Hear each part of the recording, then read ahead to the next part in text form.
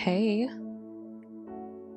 getting started. Just made some posts. I don't know how long this is gonna be, so I figure the sooner I start, the better. And I'm kind of unsure where this is gonna go, to say the least. Did of course do the outfit.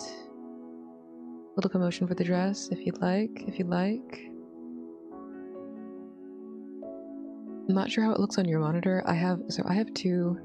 I have my laptop screen and a second monitor. On my second monitor, everything is a bit more gold tinted. On the first monitor on my laptop, the more like the alternate white pieces are more grayish, but on the monitor they're a little bit more like goldish, peachy, pinkish, whatever. But I think it looks nice. I think it works either way. The outfit is white, but because of the nature of what this template is, I kind of changed it up for what would work for me. But I think it looks cute. I'm happy with this final iteration. I'm kind of glad I got the hair to look normal. I had it as like a pink initially, like a whitish pink. But the way I did the screen and the mesh color was so bright that it didn't have enough definition. Like, you couldn't see the highlights in the hair or the definition in the bangs at all, which I suppose is fine, right? But I didn't like it. I wasn't happy with it, so I went with a platinum blonde kind of look, and I like this a lot better. You can still see the highlights or the low lines, the contrasting color tips on the hair, and they give like a little like milk tea blonde a little bit, at least on the second monitor. On the main monitor, I think it's like off-white gray and then like a darker off-white gray, which also still works. Like, I think it's fun. I also did just yapping here. You probably could see it on the promo video, but I did like a pink lip here and gold eyeshadow, and then, you know, platinum blonde eyebrows as well, which it's been a lot of fun. Like, I suppose if your model is made by someone else, you might not kind of fuck around with things like this, like mesh colors, as much, but since I made the model myself, I can do whatever I want, and I'm glad I availed myself of the opportunity to do mesh edits on this. Speaking of which, I do have it as part of a channel goal. I may do it regardless, but I'm hoping to get a few additional subscribers so that I can help me pay for a new pre-made model that I'm going to be editing to use for myself. I think it's pretty cool. It's got a lot of like fun toggles and stuff on it, things that I couldn't afford on a fully customized personal model, but would love to have.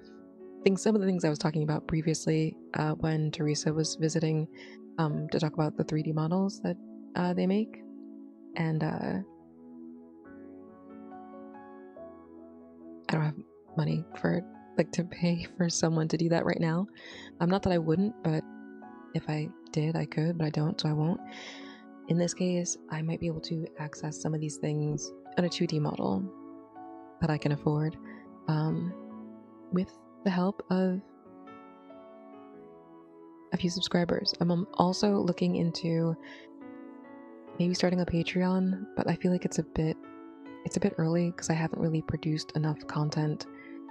Like, streaming is producing content, but it's not like the same. It's not self-produced content. It's not like content creator content that I'd be asking people to want to patronize me for. It's just people hanging out and me showcasing other people's content, you know, that they're getting paid for. But that's something that's on the docket. I want to start it earlier, back when I was producing more content more regularly, and hopefully if I can get that to happen now,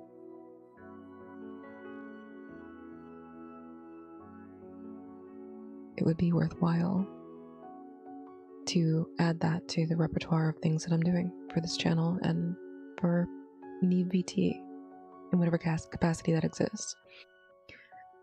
So, doing a little talking warm-up so that I can be ready. I think I might have had a little bit too much caffeine. I had a cup of tea, 2 cups of tea, kinda, same tea bag, and a caffeine pill, but I haven't really eaten, which is my usual misstep, so we'll see what happens. Let's go to the main screen and see what's up. Let's go. We're all here. Everybody's ready. Very much excited to kind of see where this goes. Don't know what's gonna happen. I really don't. As with so, like I said, I haven't played My Dramatical Murder. I've only played Slow Damage. But as with Slow Damage, there is like an additional character that you meet that is tied into the overall lore and plot of the story. I actually have not played the final route of that game, so I can't even. I mean, I do know some things about it, but I haven't actually played it, so I'm not sure how this is gonna go. Will this be about? It won't. I feel like it might be about Eros himself, and maybe Eros and Psyche, and then maybe like a precursor to what we experienced with Melrose. So Psyche and Eros and I guess Aphrodite, and maybe Simonius is there too. I don't know, but let's get into it and find out.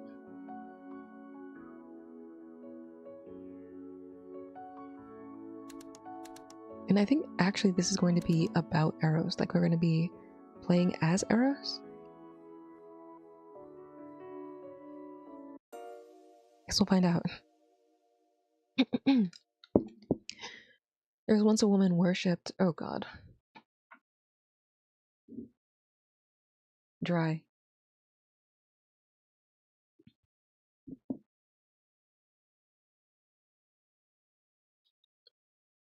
Ahem.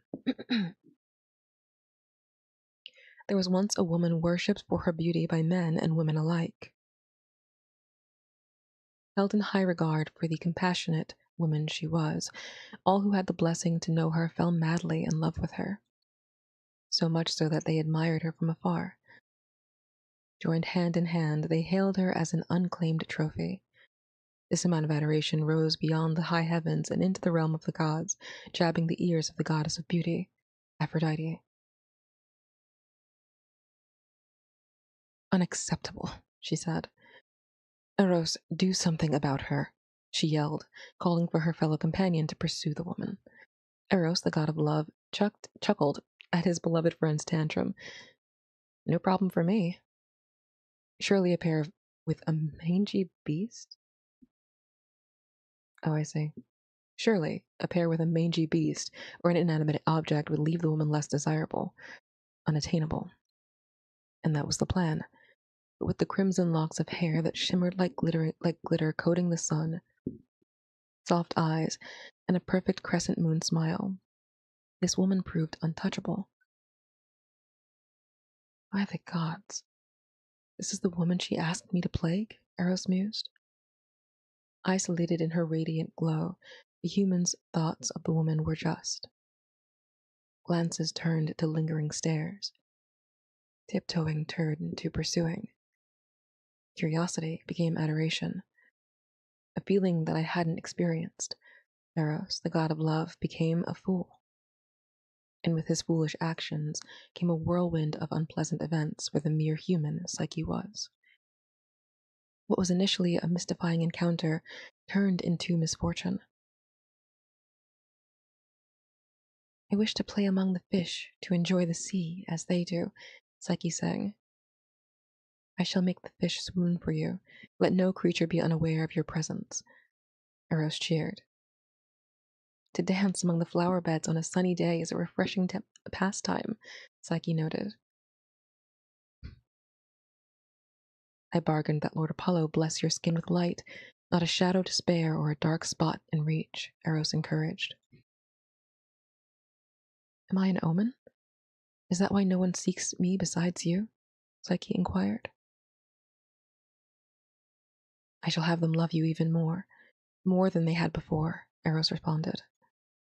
With every thought and every request, Eros made it his mission to please her, but the rift would only grow larger. His gestures drew out her screams of terror, running for her life and weeping in solitude. Starry-eyed, flushed in the face, timid, his expressions took new forms. Her reactions had humbled him greatly. The haughty confidence simmered into a gently lit flame, reevaluating their relationship formed in his time of courting her. No grand gift could please her, only the opposite. At a loss for what he'd done wrong, Eros did something that he cared less for. Observe the love of humans. How one naturally sways the heart of their beloved into their hands. Sometimes a simple conversation could go miles further than all the riches in the world. Humans were delicate, different from the gods, and Psyche was aware, frazzled by the striking contrast of Eros' flowery words and the horrific results of his actions. Yet the sincerity in his eyes and the boundaries he passed just to step into her circle when no one else would left her vulnerable to the god. What does he want from me? Am I but a toy for him? An ongoing play of entertainment? Or perhaps there was something else laced beneath? Something more positive? She'd hoped to sit with this idea, but she remained vigilant that humans and gods were not alike. Bearing his full heart, Eros called Psyche to his side, intent on sharing his admiration for her. However, wit's end would leave him no room.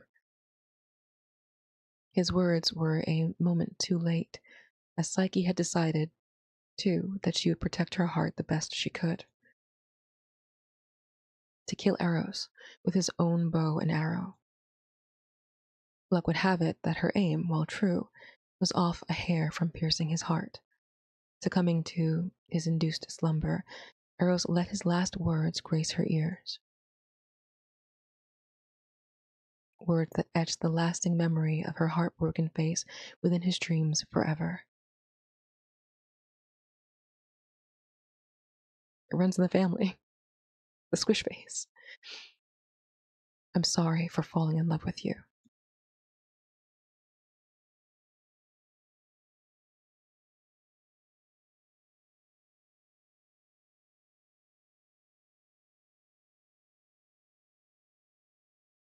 Okay, we're back.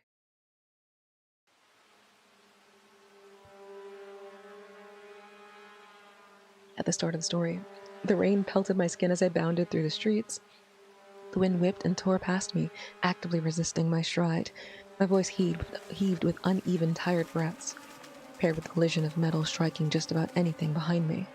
An extra set of rampaging feet echoed mine, splashing about the wet pavement with no intention of stopping. The rapid pulsation of my heart and the heat of my blood left me wondering if I would pass out mid-sprint. The bottoms of my heels stung with the sensation of 1,000 needles, and the calves of my legs threatened to explode. The weight of my clothes restricted my movement. No matter how much I screamed, no matter how much he yelled back, my assailant aimed his weapon to take my life. Every word was a waste of breath, with only a swing at my back to be earned in response. His flame was too hot to cool in this rain, and I was out of options. Death felt imminent. Asher! I hoisted myself onto the bridge railing and threw a leg over just as the voice of my boyfriend rang out from the driver's side of his car. The headlights beamed a blinding light that caused me to freeze up.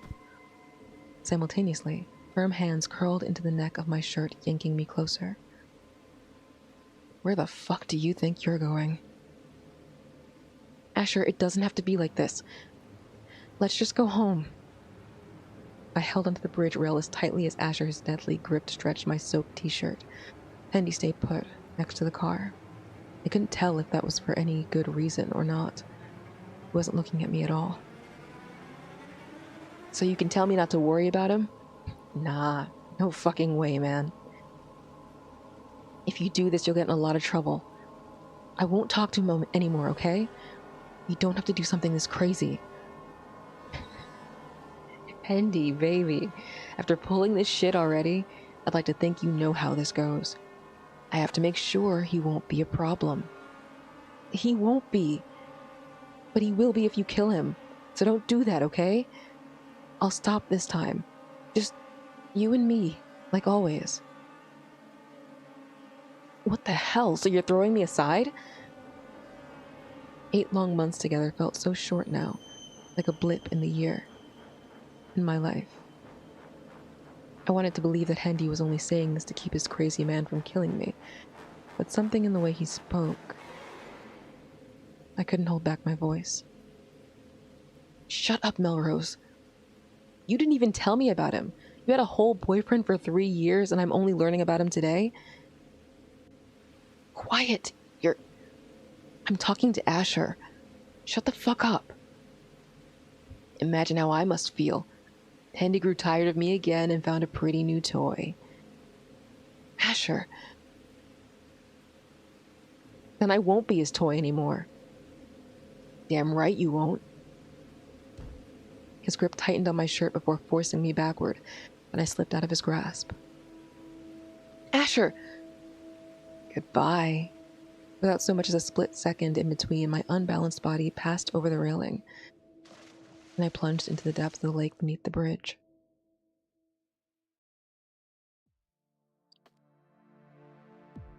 When I dropped into the lake, the last thing I remembered was the chill of my skin and the limited air in my lungs.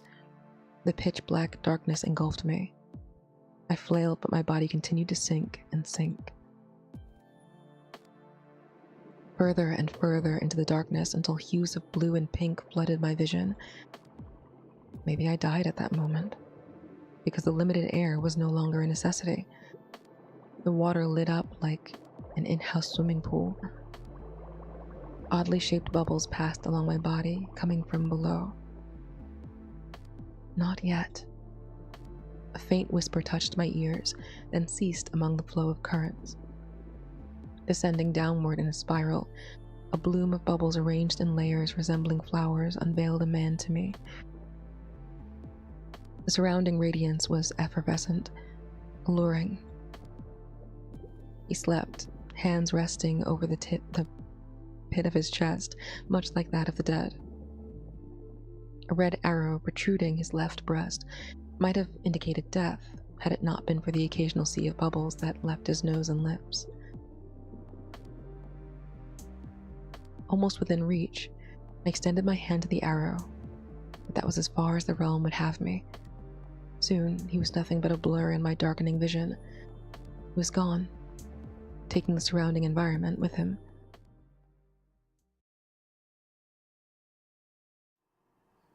I awoke bundled in the blankets of a cramped hospital bed, practically burning up.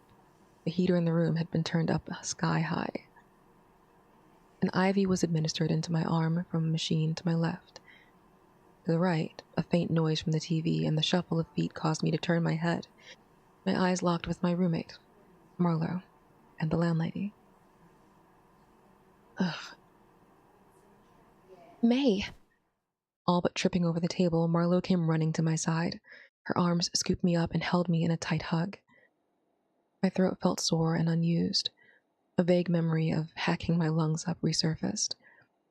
I remembered being thrown into the Quasmere Lake, but I don't recall swimming out of it.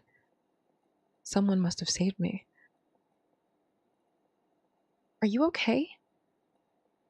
Yeah. Oh, thank God. You woke up earlier, but you were so out of it. I found you on the floor near your apartment entrance. I was so worried, Sonny. Hope I didn't nearly give you a heart attack. If you didn't wake up for that brief minute, then surely. What happened? You were soaked from head to toe. The doctor said you almost drowned? Right. One way or another, she'd get the truth out of me. Marlowe always had a way of getting me to talk whenever she felt concerned. Making a fuss would only drag the situation out, so I told her everything, from start to finish. I spent the night at Handy's place and woke up to a metal bat hanging over my head. The horrific mile that I ran with a crazy man chasing behind me, and how that same man chucked me off the bridge that I thought to jump off only seconds before. I've never been a poor swimmer, so nearly drowning came as a surprise to both of us. Then again, it wasn't like I had time to prepare for the dive or the depth. It was all too sudden. I better not see Hendy's ass again. I can't believe him. He. It sucks, but he was probably just as scared as me. That Asher guy is insane. It's something he should involve the police in. You just worry about yourself for now, okay? Grandma's right. Don't go tailing behind him, and certainly don't talk to him if he tries to contact you. He's got dangerous company. I understood that. The way he spoke felt less like he was trying to protect me and more like he was trying to save Asher. I'm unsure how I'm supposed to feel about any of it. I'd spent the better half of 8 months trying to pour all of my love into this guy, only to feel the warmth in my heart freeze over the moment he turned his back on me. Rose-colored lenses were dangerous. But I had to talk to him again. I had to know the truth. That's the only way I could have closure. Lies. Yeah. I'll steer clear. Sorry. Yeah, I'll steer clear. Don't say it just to appease us either, May. Seriously, you could have died. Stay away from Henderson. Do you hear me? I hear you.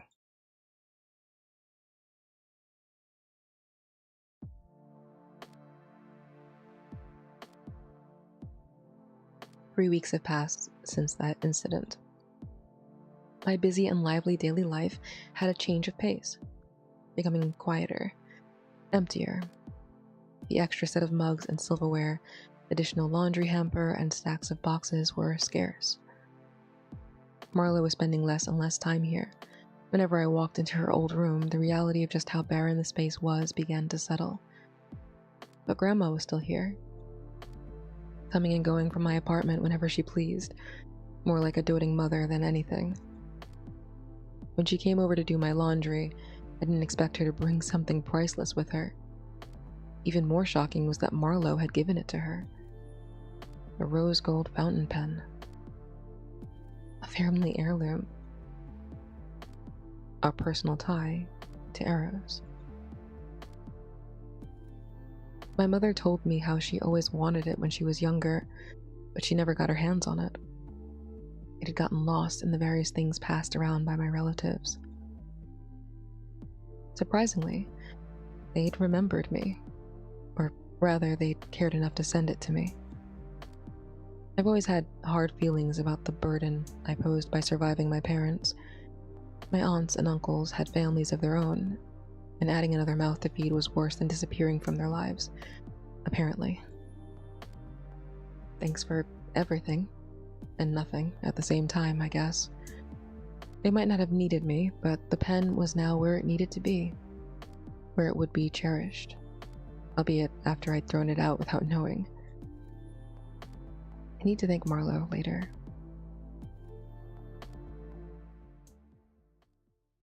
Grandma and I talked for a few more hours until she returned to her apartment. My off days were boring if there were no plans to spend them with another person. Marla was busy, and our other friends were more like acquaintances than someone I'd invite to drink or party with without her. Just myself as company. Occasionally, my eyes gazed at my phone, resting on the coffee table. I guess he really meant it. Andy hadn't sent anything since that night.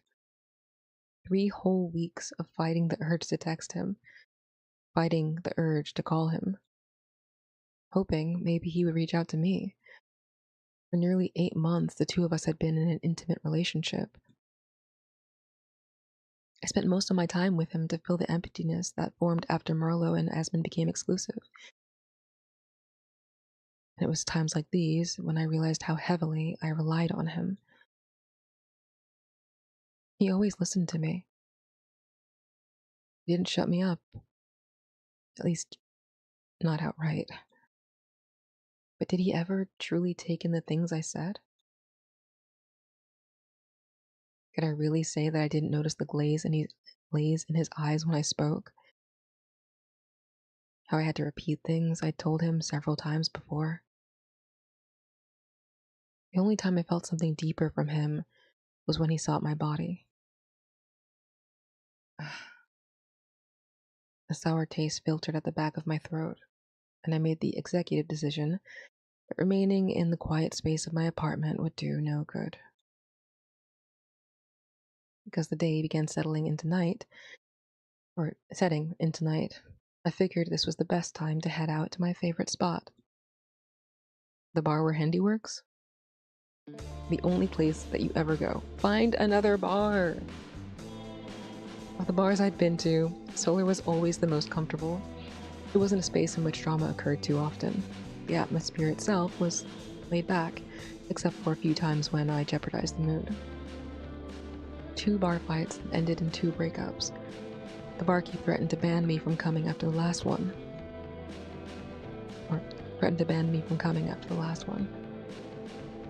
Since then, I've been a good boy. And by a good boy, I mean that any further altercations were handled outside of the building. How many drinks had it been? 2? 3?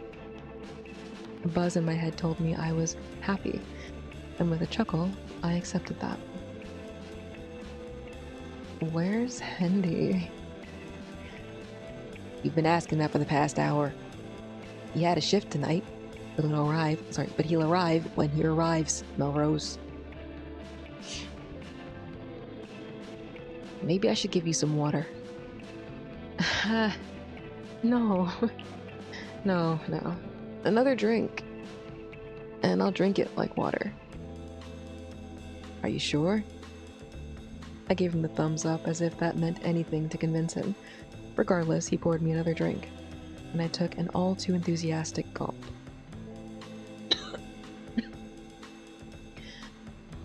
Be careful.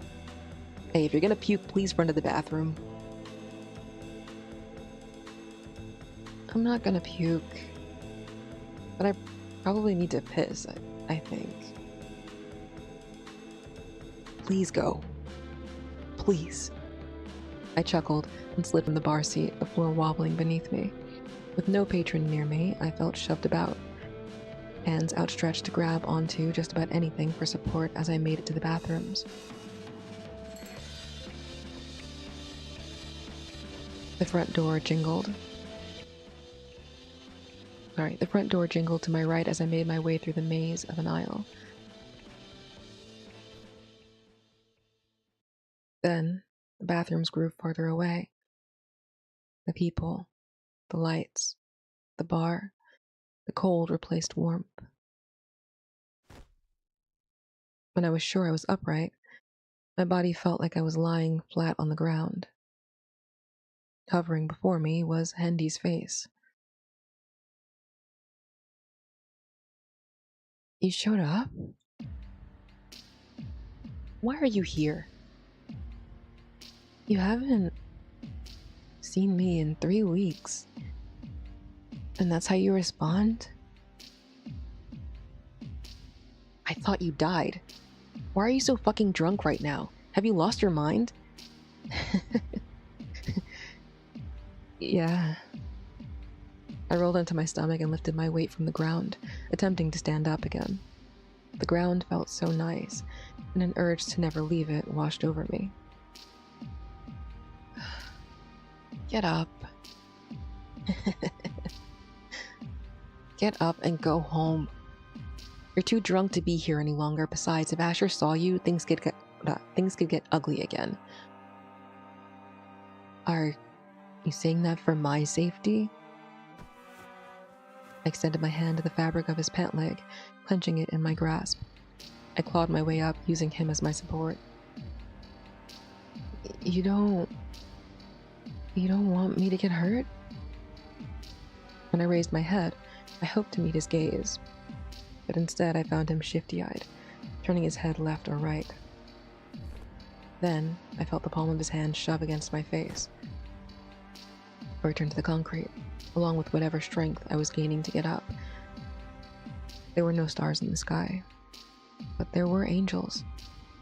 So many flew in flocks above us.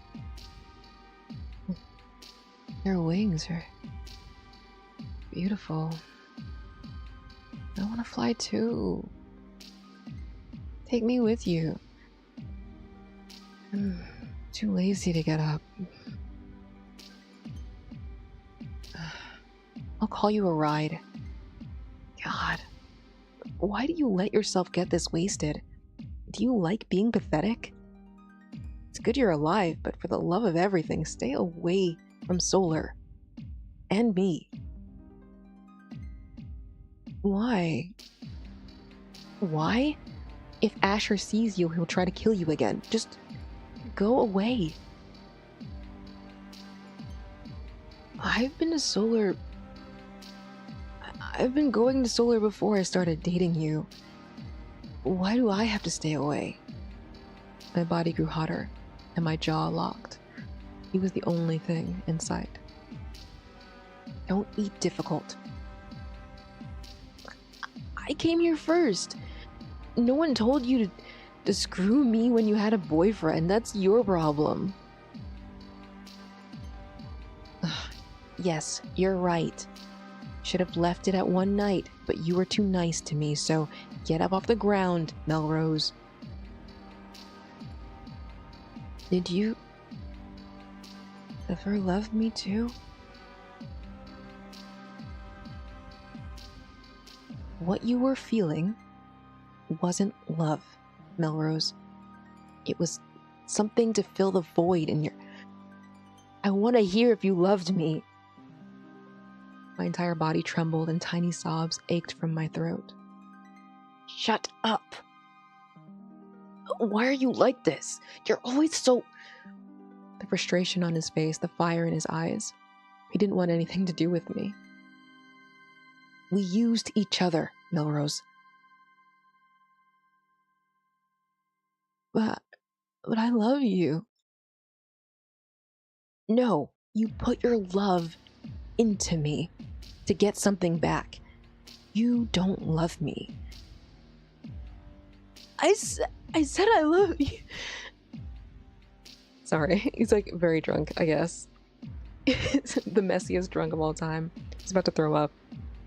I feel like in real life, if you're that bad, it's at the point where you like grab the person and you end up just like throwing up on the ground. I feel like that it could even be what happens next. I don't know. We'll see. Hendy's hand grabbed my face, squeezing it tightly. Look, I mean, not to be greedy, but that would have also made a 6 CG. Not that Hendy deserves a CG. Let's pump the brakes on it a little bit. But I'm just saying words. I'm just saying words. You know. I was your rebound, and you were merely an escape. That is all.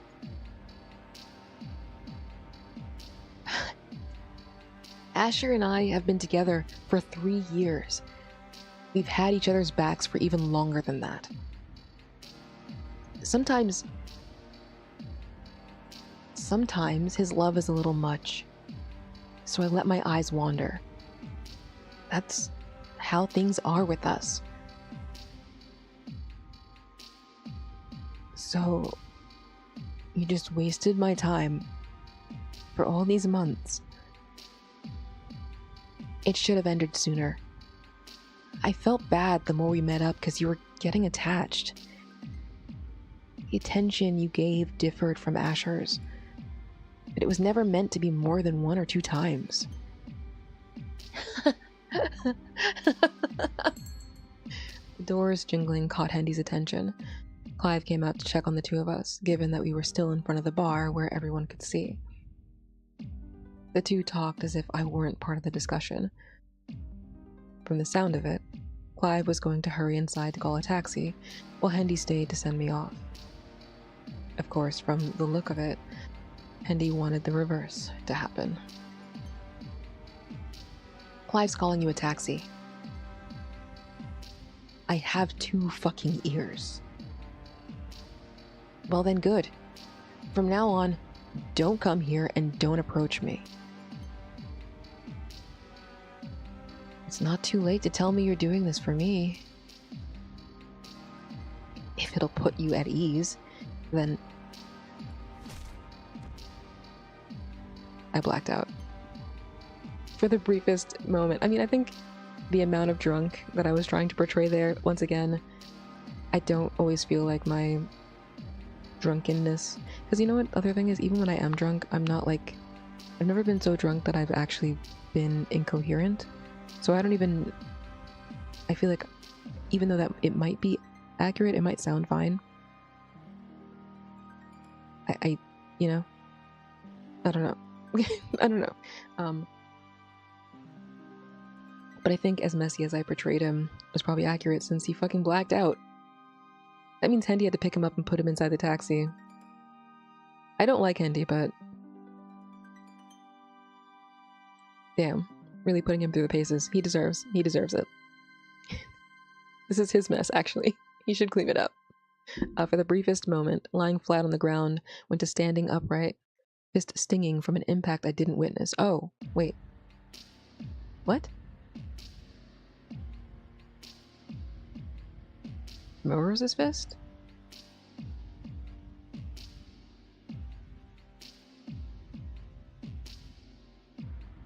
Oh, you blacked out and... Oh, you blacked out and then hit him. And then fell down? No, okay. Oh. Blacked out, stood up, punched Hendy. Never mind. My bad. My bad. Hendy held his face, stared up me... Hendy held his face and stared up at me from the ground. The monster in me reflected behind his horrified gaze. Fuck your sense of ease. I'll get home by myself. Have fun with your dumb bar and your fucked up boyfriend. It wasn't so much a graceful exit with my feet still struggling for balance, but I managed to carry myself down the darkened street and aimed for home. By some luck of the universe, I made it there without an issue.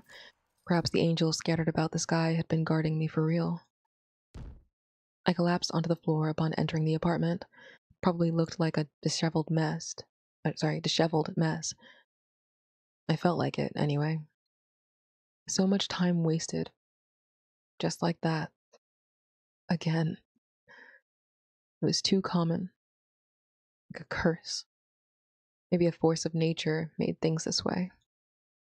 A repeated cycle of trash people, of loving people already taken, and being just a body for them to release whatever desires they had on.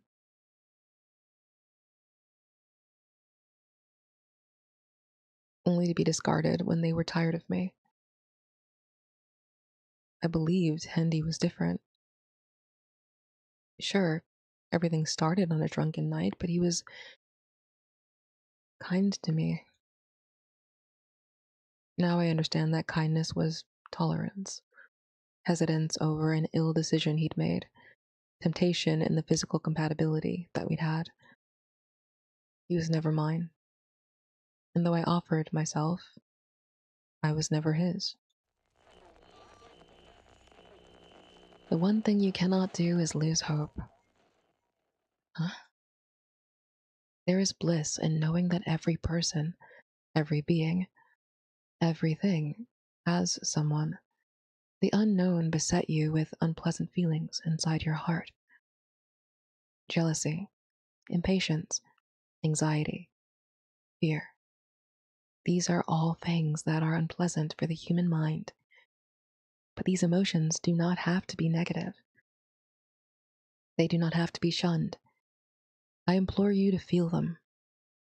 But if you must, remember that here at Love Life, not only are we equipped to channel Eros's fate strings, We are also here to guide you toward a healthy relationship with yourself until you reach your partner. Eros? I'd left the radio going when I left the apartment earlier. I could only guess this was some kind of replay of an earlier broadcast. Love Life usually wasn't on air at night. I leaned my back against the door as I listened to him speak, eyes falling to the imprint of the fountain pen in my pocket.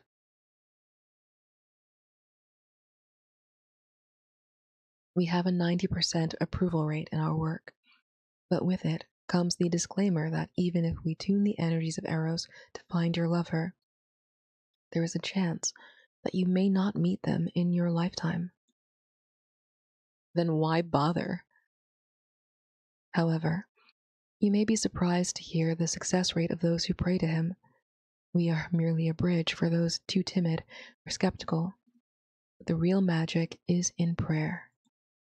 So if even for a second you find yourself wanting to test the waters, please try. If not, know that Love Life Studio has its doors open for you. Now then, I will turn this segment over to my colleague. And that was from an earlier highlight segment by Dr. Love from the hottest matchmaking studio in the area. How are you guys feeling about love? It's just some cult bullshit. Eros doesn't care. Or maybe he does, but he certainly doesn't care about me. I slipped the fountain pen from my pocket and twirled it in my hands between my fingers. He's punishing me because I'm part of her family bloodline. If only she had struck him in the heart. Maybe she would have killed him. Then we wouldn't have to suffer. I wouldn't have to suffer. Long after her existence is merely a story made from lip service. Or long after her existence is merely a story made from lip service. If it were me, I wouldn't have missed.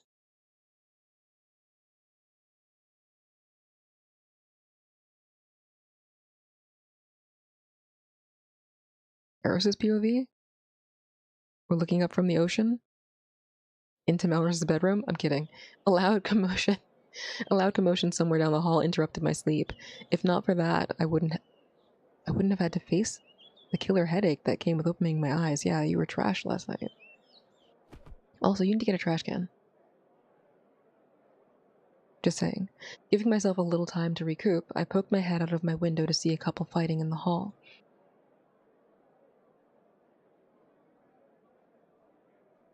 What? Hey, stop! Just give me the stuff normally. Oh, they're breaking up. Okay. Hey, stop! Just give me the stuff normally. Nope. You want to toss me aside? Then you'll have your stuff tossed too. Here you go. Seemed to be some sort of lover spat, with one guy getting kicked out. If I remember correctly, those two had been around for a bit. Marlowe and I sometimes made small talk with them during our elevator rides. It was surprising to see them fight when they'd been so close before, but that wasn't the thing to hold my attention. It was the two angelic guys dressed in white hovering around them. No! They're breaking up! We can't do anything about it now. Don't you have some other couples to match? But they've been fine for the last few months. I have to know what happened. I have to stop them. We're only allowed to match them. Don't get involved any further than this. Haven't I told you that enough? Stop yelling at me. My God, he broke the CD record. Oh, it's so over now. Go ahead and cry about it. I don't remember what voice I was doing for him. I was like, go ahead and cry about it. That probably was the voice. Anyway, I'd forgotten about my headache altogether, trying to make sense of the scene in front of me. The two guys didn't register the two bulky angels at all, but they were there for me to see. This is so bad. It's really, really bad. Come on, we don't have time for this. There's definitely something I can... Our eyes met amid his panic, and soon the other one looked at me too. Is he looking at us? He could be looking at the couple. No. It feels like he's staring directly at me. Hello? He waved a hand, taking a few steps closer. The other guy grabbed his shoulder, intent on making him go back to work. Whether I was insane or not was to be called into question, but I wanted to humor what I was seeing, so I raised my hand with a slight wave back. He can see me! He's looking at me! What? The overly excited reaction caused me to dip back into my window and close it. Perhaps it wasn't such a good idea to interact with the potential figment of my imagination, is what I thought, until the same guy was right in front of my window, phasing his face through it.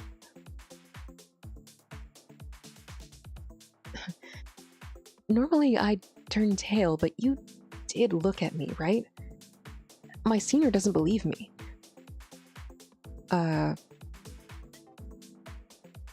You responded. You can hear me too. Icardi, this is serious. Huh?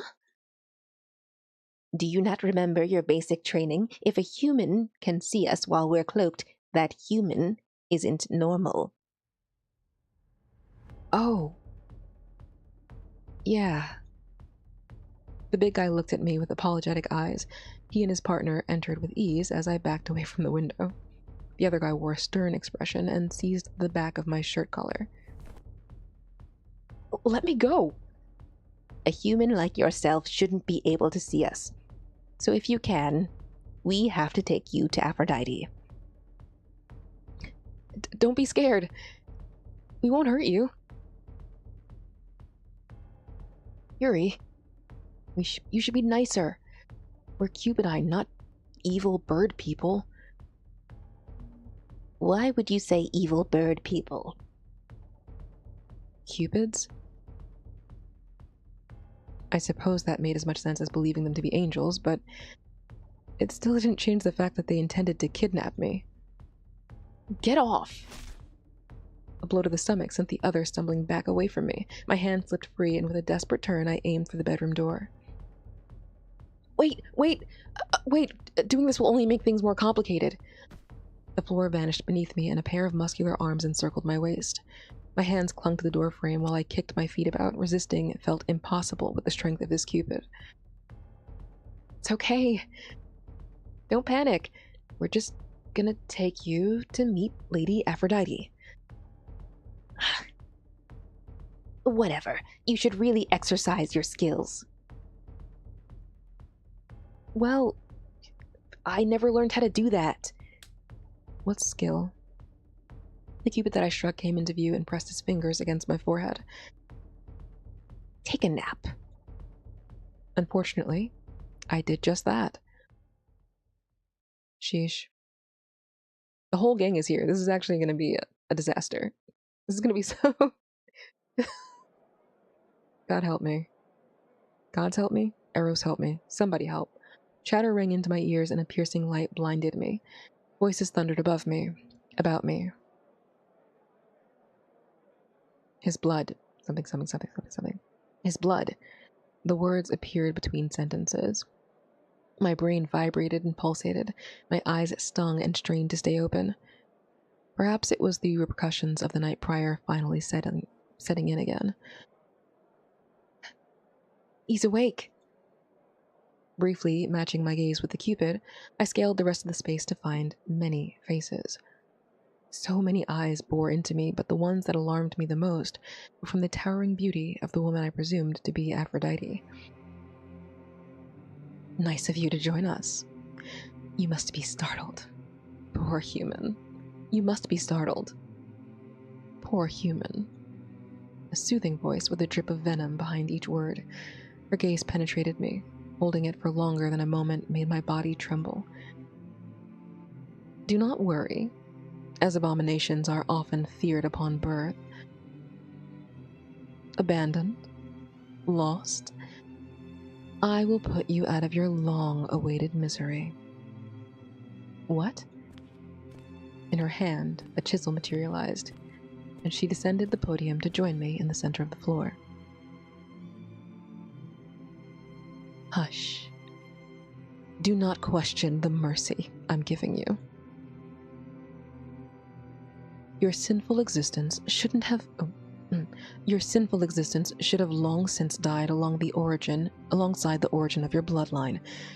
It is an unfortunate thing, truly. With every stretch of her leg, I scrambled backward against the smooth marble flooring. The thirst for blood in her eyes was just as indicative as the honey-covered violence she spoke. I've done nothing. Which is why you have my sympathy. A poor creature that knows not that his birth is accursed and must be snuffed. A sin that you nor your predecessors could help. It is but the product of Psyche, being too tenacious to accept that she should have died, selfishly living on to create you. All I heard was vile, wordy vomit. So much hatred for someone who wasn't even me being directed at me. It was shocking to see someone as beautiful as her in an incredibly ugly light. My existence. My throat dried. The lump in the back made breathing difficult. My escape attempts were nothing compared to her long legs. I couldn't escape her. The thought of dying here, the hands of this god, I couldn't bear it. Her words, they cut deeply for my state of mind. What could I even say to defend myself here? Your existence is an accident. Your god will rectify it. A quick death surrounded by the embodiment of love. A death surrounded by the embodiment of love? This is love? This isn't love. This is what I'm deserving of. My nails dug into nothing, dragging across the marble, leaving red streaks where they broke. Sheesh. I won't die afraid of her. I won't accept this shitty gallery of love either. Fuck you and your embodiment of love. I thought you were the goddess of beauty. And all I hear is shit coming from your mouth. Her jaw hung wide, appalled. They were some of the worst words to say in front of someone threatening to kill me. Maybe not the worst words, but the shock on her face was liberating. Almost. Of course, pissing off a god wasn't too far from starting a fight with a rando on the street. It's your favorite thing to do, Melrose. I'm kidding. Melrose only fights with his boyfriends and maybe girlfriends. I don't know. We have no confirmation on that. The only real difference was the consequences that followed. With her and the other cupids frozen in shock, I scrambled to my feet and ran for the clearing in the crowd. Her loud petulance followed me, echoing and barreling through the corridors among a cacophony of incited voices. Water break?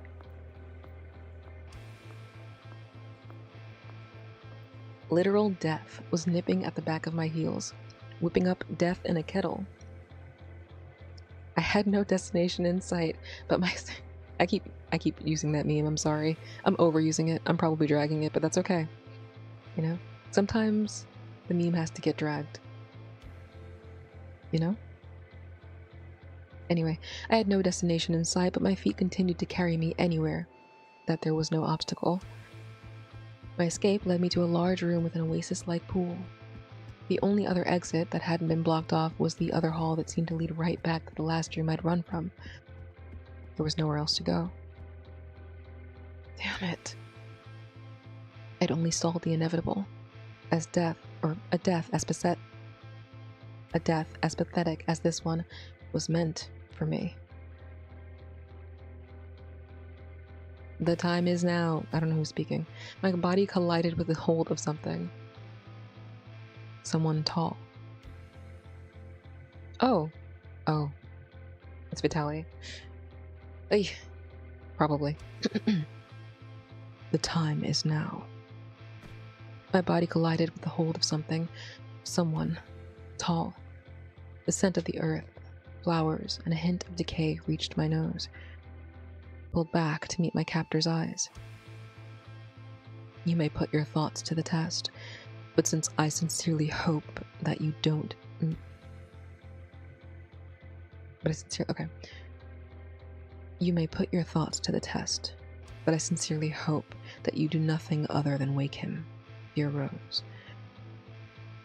What are you talking about? Find out for yourself.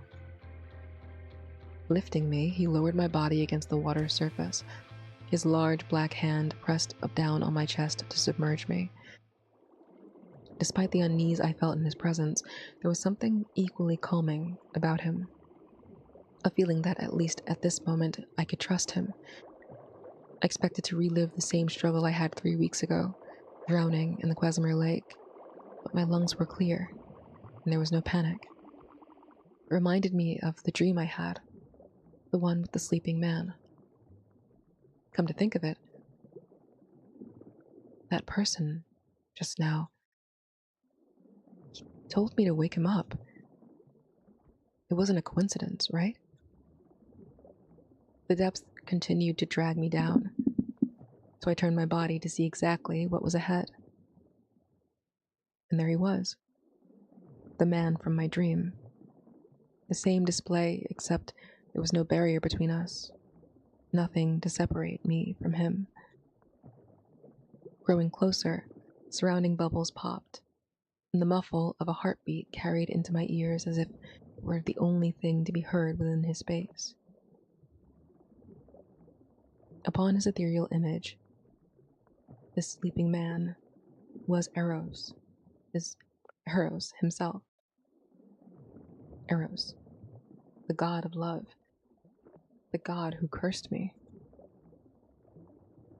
He was sleeping way too peacefully down here. The heartbeat grew louder, joined by my own. The flurry of bubbles flew past me. A tingle ran through my fingertips numbingly as my hand stretched for the red arrow.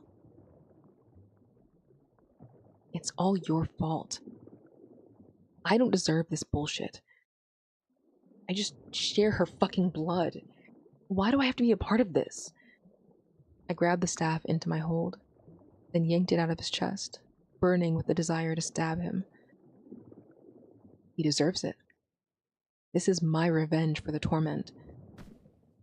Full force, I brought the arrow down, but it failed to pierce him. Golden eyes stared directly into mine, and 2 powerful hands gripped my wrists. In the same breath, the space between us froze. Silence surrounded us.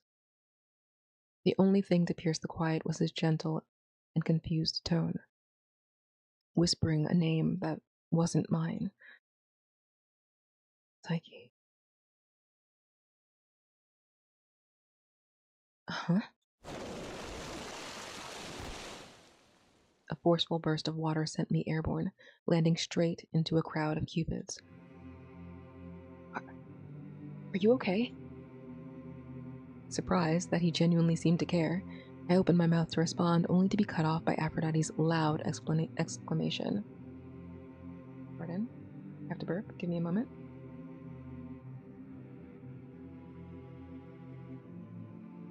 Thank you for your patience. My dear Eros, the gods have brought you back to us. Bless this day, Cupids. Come rejoice your father. Father. All the Cupids held a look of hesitance, resembling children who were meeting a stranger for the first time. Hard to believe that they were all fully grown beings when put that way, but the description didn't feel far-fetched. No one had the guts to say a word or take an initiative. No need to fear. He is the god who created you. Remember? Do show him your love for the life he gave up to make you. I gave up my life for them. Are you experiencing some amnesia, my friend? Yes, you created them after giving up your life. Actually, actively implanting false memories. This is wild. I don't recall giving up my life. You must be tired. Contrary. Perhaps disoriented is more the word. Perhaps disoriented is more the word. Yes. And weak. My power has waned. He was so out of place, not to mention the obvious discomfort he wore while staring at the cupids. Eros, my good friend, it is wonderful to see you again. You have not aged in the slightest. Of course. I'm a god. We've graciously awaited the day of your return. And gladly. You've not aged a single day since I gave you your bows and arrows. Alas, my power has drained, and I may need those back.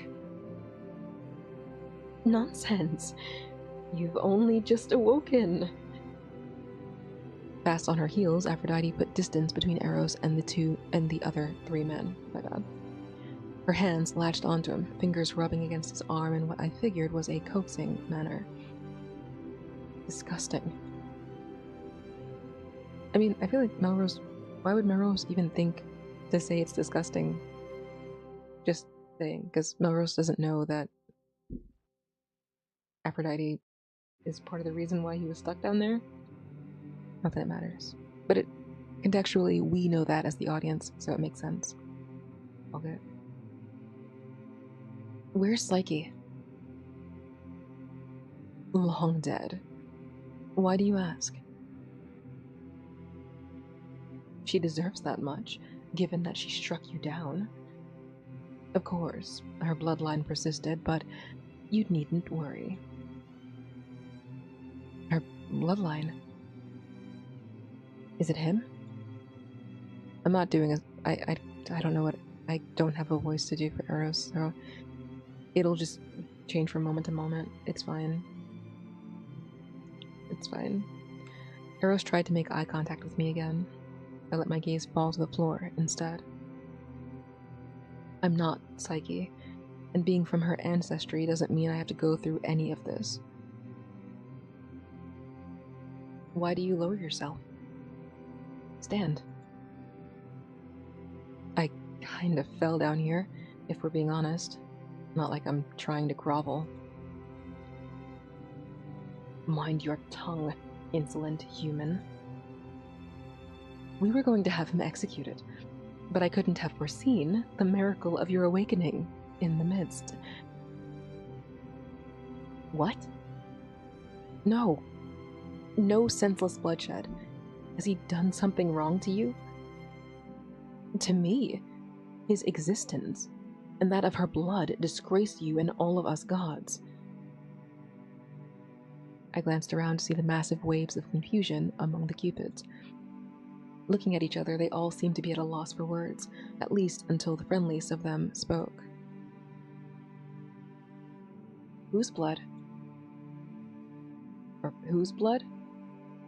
The blood of the Who's, like, from Whoville. Shush. Shush. It's Psyche, the woman whose family we've been punishing for sinning against a god. Aphrodite, you didn't. She tried to take your power. That is a disgrace and a slap in the face.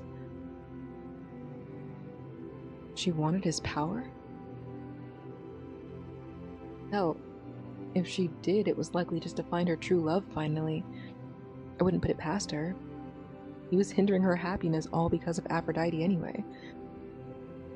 I mean, I'd want his power too. Aphrodite, please. He scoffed and brushed her off, much to her displeasure. but I wasn't sure why his attention had fully shifted to me. Leaving her aside, Eros closed in on me. A firm hand grabbed my arm and yanked me to my feet. "Get your hands off of me!" I tore my arm away, barely managing to keep myself from stumbling. Underwater, it hadn't registered to me just how long his legs were. Well, of course. To be fair, Melrose, you're like 5'3"? Is he 5'3"? I think. Something like that. We can double check. Hold on.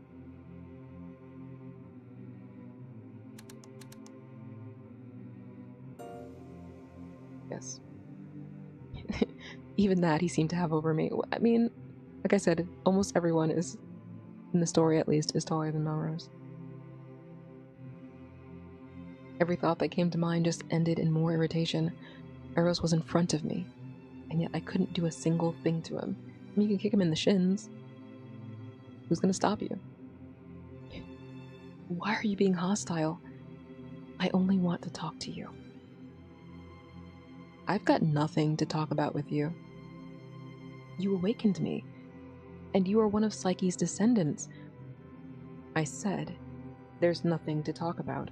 Even if there was, I don't know shit to tell you. Eros's golden eyes narrowed, then rolled dramatically to the back of his head.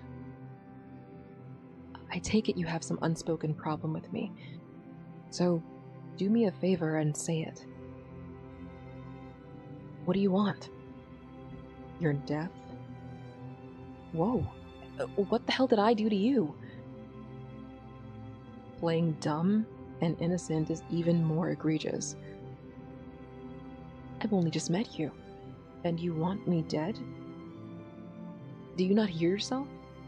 A mortal, a human being, boldly stating that he wants the death of a god in front of said god's face? What else do you intend to take from me because of it? Huh? My life? You've already ruined it enough. I won't give you the satisfaction of witnessing me beg for it.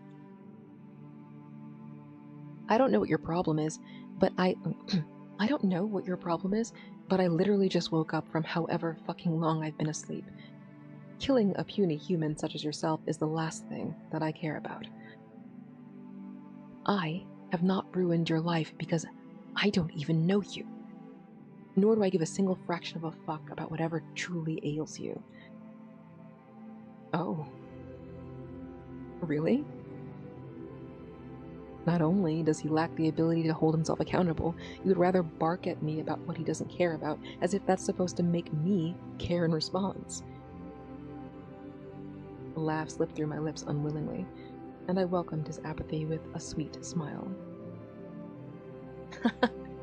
Then piss off. The twitch of his eye satisfied my inner rebel, but the dance of fire with the god was at its end. Ugh! Aphrodite's foot sent me crashing to the floor, 2 strikes of her rod-like heel to my side. If not for Eros's immediate interception, I'd have been stomped to nothing.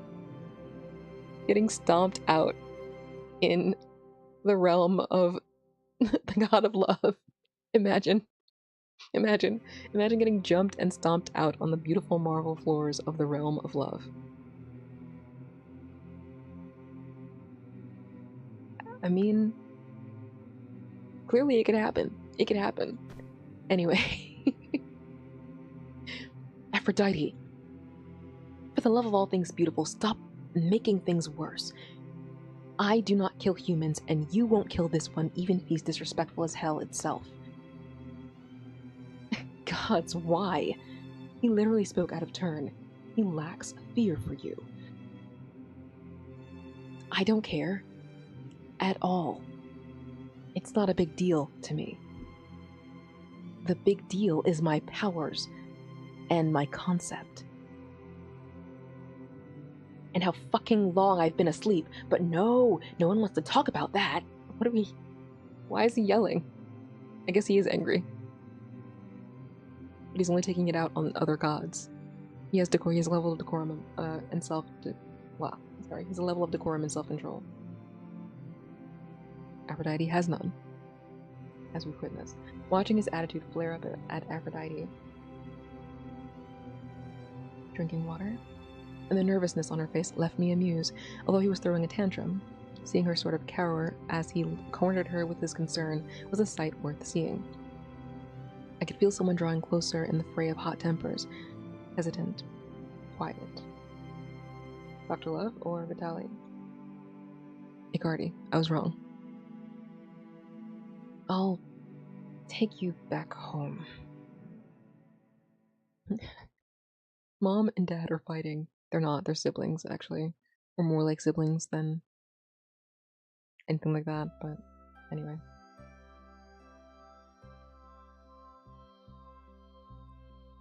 No one had it harder than me at this point. Okay, Icardi, POV, right? I'll take you back home.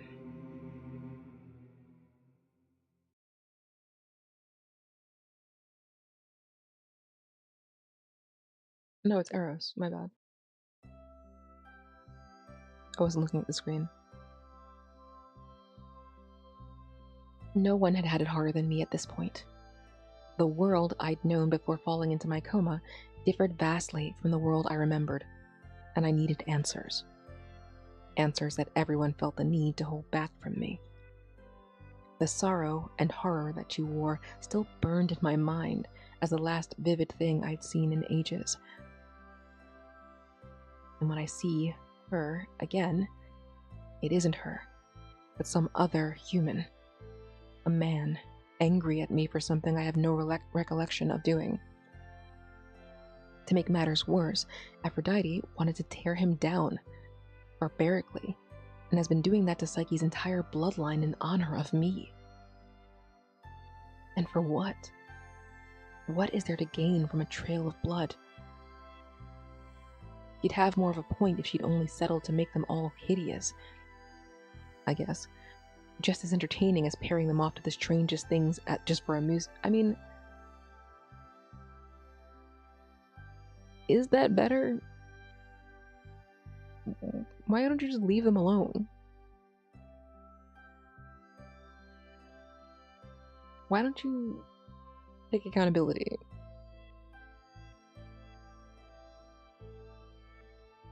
I mean, obviously, I'm not complaining about the writing. I think it makes sense. I'm just making fun of what is an accurate interpretation of what a god would think about what's going on. It's like, I draw the line at killing, but you can do whatever else you want to the humans that are the descendants of Psyche. I don't really care about that. Just don't kill them. That's a bit much. It's a lot. Anything but death. Death was no fun, right? I'm sure Thanatos could testify to that, but Karis certainly did find it fun, and that's for sure. Who is Karis? Karis? Let's do a little Google here.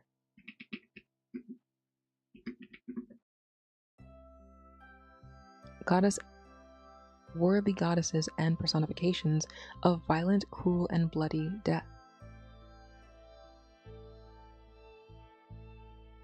I see. Malevolent spirits who brought pestilence and ruin. Feasted on dead and dying warriors. We learn something new every day. The world around me continued to wobble and pulse, threatening to fade at any moment. I watched the cupids scramble around, doing whatever they did. Compared to their initial hesitance, their glittering eyes kept looking at me. Stop looking at me. I apologize for the wait. They've all been put back to work. I'll deal with the other matter later. My old friend joined me at the table, taking her seat and leaning forward attentively, much like she had done many times before. Like times had not changed at all. The time I knew was in the past, and even at this moment, where she bore a resemblance to the person I laughed alongside years ago, she was different, too. For how long have I been asleep? Please, just start there. Myriads. If I'd known that people of her bloodline could wake you, I'd have done so long ago. her hand extended to mine, followed by a gentle caress. No one suffered more than me, but it must have been hard for her to cope with having lost a friend for this long. And while my heart still beats and aches for Psyche, she did sin against a god. A punishment for a punishment. I thought of the man again and figured whatever hardship Psyche went through trickled down to him. It wasn't my fault. I didn't have the heart to curse her or her family. I would first shoot her with my arrow, then give her a lifelong curse to pass down her youth. You said they were my children? There's only one that I remember, and he's not here. I consider him more as a brother than my child, however. Wait. Yeah. I'd feel better if we didn't refer to any of them as my children. But they came from you. When you went into your coma, they flew out of your tears? Okay. When you went into your coma, they flew out of your tears, just as this very realm did. They don't have to be my sons because of it, though. I'm still a young god, in a way. I can't. If I have children, I'd like for them to be something I decided. You know what? Respect. Real. Take it this way. I detest this, of course, but these cupids are like the children you had with Psyche. Or the children you could have had, anyway. Oddly, that makes me both comfortable and uncomfortable. Thanks for the unwanted confusion. My apologies. It makes me uncomfortable to think about it too. Especially given that I told you to do something about her and you fell in love with her instead.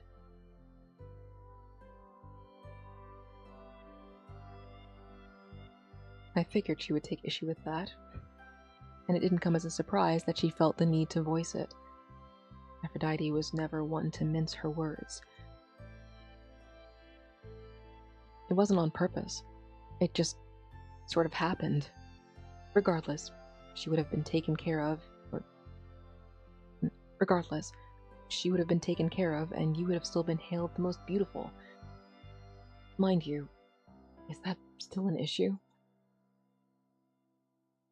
Honestly? Do not remind me.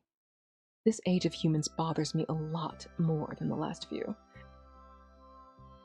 Okay. Then how about we talk about my powers?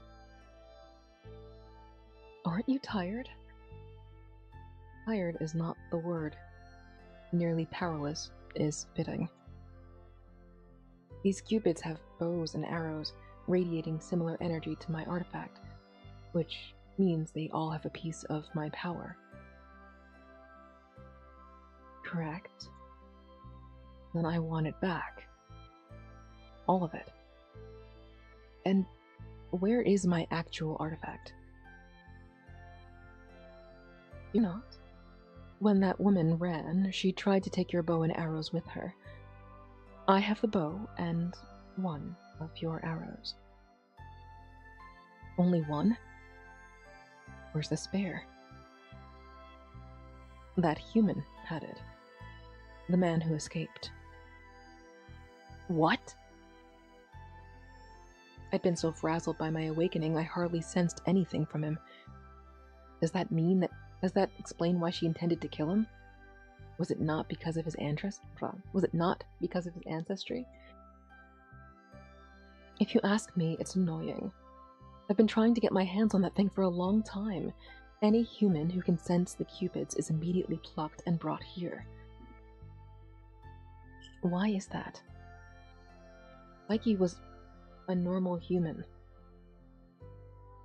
She endured the effects of the arrow she stole throughout her life. One could say she gained a blessing, similar to your friends, minus the immortality part, of course.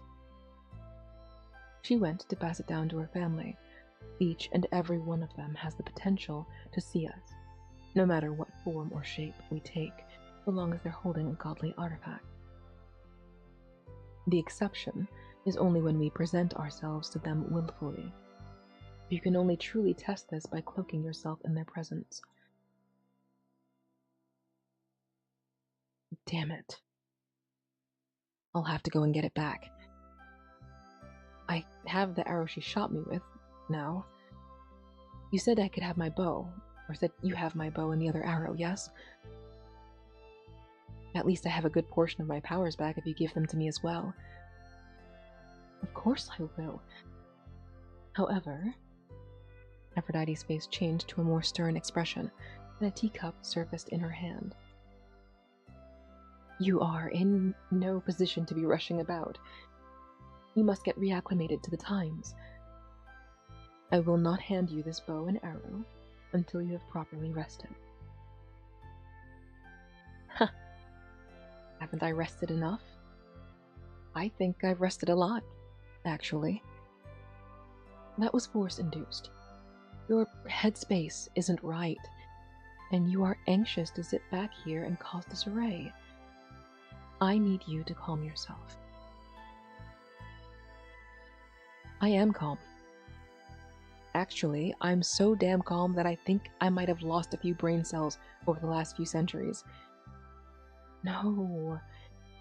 You are restless and trying to bulldoze your way into a changed world. Go to the human realm and see how it is for yourself.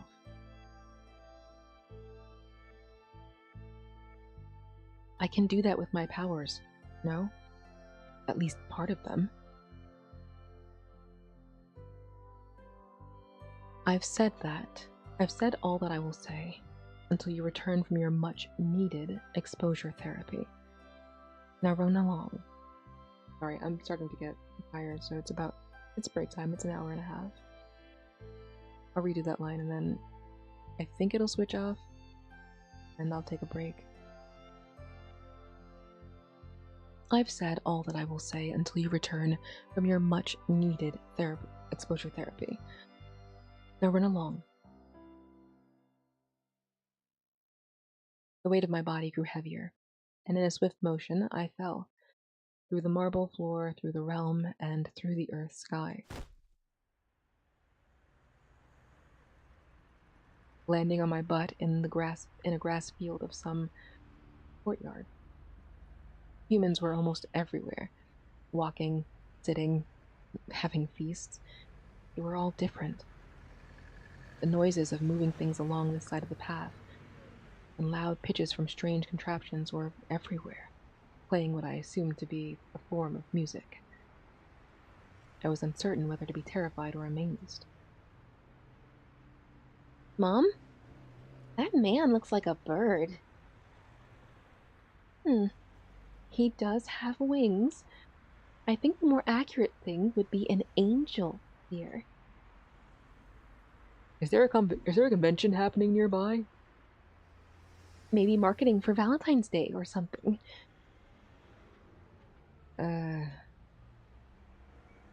Whatever they were talking about had nothing to do with me. So, I quickly took my leave. Damn jaywalker! I'll run you over next time! What the hell is that thing?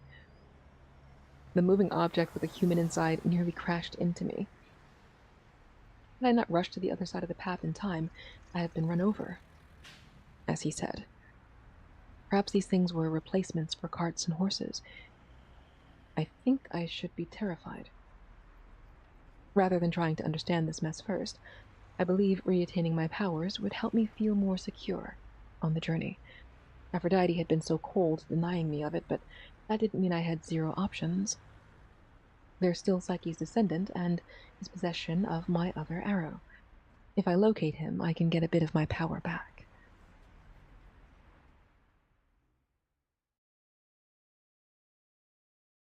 It's getting very silly right now. Alright, I'm taking a break. We're gonna run a 1-minute ad, which should kill pre-rolls for, I think, 20 minutes at least. And, I'm gonna get some more water. and stretch my body, my jaw, etc.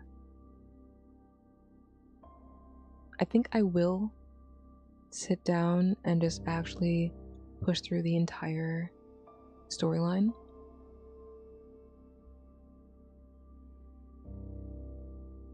Alright, spoilers, but somehow Melrose has gotten beaten up. Oh, wait, no. My bad. It's probably because the beatdown that he got from Aphrodite carried over and followed him back into the mortal realm. I think that's what that is.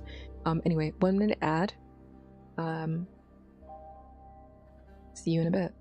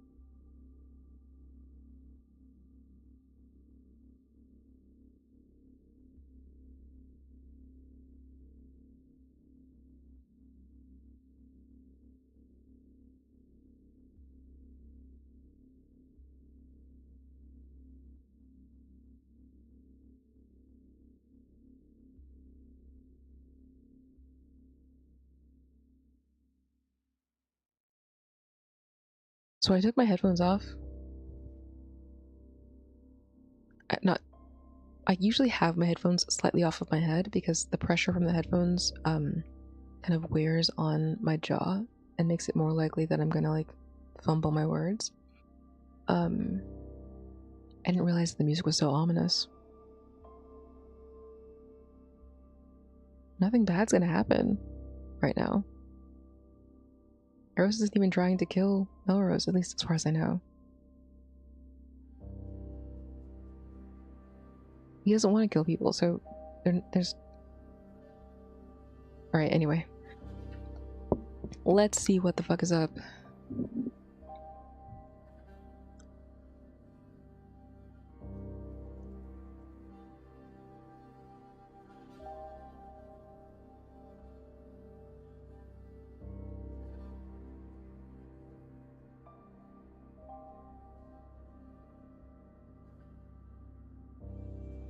Alright. I just wanted to do one last mouth warm-up before I came back. It do be helping. It does help. I feel like this is just like another personal aside. I do feel like in addition to just keeping the voices straight in my head, I don't focus on, I don't know what it is. I don't think it's like the focusing on breathing, but doing so many voices in such quick succession always makes me feel super lightheaded. So I guess that's reasonable. I don't think it's like necessarily a breathing thing. I just think it's a processing thing. But not that the voices are anything crazy, but just like it's still cognitive work, you know? Anyway, back at it. Hello. Ouch. Kind of glad that just by happenstance of Eros being the last voice that I'm doing, their voices are kind of similar. It's gonna be what it's gonna be, but it's gonna be easier for me. Unless, of course, every other character in the story ends up showing up, which, so far, we're on a track record for that exactly happening. The only person missing is Thanatos. Actually, Fam and Thanatos are missing, and Esmond hasn't showed up either. And Rohan hasn't showed up yet. So, we have 4 more people. Maybe Marlowe's ex will show up somehow miraculously as well. Anyway. Feeling shittier than I did this morning, and even after being dragged into that other place, I figured this was just the vibe of the day. If it could get any worse, then I, for one, didn't want to find out. Heaving a breath, I pressed my forehead against the mirror, staring into my own violet eyes. Being attractive means nothing. Beauty is defined by the beholder. But Aphrodite clearly had a set idea of what she found to be beautiful. She had to grudgingly accept that people hailed Psyche on the same level as her. I didn't think I was drop-dead gorgeous or someone worth that much admiration. I always figured I was just nice on the eyes. Nothing more. It isn't about being humble or lacking self-confidence. No. My body is merely a shell. What I want is for people to find me internally beautiful. And if that makes any appearance all the more desirable, then... or it makes my appearance all the more desirable, then so be it. Of course, even that I'm being denied. At some point, the question becomes, what is wrong with me? Aphrodite was blowing hot air out of her ass, but really, I can only assume a curse is on me. Forced to be someone that no one wants forever. To be passed along, tossed around, and shared. If that's the case, then I should have just made things work with Rohan all those years ago. It wouldn't be love, but... whatever. I slipped my shirt off, careful of the bruise on my side. The slightest touch hurt where she'd struck me. I thought I'd be stomped into hell if Eros hadn't stopped her. I guess I should be grateful. No. My ass wouldn't have needed to be saved if it weren't for him to begin with.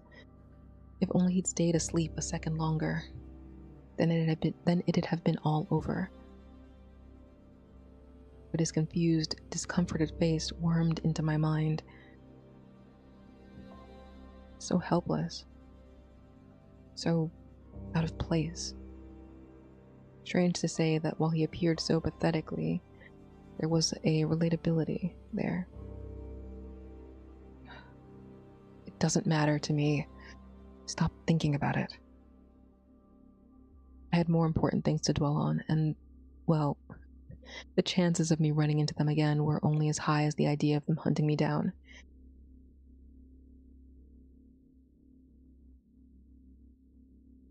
Pronouns he, they? Or is he talking about Eros and Aphrodite?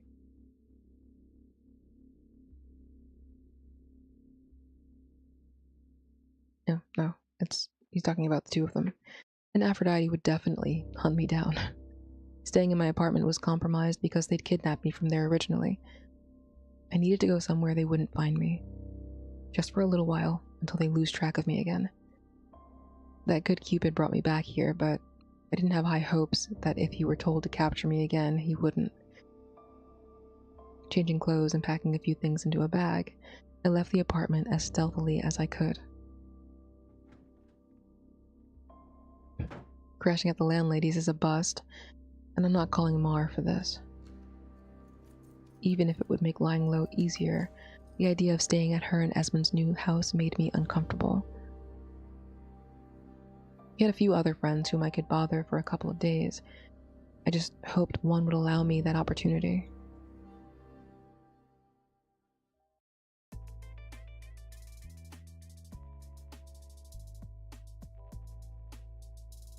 The cafe had gone from packed to nearly empty, and no matter who I called or texted, they all seemed to have the same answer. I knew from the start that things wouldn't go as smoothly as I hoped, with short notice, and short notice was never a good thing among my peers. Unless it was Marlo. I can't ask her. I won't ask her. I had a couple of numbers from exes that I hadn't deleted yet. Some of our breakups weren't so terrible that talking would feel like hell on earth, but it'd be awkward as hell to ask for this kind of favor if they're dating again. I closed my eyes and slouched in the booth. The sun will set soon. Worst case scenario, I could find a place to park and camp out in my car. You do have a car. Maybe getting a cheap hotel room might do, but it won't last more than 2 or 3 days. Fuck. The feel of a swift hand slipping my keys from my pocket jolted my eyes open, and I swallowed. Every inch of muscle in my body tensed, gaze erect and watching his every move as he joined me at the table. No. What? He grabbed your keys out of your pocket, though? Melrose. Honey. Are you even trying to be safe? I'm so worried about him. I'm so scared for him. Every day. Every day is another danger. I knew I recognized you. My car keys twirled around his index finger, so now you can't even sleep in your car. Tauntingly. Between glances, I watched the grin on his face fill up with a faulty sense of security. Why faulty?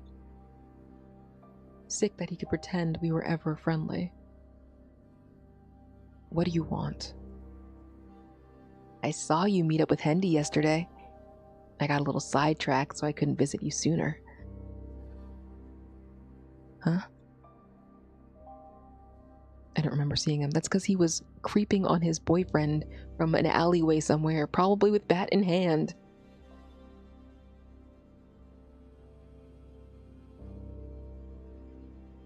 Like, this is just how he operates.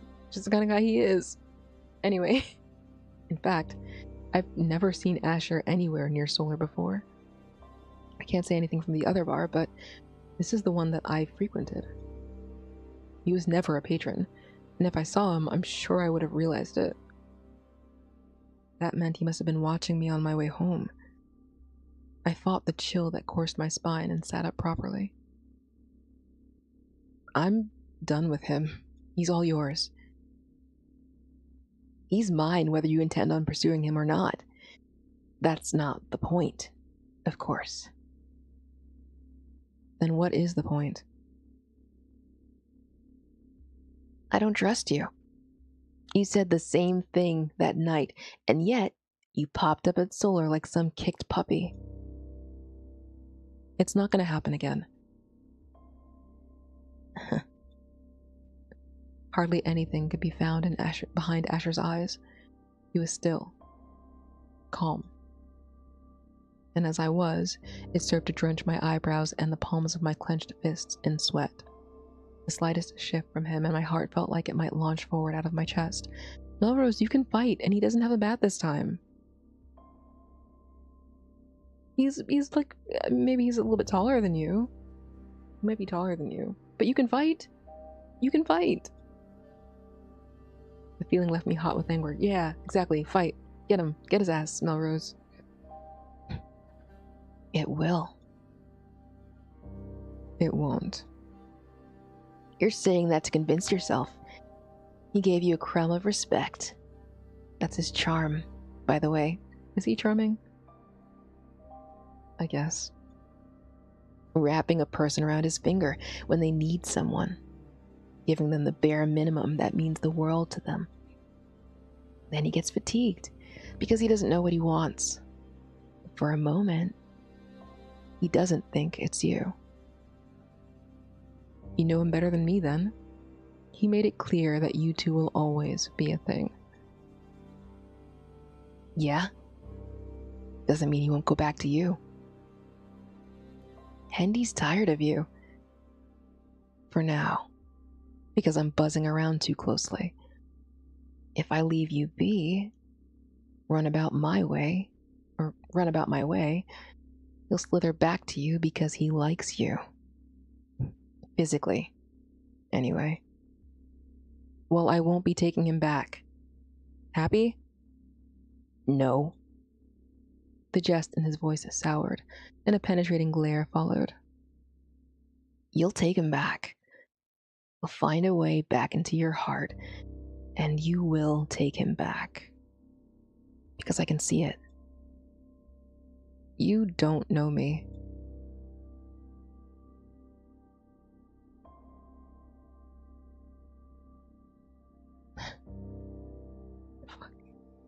It's hard feeling like... Why is it in quotes, though? It's hard feeling like nobody gives a fuck about you. And then, he's the only one who does. When he's not being everyone's best man and showing off his piss colors. And then it's not so dazzling. But when he's the best you can have in this world, it's hard to let go. Isn't that what you thought? That he was only being a little bitch because he cared about you? That he was doing it to protect you?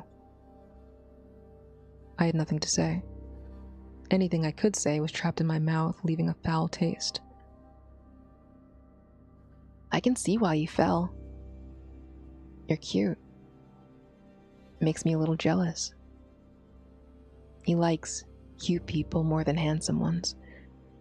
He rested his chin in the hand he'd propped up on the table.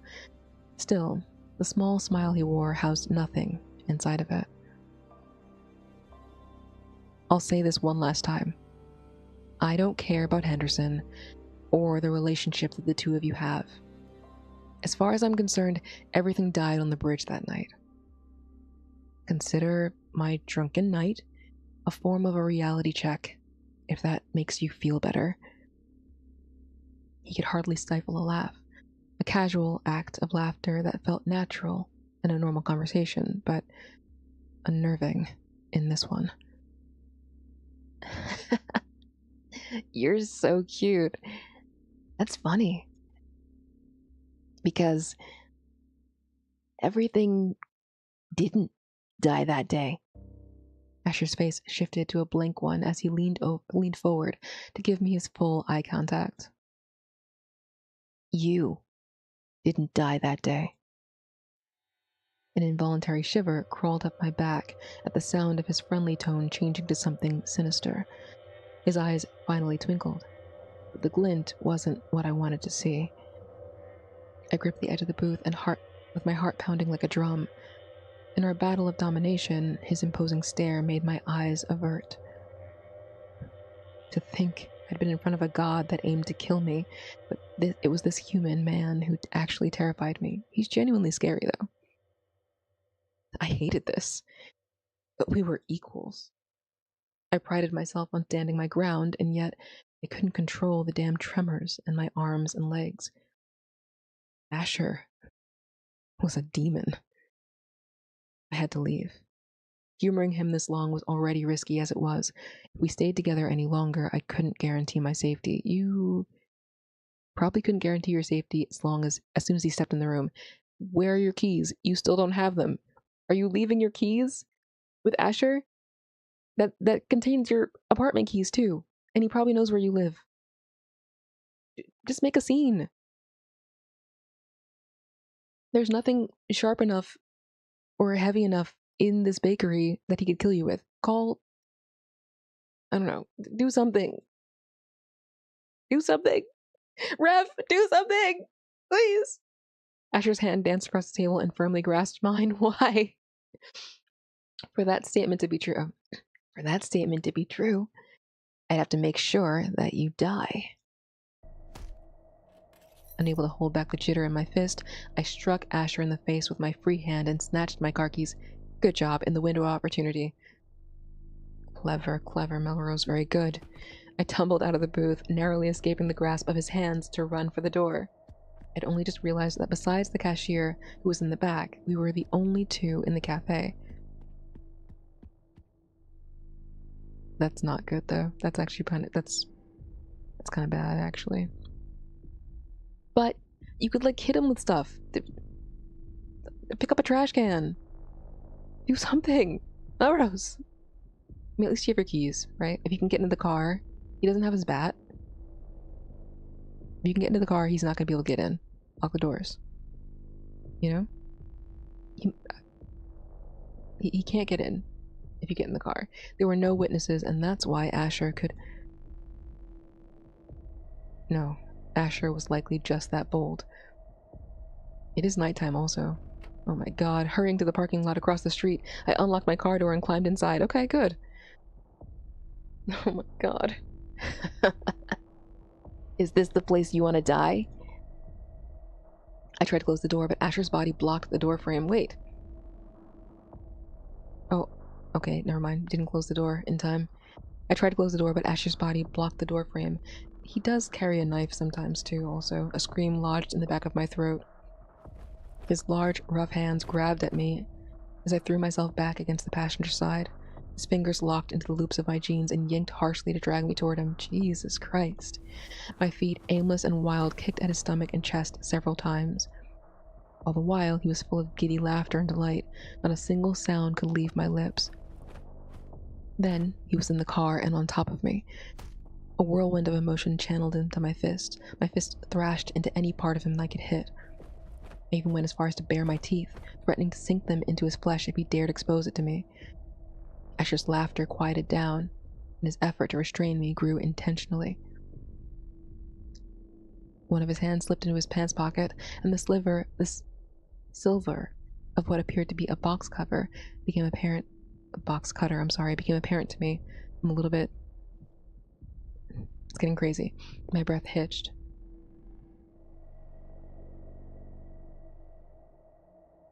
Excuse me, you're in the way. I don't know who that is. Ah? Asher froze, but his eyes remained trained on me. The blade dropped back into his pocket. I glanced behind him to see who was there. Of course. Right. Excuse me, you're in the way. Ah? Asher froze, but his eyes remained trained on me. The blade dropped back into his pocket. I glanced behind him to see who was there. Come on now. I need to talk to this human. Whatever business you have with him, you can handle it later. Asher lifted his weight off of me, and I finally allowed myself to breathe properly. Is that so? We were just playing around, anyway. See you later. Wearing a smile, Asher shoved his hands into his pockets, glanced at Eros, and headed for a nearby alley without looking back. To see him relent to a weirdly dressed guy with wings so naturally and without a fuss was equally disturbing, but I didn't protest it. Maybe he got glamored? Does Eros have the power to glamour people? He left me the fuck alone. And once again, Eros was the cause. Once again. Honestly, the annoyance of seeing Eros' face couldn't possibly overtake the relief I felt over him showing up when he did. Then I remembered I was on the run from him, too. With him, or being with him now, was just as unsafe as Asher trying to kill me. Not necessarily. Didn't you hear him say that he doesn't want to kill humans? Shit. Not only are you due punishment by the gods, but it seems like you've rubbed your fellow companions the wrong way, too. Shut up. I huffed out between laying my head back and trying to prop myself up on my elbows. My chest heaved while I concentrated on recomposing myself. I should be getting a thank you right now. I mean, I could just leave so that he can come back. Fuck you.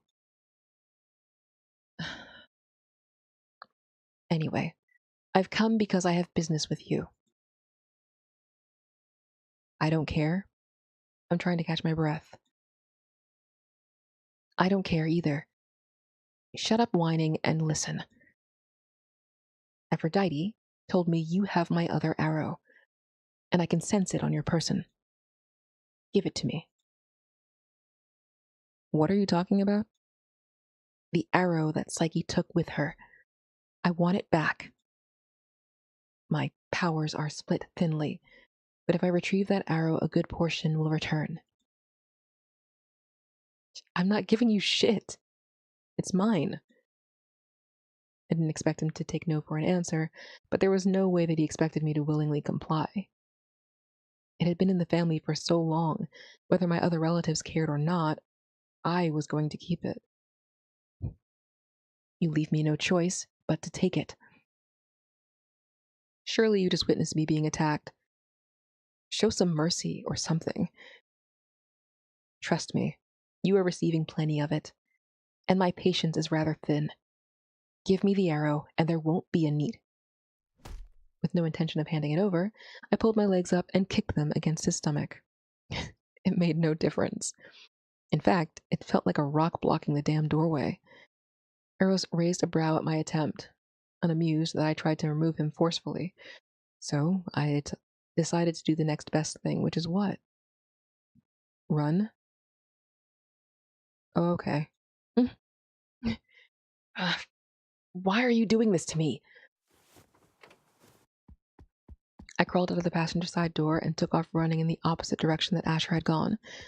Honestly, I had no clue where I should be running to. I never sorted out that situation, and you also can't go back home, so that's rough, buddy. I'm so tired. What the fuck is all of this? Seriously. Oh, his outfit's actually pink. I done goofed. You tell me. What? Either I had been running far too slow or he was fast. But Eros was directly behind me in seconds, arms scooping me off the ground effortlessly and taking flight into the air. Put me down! Give me the arrow. No. No. Then we'll go even higher. The turbulence of the wind against my skin caused me to curl into him and cling for my dear life. He twisted and spiraled relentlessly, soared and descended like a bungee string. Honestly, it felt like some torturous amusement park attraction. I'm gonna vomit. Give me the arrow. It'll get on you. What is going on right now? What is happening? I mean, will it really get on him? He's flying around. He's holding you by your shoe. The moment I even suggested it, Eros dropped me, only to catch my ankle instead. Oh, okay. Well. Clapping my hand over my mouth, I fought the urge back and looked up at him through squinted eyes. Illuminated by the moon in the sky, Eros' smug expression taunted me. I love that his outfit is glittery as well. I feel bad that I didn't get the colorway right. Didn't get the colorway correct. But I'm glad I didn't make his hair pink. I wanted to punch him in the face, yet his golden eyes caught me, wetting my dried lips. From this angle, there was no hiding how grandiose he was. Every accented crevice of his body was cast in the glow of the night. His physique in that bodysuit was hard to ignore. Annoying. If you must vomit, then go ahead. Shut up. Is that all you know how to say? Shut up?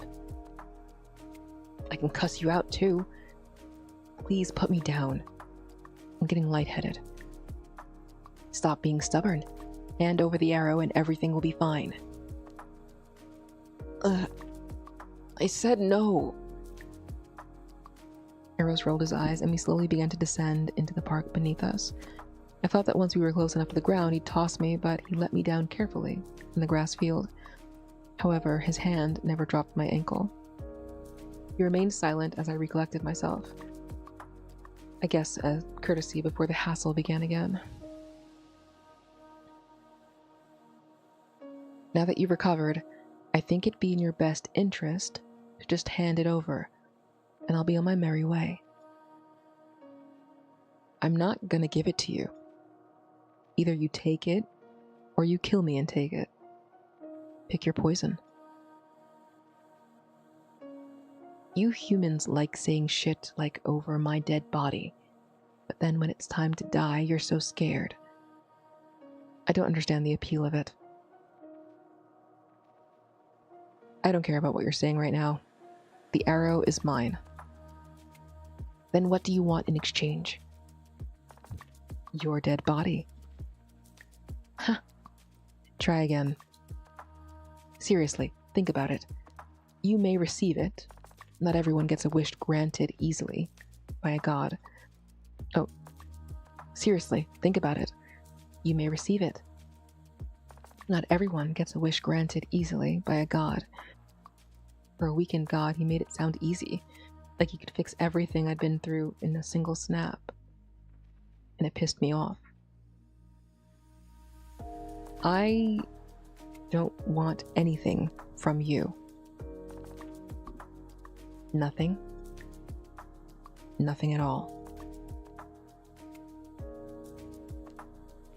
My ankle slipped from his hand and he plopped down on the ground next to me. This is so frustrating. How do you think I feel? Then let's do this. We'll form a contract.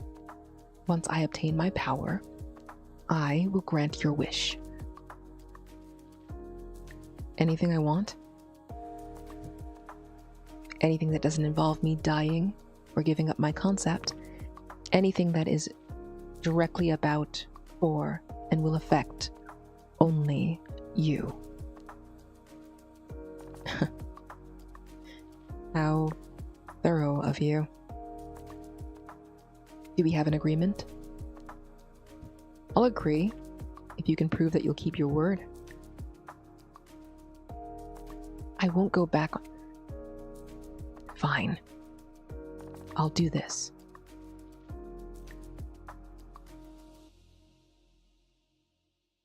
Eros grabbed my hand and brought the back of it to his lips. A cool sensation passed through my skin, then generated heat like a hot and cold compress.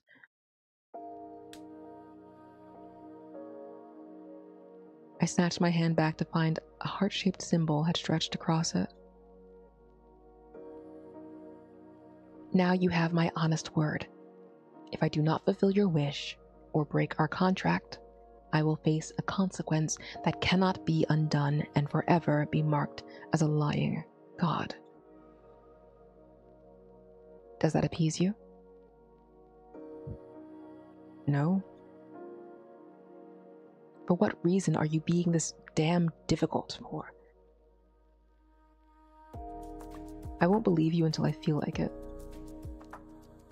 There's nothing you can do to make that happen instantaneously, so stop trying. Then let me have the arrow. Did he break his brain or something? Baffled by the suggestion, I raised myself from the grass to stare at him incredulously. Hell no! Why would I do that? Did you not hear me? Because if you help me, I can help you. I don't know what you want, but I know it has to do with love, right? The faster I get my powers back, the sooner I can grant your wish. Keep dreaming about it. What can I do for you then? I told you there's nothing. That guy who was attacking you might come back. Didn't give me the impression that he'd leave you alone. Would you like me to do something about him?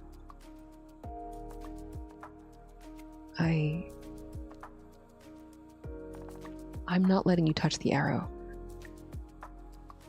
If I asked him to deal with Asher, would he really? He was going this far to gain my trust, but I've been fucked over so much that at this rate, I didn't want to believe him. Damn. How about this? I'll just stick around? What? I doubt trouble will come your way if I stay close.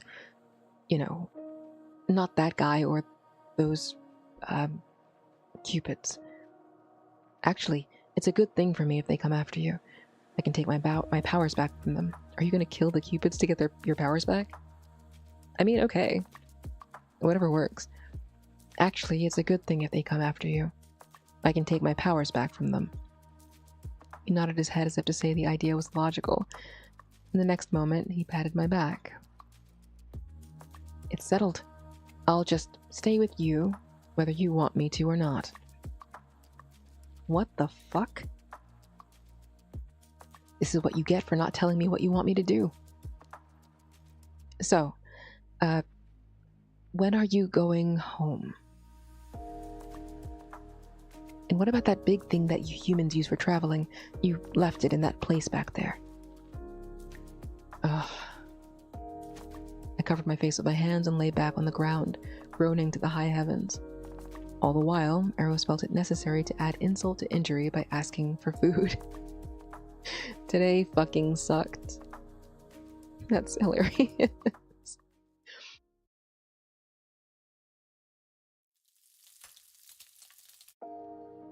With Eros around, I figured it might be safe to go back to the apartment. If he kept his word, then no one would bother me. For the next couple of days, it was just as he said. Occasionally, a cupid or two would show up to scope the place, and then he'd take them somewhere secluded. Only he would return, smiling to himself. This is kind of wild. I couldn't hold back the urge to ask. Are you killing them? I glanced at him from my spot on the stove, scraping together some breakfast. There wasn't much in the fridge, especially not with Eros around. He spent most of his time trying to gorge on my food if he wasn't dragging cupids into corners or pestering me about the arrow. The TV kept his restless and annoying behavior at bay for a little while, as long as the show had his attention.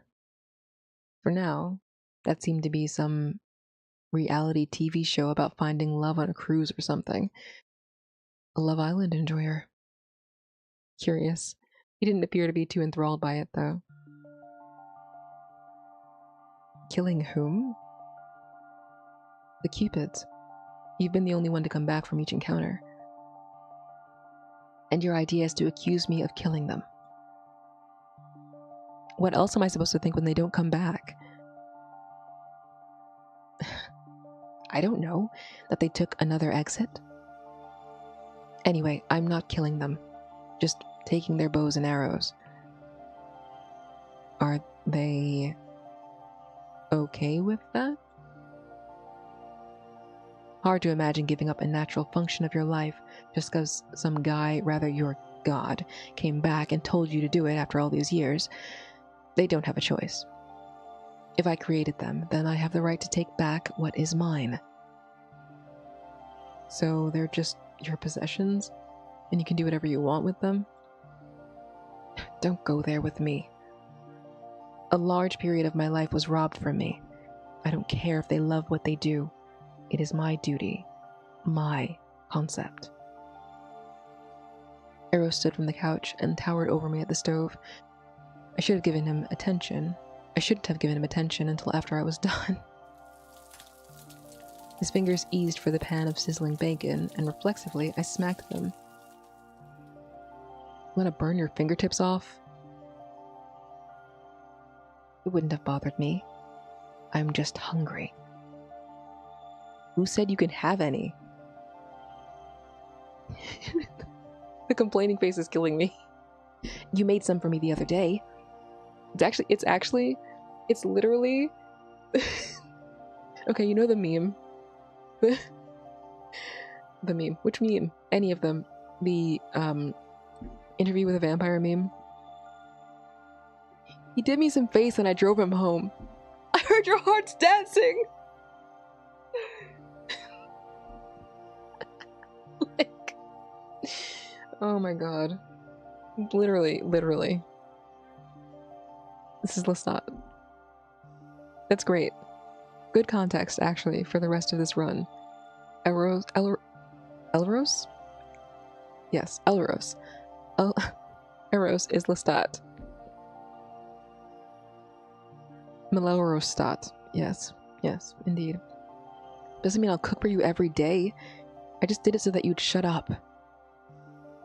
I'd never seen a human so anti-conversational. No, I just don't want to hear you talk. Eros opened my refrigerator and grabbed the container of orange juice, taking it upon himself to drink straight from the bottle. I put my spoon down and snatched it from him, causing a bit of it to spill. Don't help yourself to my shit without asking either. Can I have some orange juice? No. Why tell me to ask if you're going to say no anyway?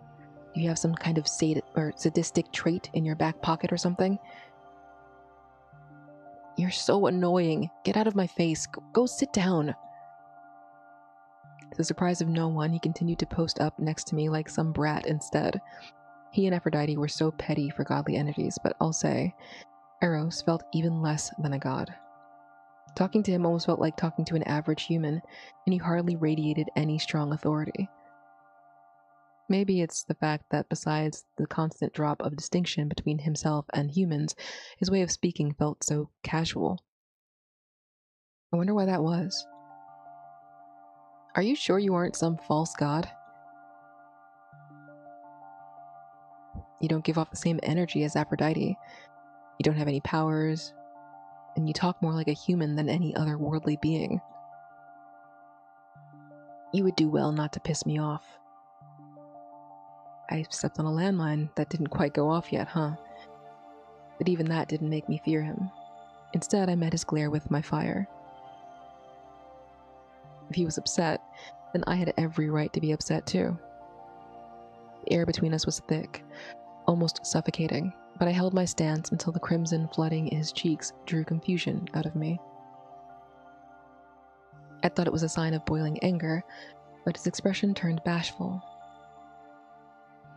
What?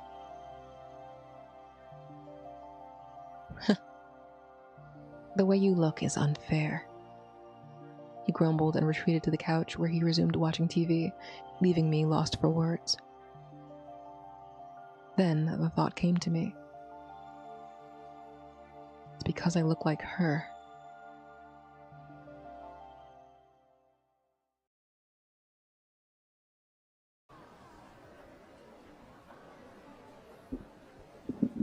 How are you going to carry all of this back?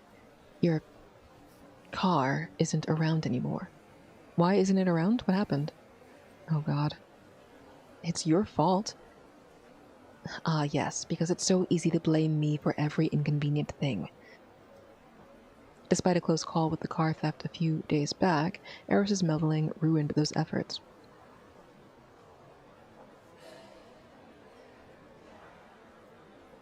Whatever he did ended with the front of the car being banged up beyond my capabilities, so I had to take some crumbs and call savings to have it checked out. Human, I'm hungry and thirsty. Eat your feathers and drink your spit. How cruel. You literally bought yourself something to eat and offered me nothing. Am I your mother or something? Don't just drop my bags. The eggs better not have been in that one, or I'll beat your ass. Eros let the bags drop to the floor and crossed his arms, tapping his feet impatiently. We were in the middle of the mall. I should have gone to Higgs grocery store instead. Yeah, you should have. Why did you go to the grocery store in the mall? Silly ass.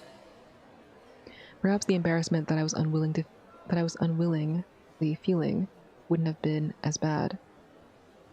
Maybe. Also, you can't get him some, like, regular clothes? Is he just walking around like this? He can't cloak. Mind you.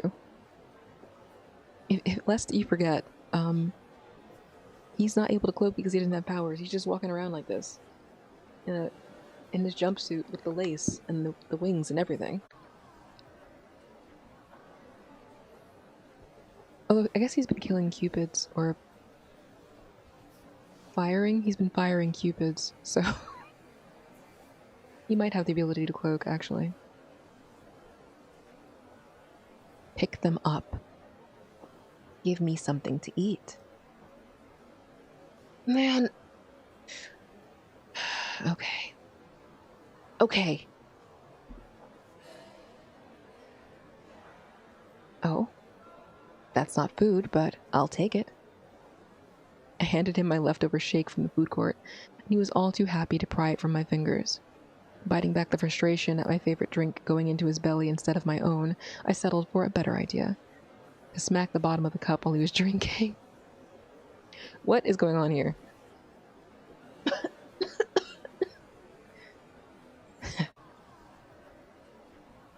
You're a bit...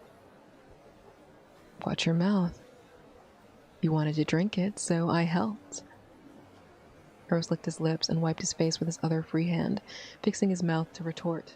However, he didn't get to say it. Someone else joined us. Hindi? Mel? Is that you? Actually, who calls him Mel? I think it's Rohan that calls him Mel. Mel? Is that you? Not many people call me Mel these days, or rather, those that did, I'm not necessarily as close to. I don't feel too comfortable with the nickname, not after a certain man used to call me that. To add insult to injury, the voice that said it sounded an awful lot like his. It is you. What a surprise. I know you moved to West Quasi, but I didn't think I'd find you here. A friend of yours? Pick up the bags and let's go. Wait, what's with the haste? Don't you want to catch up a little? Rohan's hand grazed my arm before I pulled away from him. I shot an annoying glance at Eros and stormed off. Wouldn't want to entertain that clown any more than I had to. I just hoped dumb Eros would get the memo and come along quietly. Doesn't seem like he wants to reminisce. Who are you to him? Huh? Oh, an ex. But we ended on a sort of friendly note. I think. Maybe. Eros. An ex, huh? Oh shit. Are you his new boyfriend? This must be awkward as hell. Just an acquaintance. Don't mind me. Why are you talking to him? Come on. Now you want me to follow you? Do whatever the fuck you want. Help my fucking soul. It didn't matter if he was walking beside me or not. I just had to get away from this place, and Rohan. Nothing good ever came from being tangled up with him, even if Rohan was likely the better option on the stick of my current adversaries. On the stick of my current adversaries?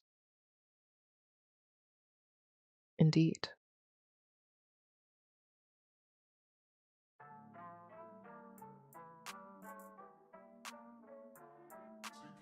I guess list? Stick is fine too. Different idiomatic phrase. I watched the human walk away, festering in some form of tantrum. From what I gathered, this man wasn't someone he wanted to see or spare even a few words for. Guess some things don't change regardless of the time period. I'd seen my fair share of scorned lovers even back then. Exes weren't the most fond thing to be. Yet, the look in this man's eyes still held desire for him. One that read complex, but probably not so favorably. At least, not to my belief in love. Still got that fiery attitude. I suppose that was one thing I knew wouldn't change. You're his ex.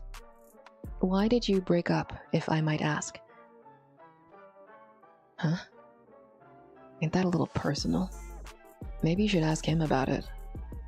Are you the type to get your gossip from anywhere? I'll ask him later, but I thought it'd be more interesting to hear from you.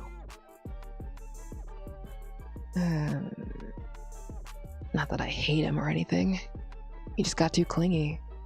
Too in his feelings. Honestly, things would go better for him if he kept it casual. Less attachment. Less fuss. And less heartbreak. Oh? Mel likes mutual exclusivity. I don't care for it. It's no different from having a bunch of friends to me. Didn't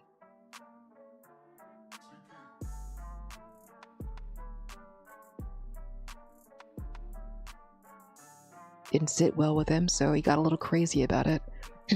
Didn't sit well with him, so he got a little crazy about it last time we were together, and I cut him off. I don't think he took it well if he's like that from seeing you again. I'd argue he's taking it way better than that day, if he's not trying to break a bottle over my head. Anyway, if you get interested in him, maybe leave it at that if you're not in for a bad time. Without another word, the man excused himself, a carefree pep in his step. But as he walked away, I noticed his shoulders flatten, as if releasing tension. I picked up the bags to return to the other human side. Or should I call him Mel now? Using my senses to pinpoint the arrow, I found him seated on a bench near the street. When he noticed me, his expression shifted to one that was twice as furious.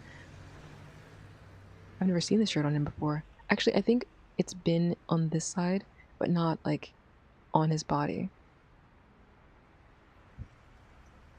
You took long enough. If the bus had shown up, I would have left you without so much as a second thought. It's not my fault you ran into someone from your past. But it is your fault I had to linger in his presence because you didn't want to leave for some stupid reason.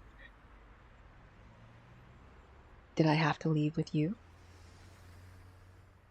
You have my stuff. What kind of sense are you trying to make right now? He was definitely giving off the energy of a discomforted, scorned ex. But inside of that seemed to exude something else for that man. An opening. Mel. His entire body visibly tensed up, and the shock in his eyes was clear to me. My name is Melrose. Don't call me Mel. I want to say Mel. Good luck getting a response from me then. Like, Mel? Mel? I should have known that he'd keep to his word. If there's anything I've learned about Mel in the few days of being with him, it's that he's stubborn. Too stubborn. I reached and grasped his shoulder. One moment on the bench, the next on the couch in his apartment. Okay, so he does have enough of his powers back to do Cupid things, I guess. Naturally, he freaked out as any normal human would, while I placed his little goods on the dining room table. It took him nearly 3 minutes before he was calm and dragging himself about to put away the things that he'd bought. The only thing I did was stand there and watch for the duration. It's weird that you're so quiet. Because you won't talk to me if I say Mel. He slammed his hands on the table and heftily sighed. Is it fun for you to witness me repulsively cringe? I just find it a shame. You have a beautiful name. Mel is a common nickname for it, and it fits you. It feels like you're giving this other human power over your name in some way, just because he's someone from a sour memory. Your name is yours. It's who you are. How people define you. That other human shouldn't make you cringe or feel repulsed by any part of it. To think that something so small and trivial could bother me so deeply. One's name was their birthright. To let someone else have control over it felt like giving up one's identity. If Mel wanted to do that, then I shouldn't be making such a fuss about it. It wasn't my place to tell him what to do, nor should I even care that much. But it didn't sit right with me, and as it stood, I felt it necessary for him to know that. And so, my name rolling off your tongue is supposed to heal my pain? Huh? Make me less disgusted by an innocent nickname? He closed the space between us, staring up at me mockingly. There was nothing to prove or discredit, only things I wanted him to know. I never claimed to heal your pain. I just hope that hearing it from someone else will make you hate it less. He's not her. Even his face, which looked like hers, was different. Equally beautiful, but with the imperfections of a slightly dry face among tiny blemishes. The angular shape separated his from hers. Their eyes reflected two very different lights, but in this moment, Mel's eyes mirrored hers. The way Psyche looked at me imploringly in the last moments before my coma. I failed her. Failed to give her what she wanted. And why would that someone else be you? The god of love, the being that cursed... Oh. Out of nowhere. I didn't curse you. In a snap motion, I grabbed his face. Barely registering the flicker in his eyes, I seized his lips. Quick. A spur of the moment. It shouldn't have happened. I should have pulled back, but my hand gripped him and pressure built in my head, in my chest, an intense desperation that awkwardly subsides when my senses firmly remind me I shouldn't be kissing him. I pulled back, but Mel didn't let go. Melrose. Oh. Well.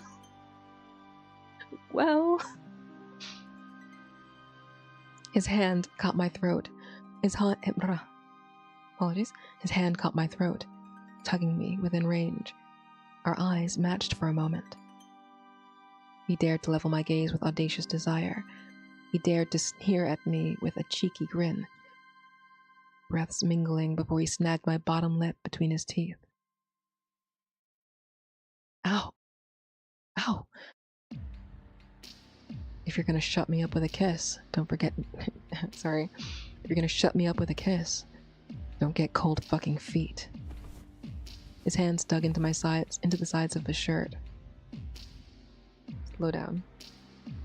Slow down. My hands dug into the sides of his shirt, pulling his body closer to mine. I devoured the tiny gasps that left his lips and tied his tongue. He's not Psyche.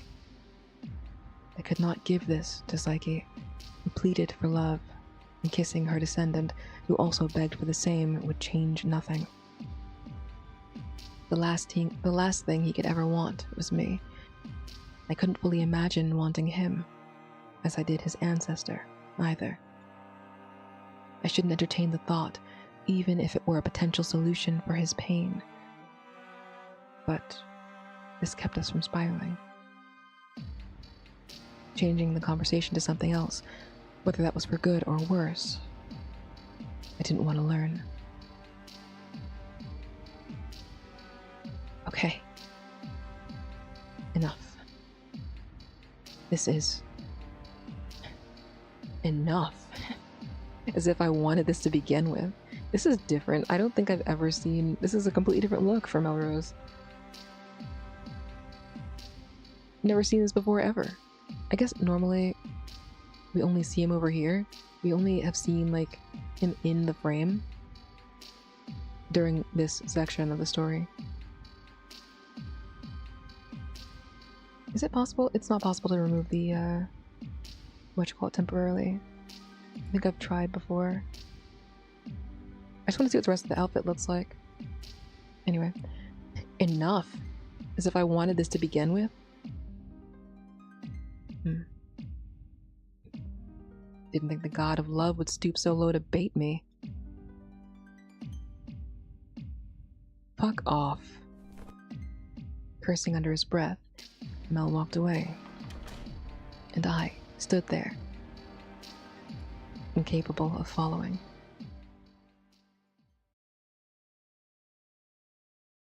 That wasn't my intention.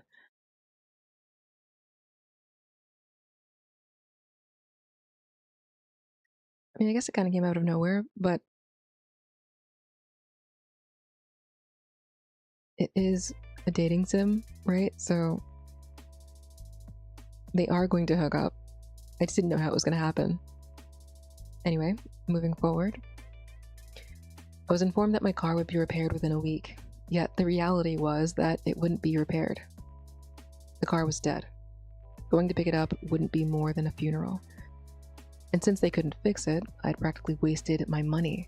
Refunds weren't allowed after services were performed. You don't have insurance? You don't have car insurance, Melrose?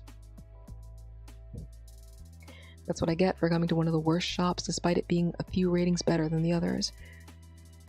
Casimir City sucks. To top it off, Eros will not shut up about the arrow. He's been increasingly begging for it since we've reached a drought in Cupids. I'm not changing my answer, so quit asking. There's no way you can be this ironclad about it. I am. Stop asking. Honestly, every moment I find your company the smallest bit bearable, you go and ask about the fucking arrow. Ad-libs. I'm convinced that you enjoy ruining the mood. I looked back to find him paused on the sidewalk, eyes trained on the building we were passing. Love Life Studios. The company with that popular radio show dedicated to matchmaking people. I recalled hearing some of their advertisements and a few podcasts from that Dr. Love guy. Eros wouldn't budge from the spot, and an enormous grin stretched across his face. What? You're looking like a creep right now. I can sense Cupids in there. Cupids? He didn't spare me a second glance before pushing his way into the building. Wait, don't just barge in there. I followed behind him, unsure of how to function in a place like this. I'd never been there. Most of these matchmaking places were mere scams, but if Cupids were truly here, then maybe it wasn't. Today seemed like a busy day with lots of traffic in the main lobby and through the halls. Then I remembered that Valentine's Day wasn't so far off. Are you gonna go all the way in, or are you gonna just block the damn walkway? Shh. I'm looking around. I noticed a few workers who'd stopped working to gawk at him when he'd said that.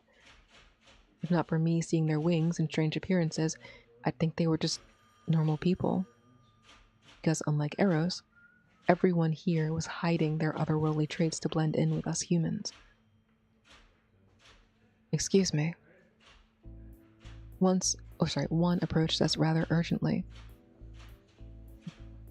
His hand almost grabbed Eros's wrist, but retracted quite fast. The man bowed his head and gestured to the hall behind him. I wasn't sure exactly from where, but he looked familiar. Guess he noticed my staring because he stole a lingering glance before addressing me. Could I speak with you in private? My office is around the back. It wasn't until we sat in his office that I realized he was the major figure, the Dr. Love. It all made sense that this place had a successful track record if its CEO or whatever he was happened to be a Cupid. Pardon my behavior. It's just that for years we believed you to be dead, my lord. Being asleep doesn't equate to being dead. Did Aphrodite not teach you this? Lady Aphrodite told us that your body became the realm of Thespe, that you died to spread your love across the world. She made no mention of your slumber, or your tangible form still being in this world. Eros's brows knitted for the briefest moments, and then he was back to being all smiles. But Dr. Love brought up something very important. If Aphrodite was so hung up on her revenge for her lost friend, why did she lie to the Cupids about the circumstances of Eros' situation? Whatever. The point is I'm back, and since you're all here, that means I can restore more power. Restore? Aphrodite is giving me a bit of rehabilitation with the human realm, so she's refusing to hand over my bow and arrow. This human has my other arrow, to which he's being incredibly difficult about giving it back, as well. So I've decided that I will simply collect the bow and arrows of all Cupids to restore my powers that have waned during my slumber.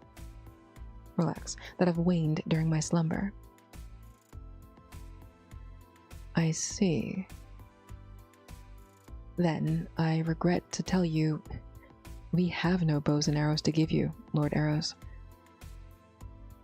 Huh? Perhaps it isn't apparent by our defective designs, but we are Cupids who have sinned under Aphrodite's rule.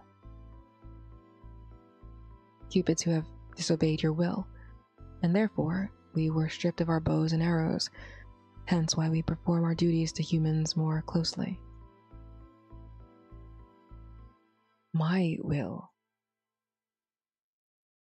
Eros fell extremely silent after that, and the grin didn't resurface, nor did he look at either of us. He just stared at the table absent-mindedly. Dr. Love stole another glance at me, and then, after a moment, he spoke again. Surely there's another way to restore your powers? I have lived a long life. I don't think there's much left for me in this world. If you need my essence, Lord Eros, please, claim it back. I will not rid you of your life.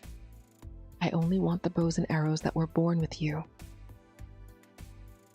I have no interest in killing the Cupids I created. Once I take your bow and arrow, you're free to live in this world as you see fit, and die whenever you please. Your essence will naturally return to me then. No other Cupids will be born now that I've awoken. Interesting. I see. I respect your wish, Lord Eros. I respect your wish, Lord Eros. I will live the remainder of the life you have spared. It is silly. I mean, not bad silly, like not bad writing silly, but just like, I guess Dr. Love is not like particularly insubordinate. Like in Icardi's route, he like rats us out actually to Aphrodite. And just because he's being punished doesn't mean he's like defiant. He's like extremely what's the word? Compliant. Like very extremely compliant. Surprisingly so. Not that I thought he'd fight, but I don't know. He's like, I'll give you my life. Will you take my life, my lord? Anyway, I guess there's no other point in sticking around here. You wouldn't happen to know where Aphrodite has stored the bows and arrows. Only that they are in Thespe.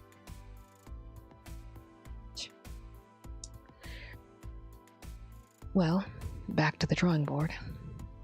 I thought he was excited to see Dr. Love. Because he was like, there's another that he considered like a brother. I thought maybe that was Dr. Love, so they'd be like, oh, a happy reunion of one of the oldest Cupids. But I guess that doesn't make sense, because Dr. Love was a Cupid.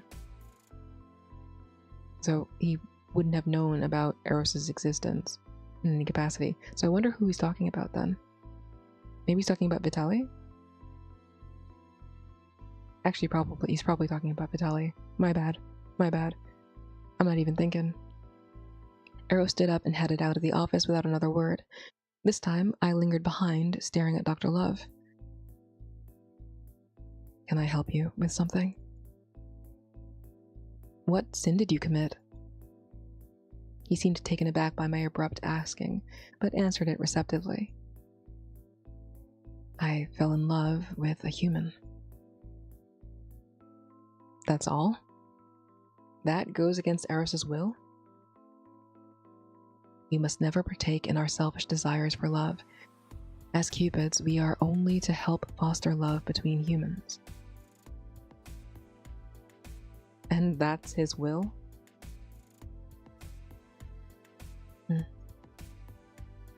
He didn't answer, but I figured it was. The first thing I wanted to say was how dumb Eros was for creating such a rule. And boy, would I have loved to have the opportunity. However, I couldn't deny that something wasn't adding up. Hello? That's not his voice. I don't know who that was. Hello? Mel? I'd leave you here, but you have all the money. And I'm hungry. I forgot that he's like this. You and your stupid appetite. I stood up from the couch, giving Dr. Love a nod as I grabbed part of Eros's drape and pulled him along. Their dynamic is something else. It definitely gives Lestat and Louis. It definitely does. Eros is significantly less violent. Crucially, perhaps. But it definitely gives Lestat and Louis to me, personally. At least he had the decency to eat with respect. Eros insisted on eating at Petal Latte, of all the places to eat. Normally I'd have no issue. It was a restaurant I frequented often, anyway. Too often. But I figured it might be best to avoid it for a while. Why? He said he'd protect you from Asher. Can you eat any faster? Why didn't you ask to have it in a to-go bag? I love functioning humans around as I eat. What? Like eating around people? You can have the same thing at home. I'll just walk around you or something. Problem solved. I don't want that from you. Perhaps presenting me with the arrow will make me budge. And there he goes again, bringing up the damn arrow. All of our conversations somehow led back to it. I know that's what he's here for, but there are plenty of other things to talk about that won't piss me off. I rolled my eyes and glanced around the store a few times to see if any alarming faces had arrived. I kind of do want to see Eros fight Asher though. Like, I think it'd be beautiful if we can get that. Just because Asher deserves to get his ass beat. I just think it's the case. It's just how I feel. I'm not wrong, also, crucially. Anyway. I don't understand why you can't even do that simple thing. It's not like I'm asking to have or touch it at this point. I only want to see it. Really? It amazes me that you're able to hide it on your person, considering that it is an arrow. Where exactly do you keep it? Up my ass. Really? No, finish eating your food already. Suddenly, I want to savor the taste even more. You're so damn annoying. So damn annoying that I couldn't stop watching his lips. The two of you. Couldn't stop remembering the softness of them pressing against mine and the taste of his mouth. We never brought up the whole kiss thing again. It just happened. The hard conversations were usually a strong suit for me, but somehow the thought of that topic made me nervous. The god of love randomly made out with me. And that was it. No explanation for it. No explanation from me. And maybe it was better that way.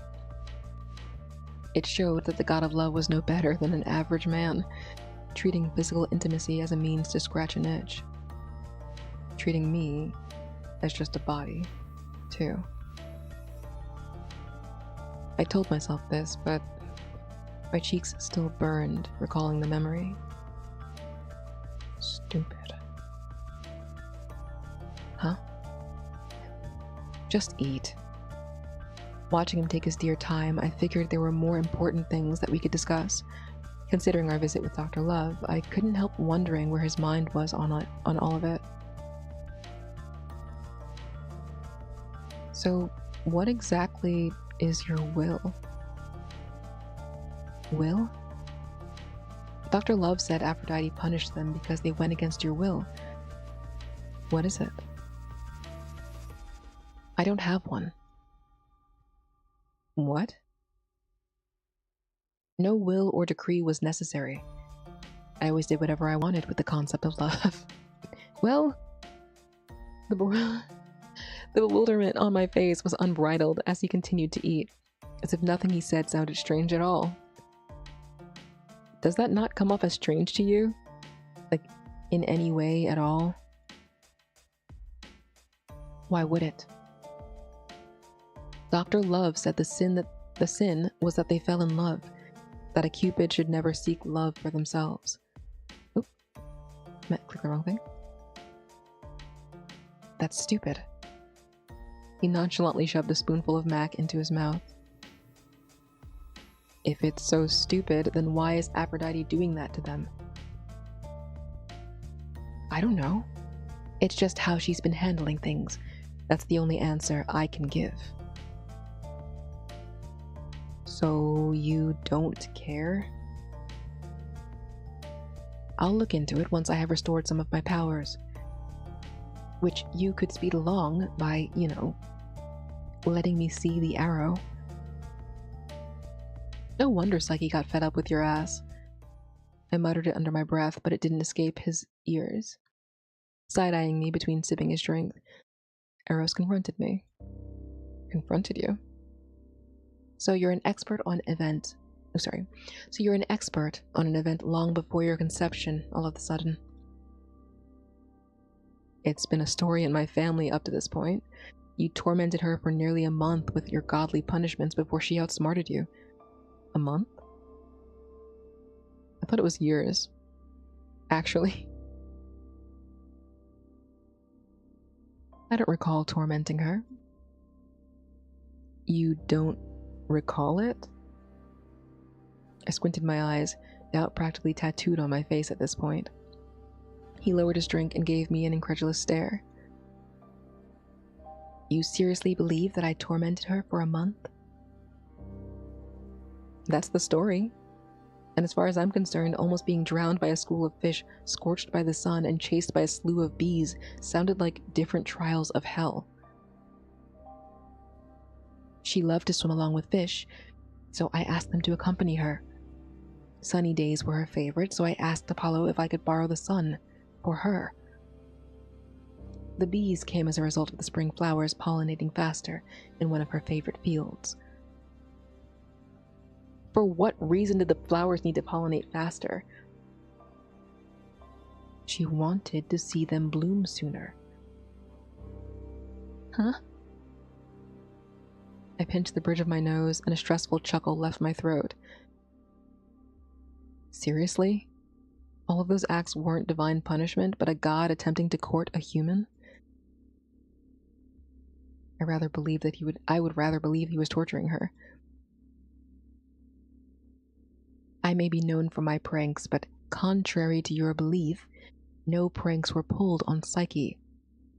Ever. I fell in love with her. I wanted to get closer to her and woo her when no one else would. Who's saying you didn't scare them all off?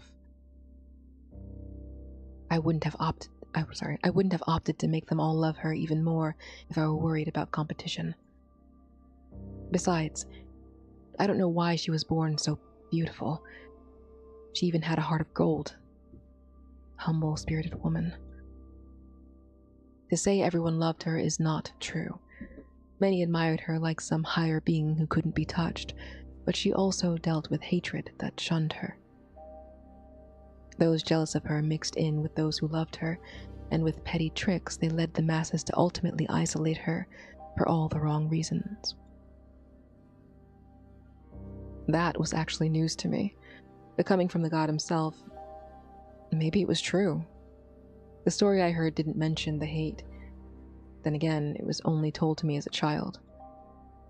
Many parts could have been excluded from this bedtime story. I had trouble remembering some details. Still, there was no way that all of that happened, and he didn't curse her in the end. She tried to kill him. Everything went south. If it was as innocent as he claimed, then he wouldn't have been in a coma, and she wouldn't have had to hide for the rest of her life. So what you're trying to say is you had no ill intentions all along, and yet she nearly died from every encounter with your antics. If you liked her, why didn't you just tell her that? Confess your love. You're the god of love, and you couldn't even do that? Just because I'm a god of love doesn't mean I experienced it myself. She was the first one. So you cursed her because she didn't love you back? I did not. Oh no, he's crying. I'm so sad that I didn't realize that his outfit was pink. The pink and white actually slaps. Tragic. Truly, truly, truly a tragedy. Eros snarled, slamming his hand against the table, causing it to shake in the process. I caught the glass that threatened to fall and offered him a skeptical smirk. Getting pretty angry there for someone who didn't curse her. I was the one who got hurt. The one who suffered the most in the end. I didn't curse her. She had my arrow. My arrow would bless her so long as she had it. And it worked. Because you're here, alive and able to accuse me of harming her. Beads of tears fell from his watering eyes as they held contempt for me, lips firm and biting back whatever else he had to say. Honestly, I believed that I'd trapped him, but this reaction hardly aligned with what I'd imagined. The thought that the only thing I could get out of this was hurting his feelings didn't occur to me. I almost felt the need to apologize, but even if I did, he wouldn't allow me to. Eros shoved his plate to the center of the table and leaned back in the chair, averting his gaze.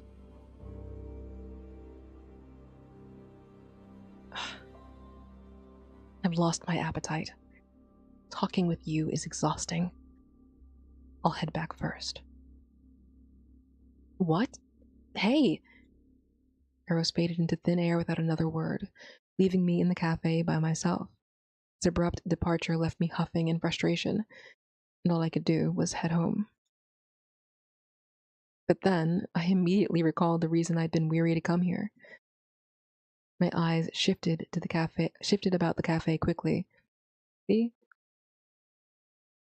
Self-control, okay?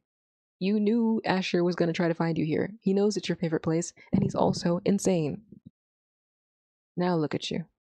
Now look at yourself. Think about your life. Think about your choices. Try not to get stabbed. Best of luck to you. My eyes shifted about the cafe quickly, glossing over every seated patron. None of them were him. Good. Sorry. Good. I let out another sigh of relief and cleaned up Eros's leftover things. Better than being left to foot a bill, even though I paid for this myself anyway. The sound of tapping directed my attention toward the window. I'm so sorry, honey. All right. Well, we're taking another break because it's another hour in. I'm going to run another ad, which will give us another 20 minutes of no pre-roll. And I'm going to get some more water. We really are going to finish the entire run today. I think it is going to be 5 or 6 hours. So if you're in it for the long haul, I appreciate you. If you're not, that's cool. You know? Like I said in the promo, I'll see you in cyberspace or whatever. But I'm gonna switch over now, get some water, try to rustle up a snack, and I'll be back.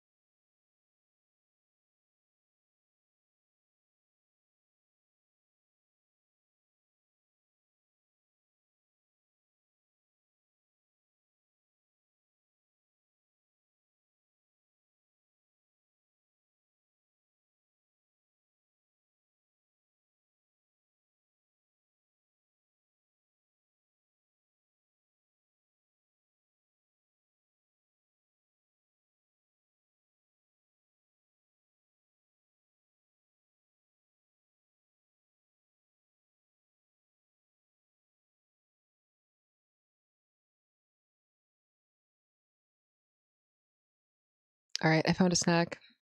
I think we're gonna be okay. I think we might survive.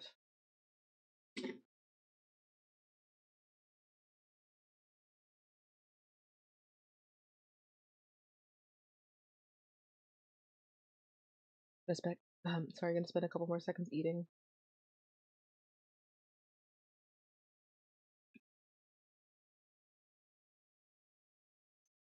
But let's use this time to talk a little bit about the changes to the stream. Um,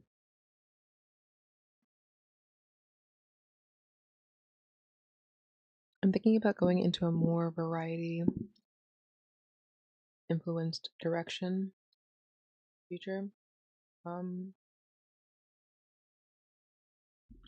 way I used to do it was I would open the stream with like an intro game of some kind. Something educational. I used to do Duolingo, right? This is kind of a sticking. I am anti AI generally. I don't have an appreciation for it. I think it is being used to do things that are harmful to creators and human creativity overall, like writ large, in the broadest scope possible. I think its overall impact is not necessarily positive to people's ability to make art and to their ability to understand the value of creativity as a human trait. But I also understand that until the bubble bursts, it's going to be seeded into the back end of most things in some capacity. And also, the simple algorithmic nature of AI is not inherently harmful. Well, that apparently the overall environmental impact is somewhat being, it's like, it's evening out, which is not necessarily good, but it's better than it, being consistently ramping up or getting worse exponentially over time. But I think, honestly, there's no way to really, there's no, like, it's not apologia, don't worry. Or, I don't know actually if it's apologia or apologia. You can look that up right now while we're on break. Um, but there are applications for like human safety, things like that, that I think could be legitimate. But unfortunately, overall, what's happening in order to make those things happen, you don't probably actually need 10 million data centers, like all the data centers that they're building. Sorry to get political on you. Actually, we're taking a longer break than maybe I should be to talk about this. Because it's a tangent. And it's a tangent that I'm using to rationalize a decision that I'm struggling with here. Um, but the human focused and helpful applications of AI that do jobs that are dangerous for humans or do things that would help humans be safer, live longer, etc., etc., um, or advance like humanity's ability to care for itself and the planet, etc. There are applications of AI that exist in that realm, but you don't need all the data and things like that to do that. You know what I mean? The whole thing, I think, my opinion, with the data centers is there are millions and probably billions of dollars changing hands about these companies. It's more about these companies having a non-tangible product. AI is a non-tangible product that is speculative. People are paying on the speculation of how long they can make this go for. Like, I think they understand that it's not completely sustainable and that it's not really beneficial. And even that the products that are created, like in terms of the art products and like some of the more lifestyle focused applications of AI, are not probably living up to the potential that they dreamed up when they sold it to their investors. But right now, it's kind of a numbers game of how long they can keep the grift going, you know, until it becomes unsustainable and the bubble bursts. I feel like the data centers are part of that. Part of the money changing hands is now putting it into a tangible product that people can make money off of and that you can create jobs from and essentially temporarily foster a material industry out of in order to keep it going. You know, once the data centers are there, once they're built, first of all, they need to be built, they need to be staffed. You have to hire companies, like physical building construction companies are getting it, contracting companies are getting in on that. You know, the people, security companies are getting in on that. Um, Not just security people, but like security companies like that build cameras to secure the area. You know what I mean? That's part of all that shit. But long story short, the bubble will eventually burst, but in the meantime, it's being put into everything. And I used to do, like 5 minutes later, I used to do Duolingo as my opening game. But I kind of don't want to participate in endorsing it on my stream. Unfortunately, in order to not endorse it, in order to not like be having it as part of my stream, but still do something like that, I would need to have I need to find a bunch of different programs because there isn't another single app that aggregates lessons for all of these languages. And I'm studying quite a few, you know?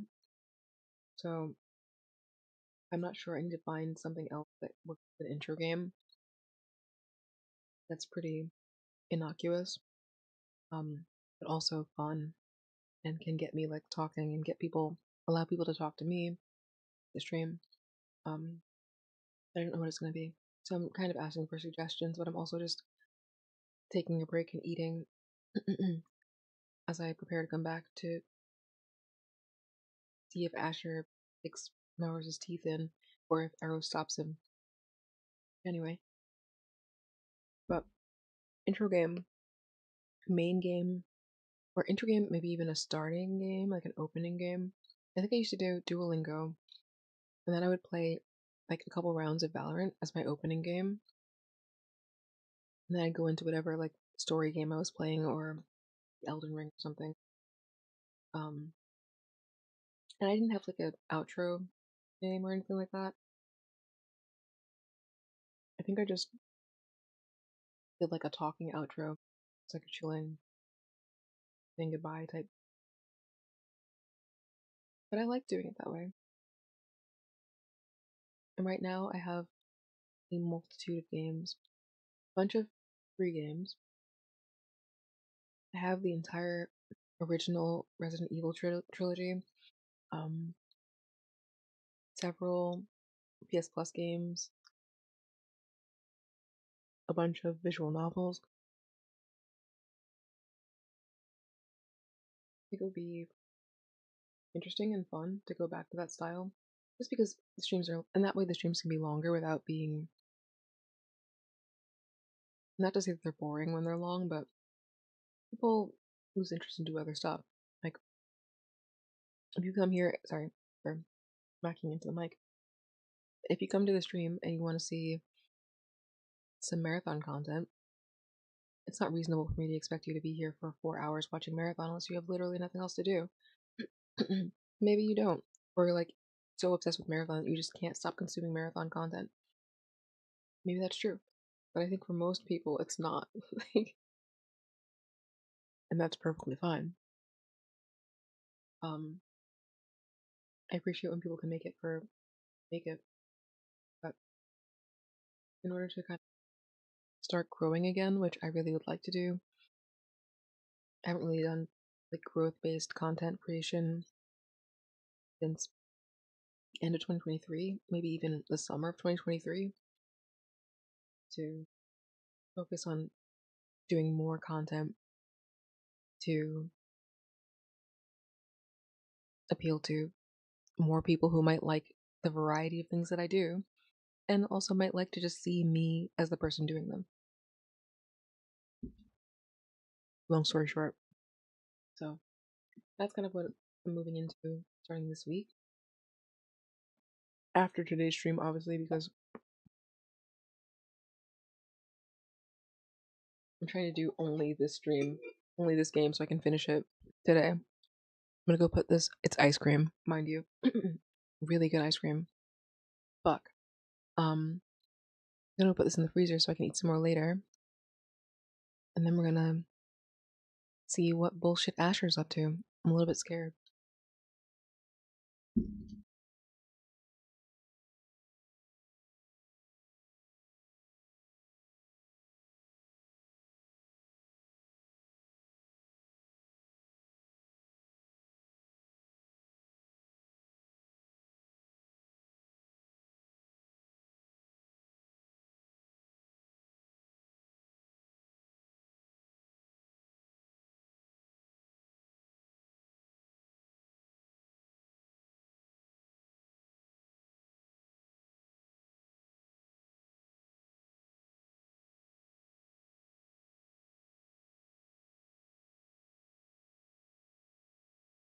God damn, the ice cream was good. It was so good. Like I have a problem, and it's that, I mean, it's not a problem yet, but it should be a problem. It'll be a problem soon, I'm sure. my metabolism has slowed in my late 30s, which is where we are. My early late 30s, my 3/4 30s. My metabolism has slowed down a little bit, but nothing too crazy. And I've never, I hope this doesn't sound like a humble brag. Like, don't beat my ass for talking about my body. It's just me. It's my body. Whatever. I've never had to worry about like food intake, and I'm definitely the kind of person that like will buy an entire bag of chips and just eat an entire family-sized bag of chips in one sitting, like over a course of several hours.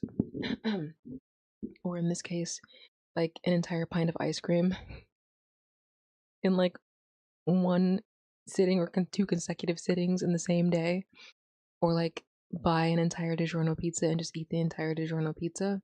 And that's not like a crazy thing. Like people eat entire pizzas and bags of chips, or like I used to buy like boxes of Wheat Thins as like a treat. I go to the grocery store after work or something and I buy a box of Wheat Thins and I just be online or my computer on my phone just eating Wheat Thins and eat the entire box in one sitting. And I know it's not good. Like sometimes I'm eating it in lieu of a meal, and that's why I eat so much of it. But there's just something so, I don't know. I don't know. Just something about it. I don't know if it's something good, but it's certainly something. Anyway.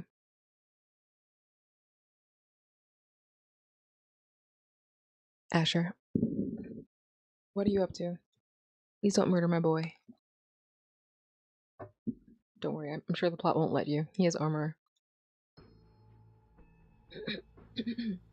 Asher stood there, of course, now that I've had a bunch of ice cream, I have to drink some water. to clear my throat. But it's worth it. The ice cream was good as fuck. Asher stood there with a wide grin stretching across his face. He'd already cornered me here before, so of course he'd come back to check. No doubt he was stalking me. This time there was a lot more people at this hour. But what would I do if he held me here until there were fewer people? What's worse is that the car was gone, and Eros was gone. Come outside, he mouthed, and I turned away, pulling out the phone in my pocket. If push came to shove, I'd just call the police. As long as I remained inside and called them, he wouldn't be able to get me. He's been banned from the cafe? Good. I don't know how you managed that, but it's good. But could they actually do something at this point? I had no proof to show he had ill intentions. At most, they'd let him leave, or they'd tell him to leave or brush me off entirely.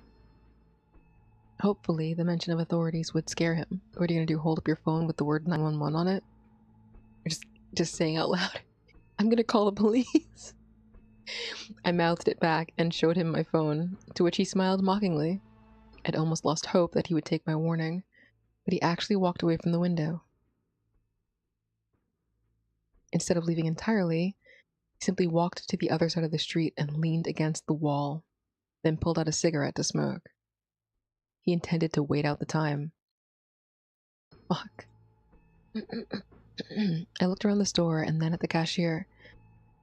I couldn't stay here or else it'd just be like last time. Hey, Jack. Hurrying over to the register, I pulled the cashier aside while he was mid-cleaning. I need you to let me out the employee exit. What's this suddenly, Rose Boy? I don't know what voice I did for this guy. What's this suddenly, Rose Boy? I'd love to help, but you know, my boss might catch me. All the clerks get stupid as fuck voices, and you know what? I think that's beautiful. If she docks from your check, I'll pay you back. I just can't afford to go out the other doors right now. At least... Wake it up. Wake it up, wake it up, sorry. At least give me a reason, man. If I'm getting into trouble, I at least want to know if it's worth it. The urge to rush out the back without permission rose from the bottom of my feet. Letting him know that I was being pursued probably wasn't as bad as staying put. Someone's stalking me. He's waiting out front across the street, and I need to leave. Wait, is that what happened the other day? I knew I left you with someone when I went to the storage room, and then I heard a crazy commotion. Yeah. So please let me out the back. Are you sure? We can call the cops. This is less stupid than the original voice I was doing, and also perfectly fine.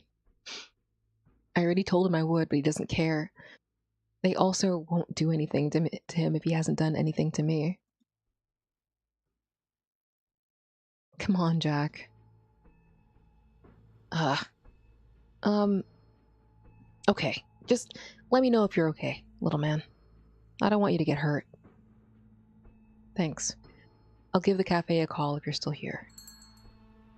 Once he opened up the door, I slipped outside and bolted through the employee section of the parking lot to climb the fence. Okay. It didn't work at all. At least you tried.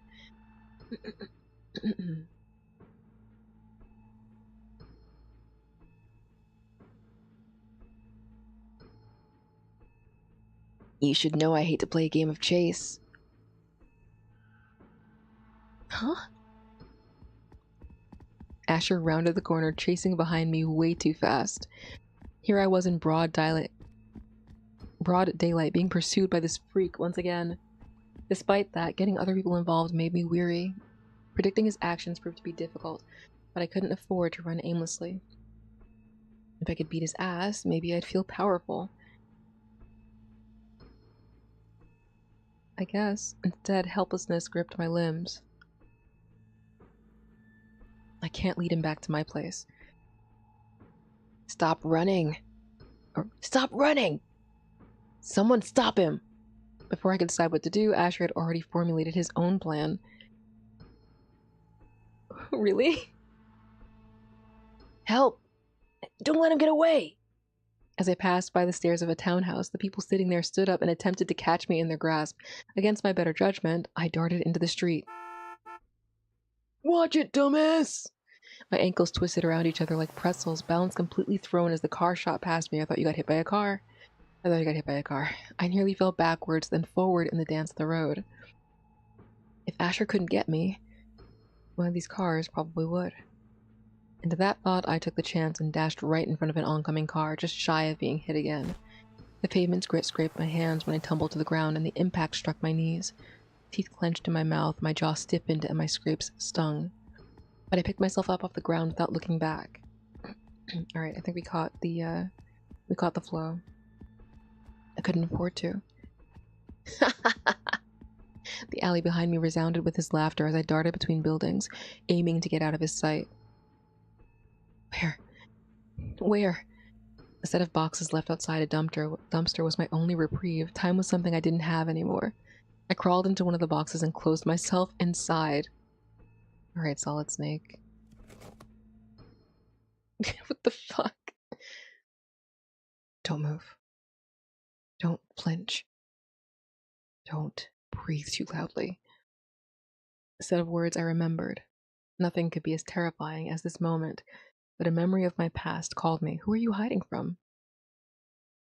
A young child scared of the other children in my foster home. Curled up in a ball, hand over my lips, quiet breaths and eyes tightly shut. I'd pray for the lingering footsteps to pass behind the sound of my intense heartbeat. Melrose? I don't hear your feet anymore. You couldn't have gotten too far from me. Where are you? If I'd have been nicer to Eros, he wouldn't have gotten upset. He wouldn't have left. I'd have his help.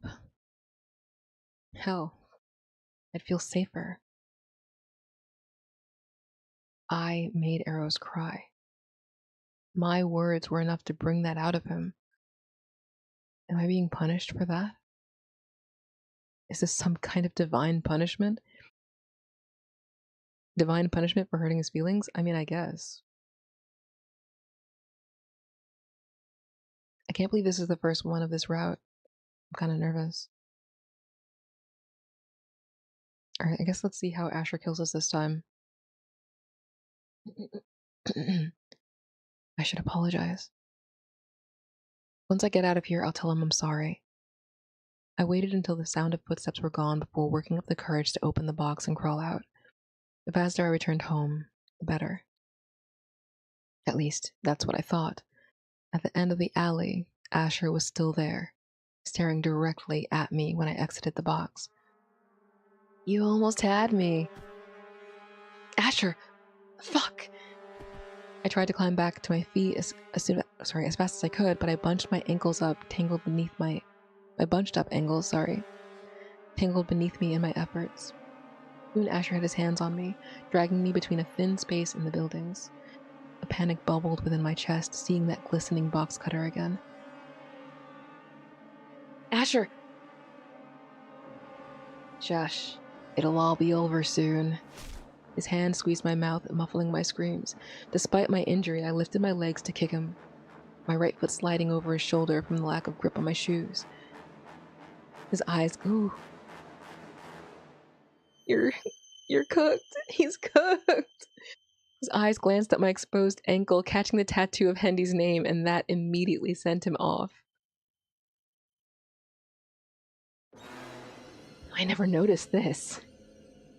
I never fucking noticed this. Get off of me. I reached for whatever I could, taking it into my hand and crushing it against Asher's head. His forehead bled, but it wasn't enough to stop the anger that drove him. Henderson is mine, you bitch. I'm unsure where he struck me, but the pain that followed was enough to have me screaming out in tears. The blade plunged into me with no real pattern. Anywhere he saw fit to stab. All the while he ranted and raved about Hendy belonging to him and called me every bad name under the sun.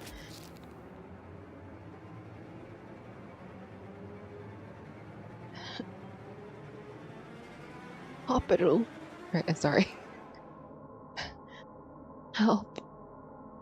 Under that much rage, pressed against the ground, I hoped that someone would hear me. But the voices came to aid, and he wouldn't stop filling me with wounds. The voices came to aid? People did show up. Where's Vitali? Actually, contractually, he should be here right now. Voices spoke to me, fading with my consciousness. I thought of Eros one last time. I guess it was divine punishment. Huh. I spoke ill of you, challenged everything that you stood for. All because it made me feel better about myself. Better about my problems. I'm sorry for what I said to you. It was too far.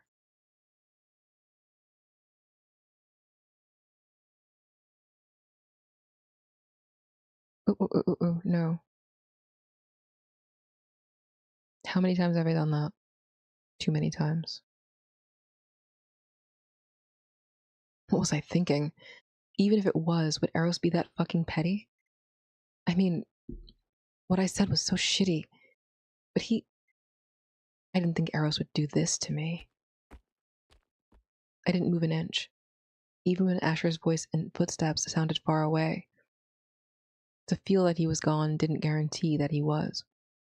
So I waited there for what felt like hours before working up the courage to push the box open and move the other. I'd been prepared for a nightmare, a sharp blade carving into my flesh or firm hands gripping my neck. I expected something along those lines. But outside the box was only a gentle darkness, cold and barren of any other life. I was alone, with only the sole street lamp at the end of the alleyway to accompany me. Asher had long since gone. You did it. You survived. Dirt, grime, and blood spiraled down the drain in a steady stream of warm water. A dull ache reverberated through my body, and despite the loud droplets, the only thing I was aware of was my heartbeat increasing with every recollected thought.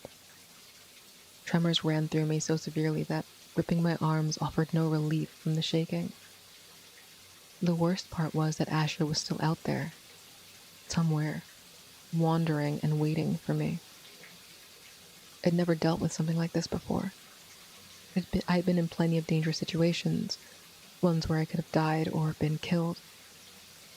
Ones where I could have killed or caused someone to die.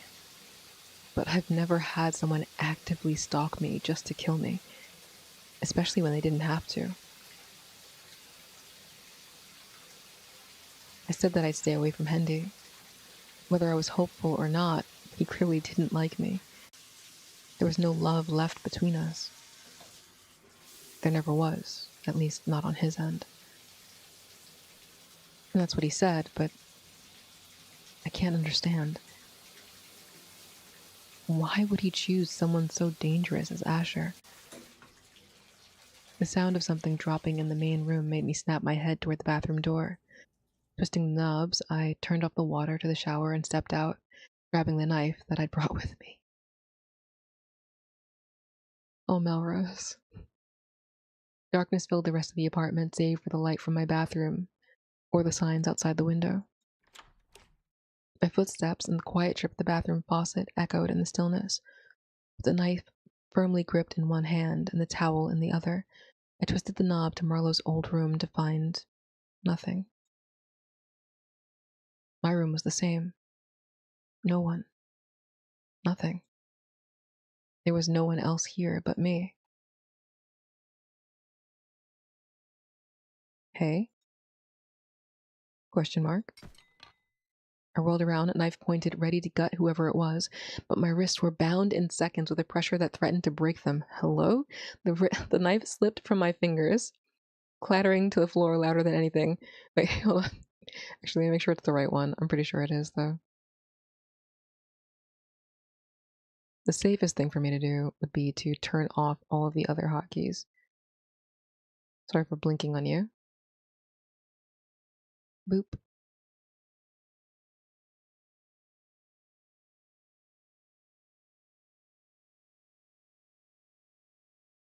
I'm glitching. Don't mind me. I haven't really used it during this playthrough, but I have this toggle that I think is funny for specifically for visual novels. It's it's silly, it's stupid, but it makes me laugh. Anyway, I whirled around, knife pointed, ready to gut whoever it was, but my wrists were bound in seconds. With the pressure that threatened to break them, the knife slipped from my fingers, clattering to the floor louder than anything. Oh. Mel? Hey, can you see me now? Eros. Eros materialized into thin air. He wasn't there moments ago, but there he was in my face. A wash of emotions overtook me, rattling my body uncontrollably. Whoa, I don't, Of course, the god of love wouldn't know what to do with a half-naked man who was just holding a knife, bursting into tears in front of him. I didn't know what to do with myself either. My breath refused to return to me, almost suffocating from the pressure. Who? Oh, okay, so he grabbed your wrists. That's what's happening here. Mel, it's okay. You're all right. I can't. I can't breathe. Mel? Hey. Eros's worried face became a blur. His words grew muffled until I couldn't hear them behind my own breath. Then the weight of the world slammed me against the floor.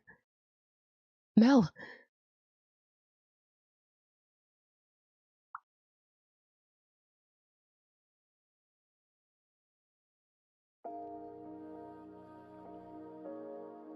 Damn it.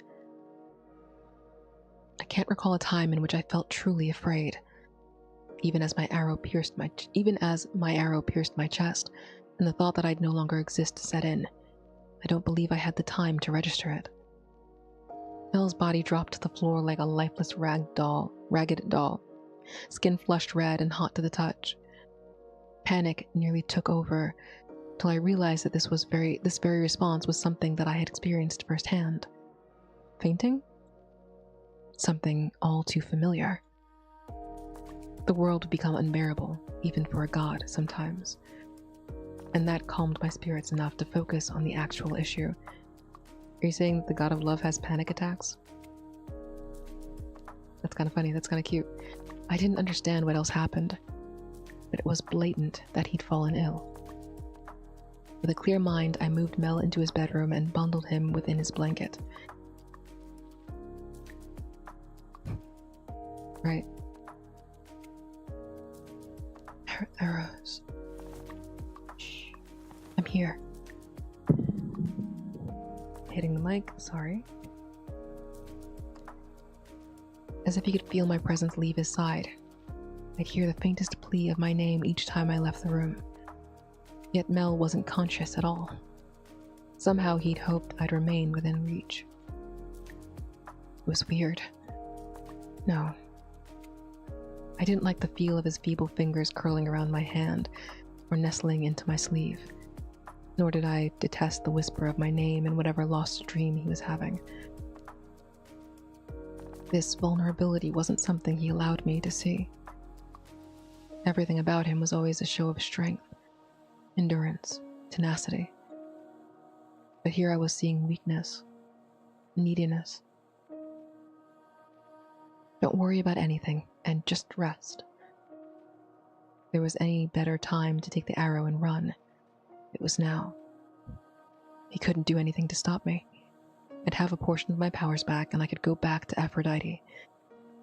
The thought tempted me.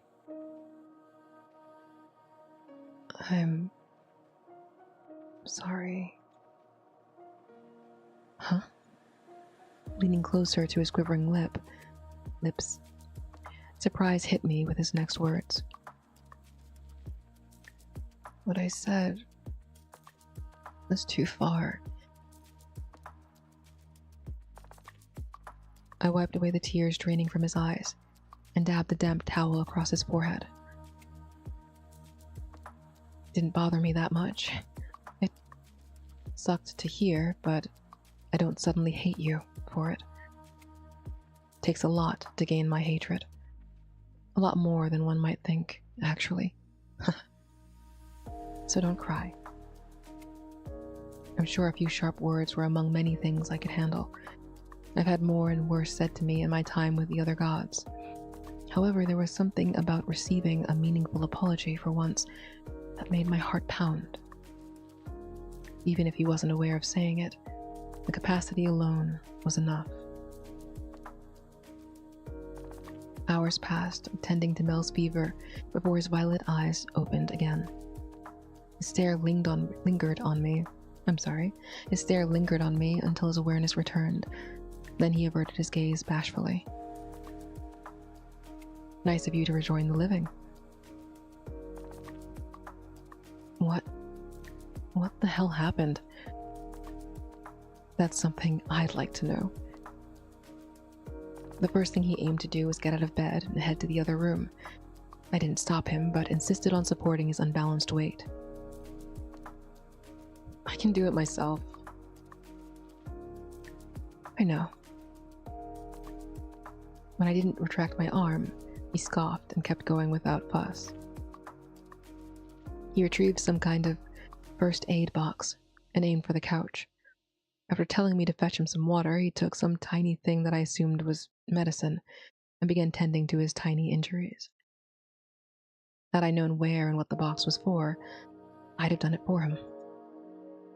After some time, he finally spoke. The guy from before came back. The man from the mall, or the man that tried to kill you in your car? Take a guess. Why is he coming after you again? His boyfriend cheated on him with me. And let's say he's taking it quite personally. You stole someone else's boyfriend? I raised an accusatory brow, and I could see the frustration in his face. He may have apologized to me, but it didn't hurt to have a little payback. Still, there was something that teased my thoughts about this ex-boyfriend. I didn't know they were fucking dating. So you've stopped talking to him? The boyfriend? Yeah. Mel looked up from bandaging his palm, and I narrowed my eyes skeptically. This seemed to annoy him as well. I think I'm doing the voice wrong, but we'll get there. What? Don't talk to him. I already stopped, didn't I? I know you did, but I'm telling you not to anyway. Thanks, Captain Obvious. The company you keep is alarming. That's the third person who's not so good. Good luck finding a bunch of goody two-shoes in Quasimir. This is the best you can get, especially on this side of town. That was an obvious exaggeration, but I let him have it. It wasn't my point, either. The people he allowed himself to love. I don't mean like that. The last thing I wanted was another fight right now, so I changed the topic. Anyway, you scared the living hell out of me returning like that. I'd been practicing my invisibility here because I figured it might be better to cloak myself in public. But you couldn't see me at all for a moment there. I'm used to you being able to see me no matter what. Mel raised his gaze to match mine again. He appeared completely clueless, confirming that he hadn't seen me at all. Wait, you were here the whole time? Yes. I could hardly get a word in before you hurried into the bathroom. I figured I'd piss you off by leaving, but when you came out of the bathroom with the knife, I was honestly a little scared for my life.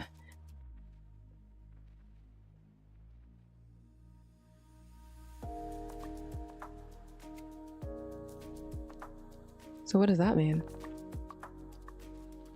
Did the pen fall out of his pocket when he was running from Asher? Not as afraid as I was when he fainted, but it was a shock no less. He continued to hold a perplexed expression, sinking further into whatever thoughts he was having. I thought to hold his hand and tell him it's okay, but he shared his concerns shortly after. The arrow is how I'm able to see you and all the other entities. If I don't have it on me, then my vision goes back to normal. Ah, right. Aphrodite mentioned that to me before. But then what does that mean? 2 + 2 equals... You're showing yourself willfully to me right now, right? Yeah. He stood up from the couch abruptly and limped into the bathroom. I followed, watching as he frantically rummaged through the clothes on the floor. I lost it. My heart dropped. He lost it. He lost the arrow. I couldn't help the nervous laughter that bubbled out of me. You're joking, right? There was no time to be deluded. Damn it, I knew something was off when you returned. I could feel your distinct presence even approaching, or I couldn't even feel your distinct presence approaching. It must have fallen out during the chase. We need to look for it. It'll be messy if it ends up somewhere I can't retrieve it. Can't you sense where it is? Or only when it's close to you, maybe? I don't have it in me to look for it right now. Then I will go. Mel grabbed my arm and squeezed it tightly. Despite my urgent tug, he refused to let go. Why are you stopping me? We'll search first thing in the morning. Together. Just give me some time to rest, alright? Can you allow me just this? I wanted to say no. I wanted to go anyway. Something about his request felt like a desperate plea. One that I couldn't bring myself to ignore after witnessing his vulnerability. Yes. Yes, I can.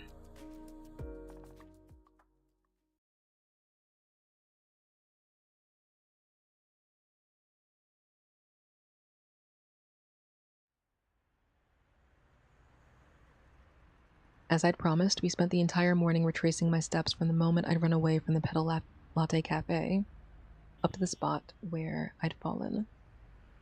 Having Eros around felt like using a metal detector or something, which made the process faster, but also drew out a lot of frustration, because we still couldn't find it. Eros cloaked himself for much of the search, and because of this, I couldn't see or talk to him unless he made himself apparent. This is where the chase ended. I hid in this spot, but... What? The boxes, metal, electronics, and stuff are all gone. The dumpster is still full, though. So is the recycling bin. You hid in the trash? No wonder you beeline for the shower. It can only be two things. A random person took the stuff, or one of the junkyard dealers came through. What does that mean for us? Those two things. We'll have to check the junkyard. And if it's not there, then what? We're shit out of luck and you're gonna have to fly around until you can feel its presence again. Eros huffed in annoyance before grabbing my hand, the hand he'd marked before. Its glow darkened into a clearer symbol, similar to my tattoos, and then faded away. What are you doing?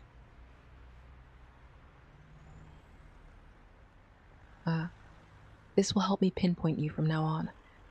Before, I only used the arrow to find you. Strengthening the contract should be fine. You're planning to go search on your own? Panic sat at the edge of my voice despite my efforts to keep it leveled. Eros turned to face me and slowly nodded. We'll cover more ground this way. You can check the junkyard and I'll cover the rest of the city. In the meantime, I'll also be collecting my bows. I think we're stronger together. Or rather, I won't have to worry too much. I couldn't bring myself to say it outright, but my hand squeezed his. Eros stared at my hand and then looked at me in the face, apologetically. I know. It's probably bad to leave your side right now. But I have to get my powers back. That is just as important as keeping you safe. With the contract, I'll know where you are. And if you're in trouble, just pray to me. Eros. I knew that in a way he was right. We needed to get the arrow back no matter what. I'd been through so much. I could power through this. Or I'd been through so much. I could power through this too. I could power through this. I let my hand slip from his and took a step back, eyeing our surroundings. I got it. We'll meet back up at my apartment, assuming everything goes well. Don't worry, Mel. I won't leave you hanging. With that, Eros faded out again and left me alone in the alleyway. Before the panic could creep up on me again, I hurried out of there to where I needed to be. Where are you going? Junkyard? Yep. Ah, we get to use this background again. Nice. Talking to the junkyard dealer went about as decently as I thought it would. He didn't have anything detailed to say and no real clues to follow. Also, you're looking for a literal needle, in a haystack. It could be anywhere, if it was that small. Yeah. I tossed everything around back. You're free to look because I sure ain't. And thus my trek through the junkyard went on for hours, hiking along whatever I could. It would have been 10 times faster if Eros came to look too. At this rate, I'll be here forever. I didn't want to be here forever. I just wanted to find the fountain pen and go home to truly rest. Never mind the fact that it was dangerous for me to hobble around in this unsanitized place.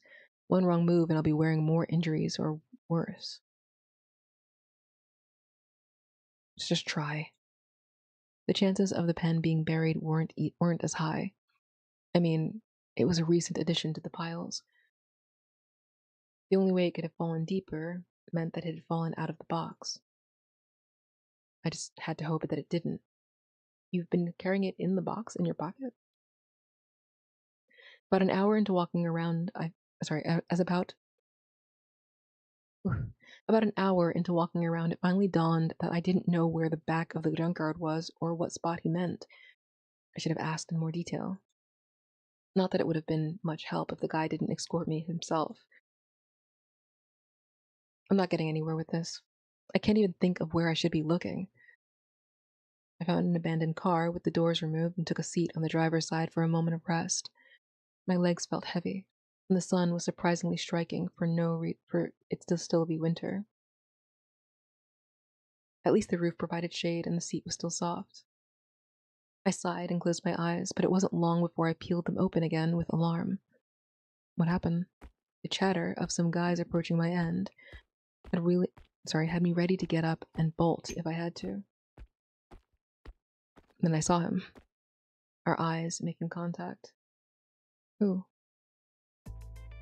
Oh. Why are you at the junkyard? You just hang out in here? Reminiscing about the old days, perhaps? What the fuck? Oh, if it isn't Mel. Whoa, that's your ex, right? The one from what, 10 years ago? Holy shit. I hardly recognize him with the long hair. Still short though. I'm sorry. Thought he'd be all the way across the country by now. Hard to get too far from Casimir, ain't it? Just my luck. I turned away to ignore them, pulling out my phone to look at nothing in particular. hoping that if I feigned noticing them, they'd just go about their business. You guys go on ahead. I'll catch up with you back at the club later. You sure? 100%. Just want to see what Mel's up to. I watched the other guys break off from Rohan from the periphery of my eye. He approached my side at the abandoned car and leaned his head in. You always hated this place, so you must be here for a reason. It's not you. Damn. Well, I didn't say you were here for me, but the fact that you had to clarify. I'm not in the mood for your shit, Rohan. I pretended to be immersed in my phone, scrolling some random social media page. But Rohan got comfortable, resting an arm atop the roof and shifting his weight to one hip as he stood there. He smiled at my curt dismissal. Can't we be cordial? I know we're exes and all, but I don't want to be at your throat. Holding grudges is not... Holding grudges is only hot when it isn't exhausting. Everything but fucking is exhausting to you. Oh? I never said that, but I'm more than willing to expend more of myself for it. When I didn't feed into his passive joke, he chuffed and changed the conversation. What brought you here? As I said, you don't like this place. And you do? Why are you hanging out in the junkyard? I know we won't get an answer, but I have so many questions. I'm looking for something. What is it? Maybe I can help. I know the junkyard like the back of my hand. I don't want your help. I doubt you want to be here all day. I'm not one to beg, so... Do you want help or not? His emerald eyes and handsome face made me swallow and rub my throat, averting my attention again. The junkyard dealer said he dumped the new stuff around the back. Oh yeah? I was just back there. I can take you to look. I pushed him back with one hand and stood up from the driver's seat, a hand practically stung from the brief contact with the skin of his chest. It felt just as I'd last remembered it. Keeping my eyes focused on anything but his face, I began walking in a direction. Lead the way. Ron's arm abruptly slipped over my shoulder and pulled me closer to him as he headed in the opposite direction. His dark, curly hair tickled the base of my neck when he leaned his head over. It's not that way. He led me to the back of the junkyard in silence. A silence he didn't seem to be bothered by, but I wanted more than to be away from him. I wanted nothing more than to be away from him. The longer we were together, the more uncomfortable I felt. Like something inside me was coming undone. Need me to help you search? I got it from here. Despite my words, Rohan still lingered around while I hobbled about, searching the pile of metal scraps and boxes. Eventually, he kneeled behind me and rested his chin on my shoulder. My body froze immediately, and a slight shiver crawled up my back at the feel of his breath against my ear. Get off of me.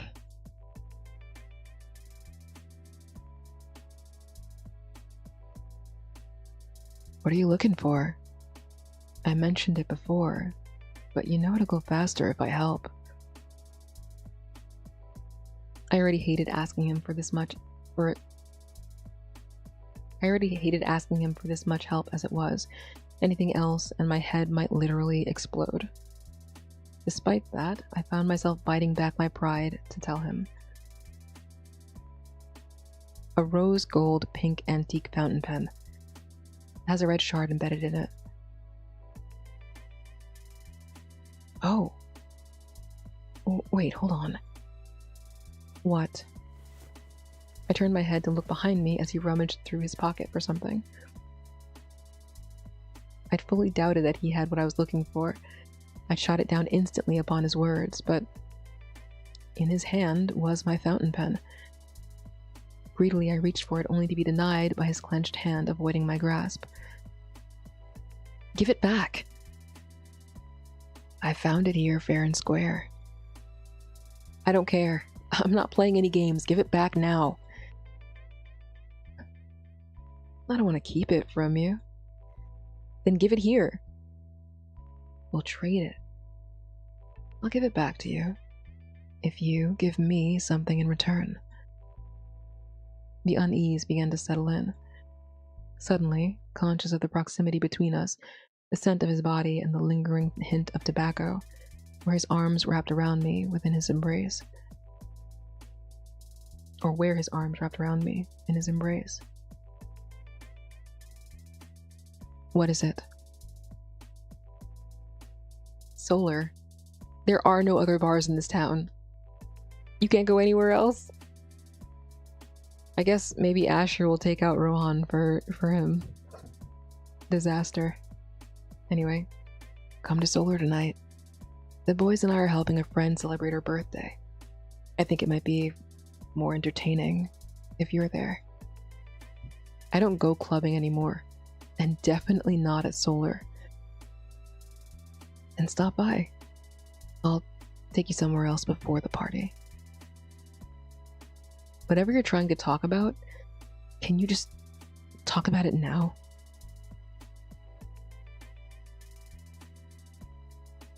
Only two options here, Mel.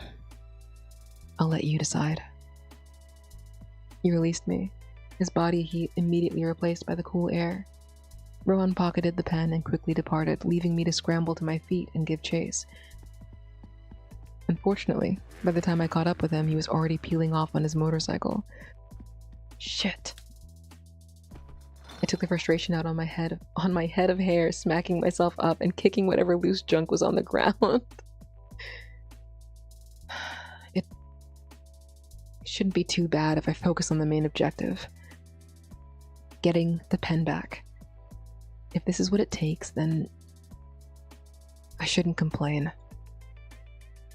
Jeez Louise, Melrose. This is better than having to continue with an aimless search. I knew exactly who had it and where it was. How to get it was a work in progress. But I believed Rohan had no real intentions of keeping it to begin with. For him, it wasn't about the pen. Hello.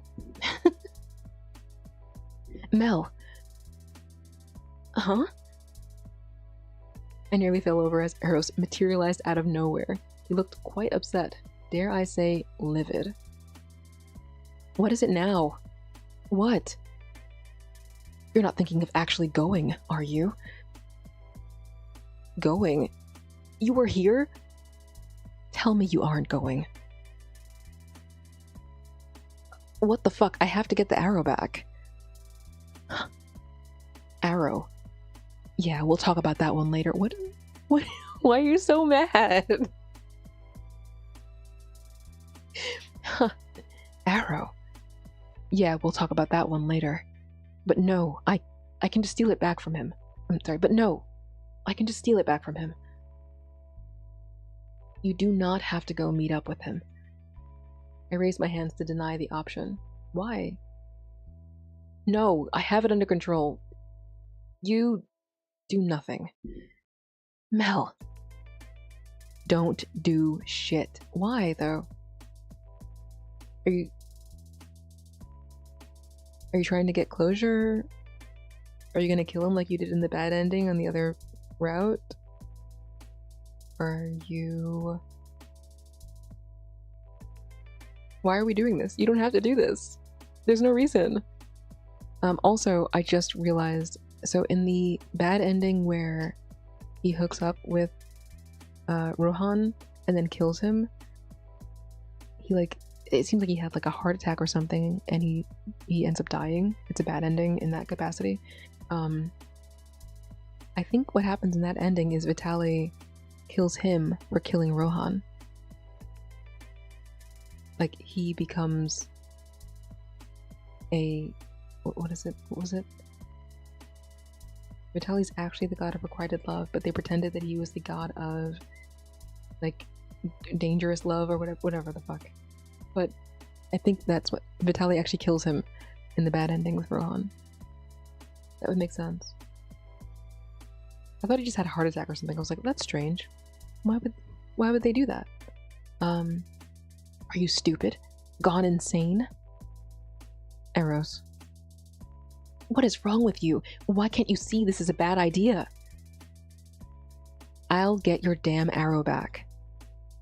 So leave it. Please just leave it, Eros. I was surprised at how angry he was. Not that it was displaced. He was right, after all. The easiest measure was to have him go and steal it back for us, but if he retrieved the arrow, I would be at a disadvantage. Oh, at the mercy of him and his potential to disappear. I see, so we're at that point in the story where he's like, but I don't want you to leave. I'm attached now. He was only around me for that. That's all he cared about. Any modicum of concern was just a bonus to the fact that he, for some reason, didn't want to forcibly snatch it from me. Perhaps it was his guilt for his late crush, but in the grand scheme of things, I meant nothing to him without the pen. So I had to maintain this balance of power at all costs. I'll get it back. I promise. Interesting. Intermission. From Aphrodite's perspective. Sitting atop her podium, mirror in hand. Oh my god, and Eris's bow in her lap. Fear brewed in Aphrodite, hidden beneath the veil of a strong poker face, covered in the effort of her makeup. Not a moment was spared for relaxation. Those days were gone now that Eros had returned. Eros was doing things outside of her control. She could feel it.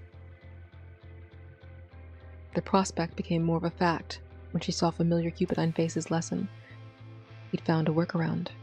So what happens to them?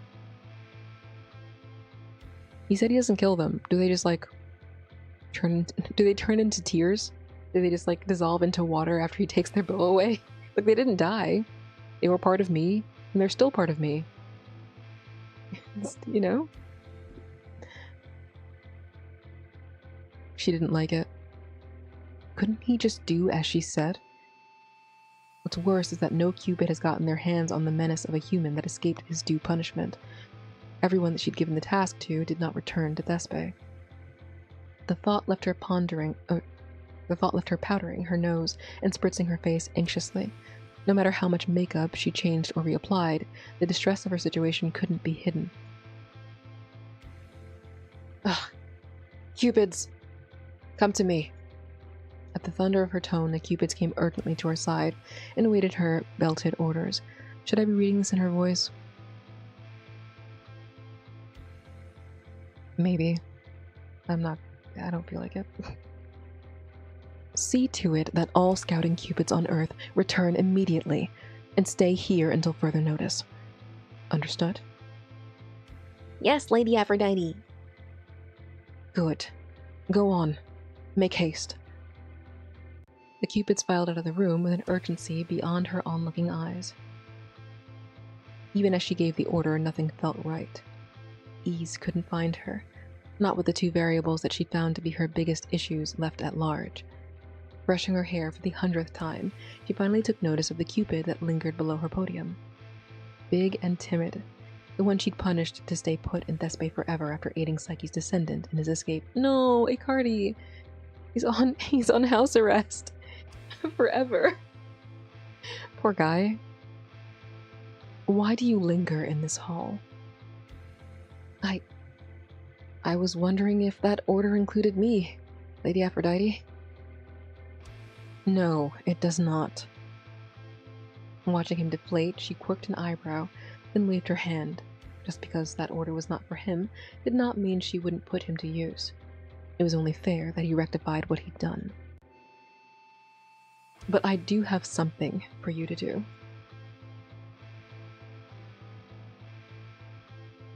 Yes. What is it, my lady? Oops. recapture the man you set free. Pardon? As you know, I did not permit you to release him. Bring him back, and I will lift your punishment. But, Lady Aphrodite, do it, or I'll have you executed for your sin. Do not take my kindness for weakness. Do I make myself clear? Yes, Lady Aphrodite. Lady Aphrodite. So Icardi's back in the mix. I can't believe she put him on house arrest. I guess I didn't think that he wouldn't get punished, but... Are they in a karaoke room? Solar's a karaoke bar?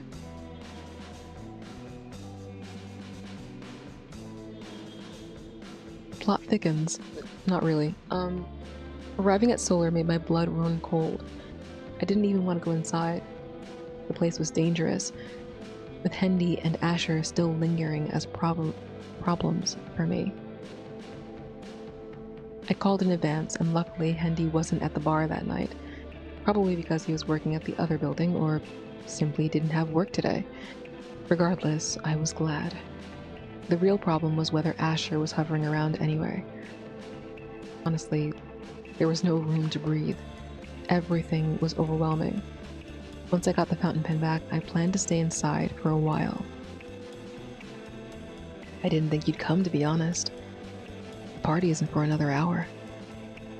You got a VIP room upstairs for your friend instead of just using the club area? The club area is for her party. That's why the other guys are out there. And this? For me, when I want some time away from the party. Rohan sat across the table from me on the opposite couch, pouring himself tiny shots. He should have drunk straight from the bottle or grabbed the taller glass at this point. He kept not so subtly offering the tiny glasses to me, and when I refused, he'd drink it himself. What is she to you? Flipping the question back. It's crazy if she's your girlfriend and you're allowing me in a private setting with you. Don't you think so? Do you still lack respect in that matter? It's not that deep between us. I just help her out every once in a while. She really is just my friend. Does she feel that way? Rohan shrugged his shoulders with a devil-may-care attitude and stood up from his couch to plop himself next to me instead. I slid to the other end, trying to keep the distance. Why are you being so closed off? You can be open with me. I'm just here to collect my pen. Must be really important to you if you actually came to see me. Just tell me what you want. You know I don't have patience for all this extra shit. Get to the point. He laughed. A low-pitched rumble vibrated in my ears and reddened my cheeks against my better judgment. The glass cup stamped against the table with a loud clack, and Rohan turned to face me. Trust me. I've already been at the point, and I'm sure you know what I want from you without me saying it. I'm not a mind reader, but I had a hunch about what he wanted. It wasn't so much a hunch, given he was practically coming on to me the whole time. He'd gone out of his way to separate us from the rest of his friends. And come closer, and I'll show you. Show me the fountain pen? I know that's not how he said it, but whatever. That's very transactional of you to say. He shook his head, but showed me the pen sticking out of his pants pocket. After a shaky sigh, I slowly slid into his open embrace. A familiar scent of cologne filled my lungs. It's the one that I liked. One he wasn't wearing at the junkyard. To think he remembered something like that. My intention isn't to make you uncomfortable, nor is it to force you. Then why not give me the pen and let me leave? Because I want you to stay. If I give you the pen, you won't stay and talk to me, let alone have sex if I got that far. How honest. I'm surprised you're so chummy with me after all this time. Didn't I nearly crack your head open with a bottle? You always were wild and fiery, so I should have seen that one coming. Not a batshit crazy redhead? Fucked up in the head, love-obsessed little bitch. I said all of that? You said that.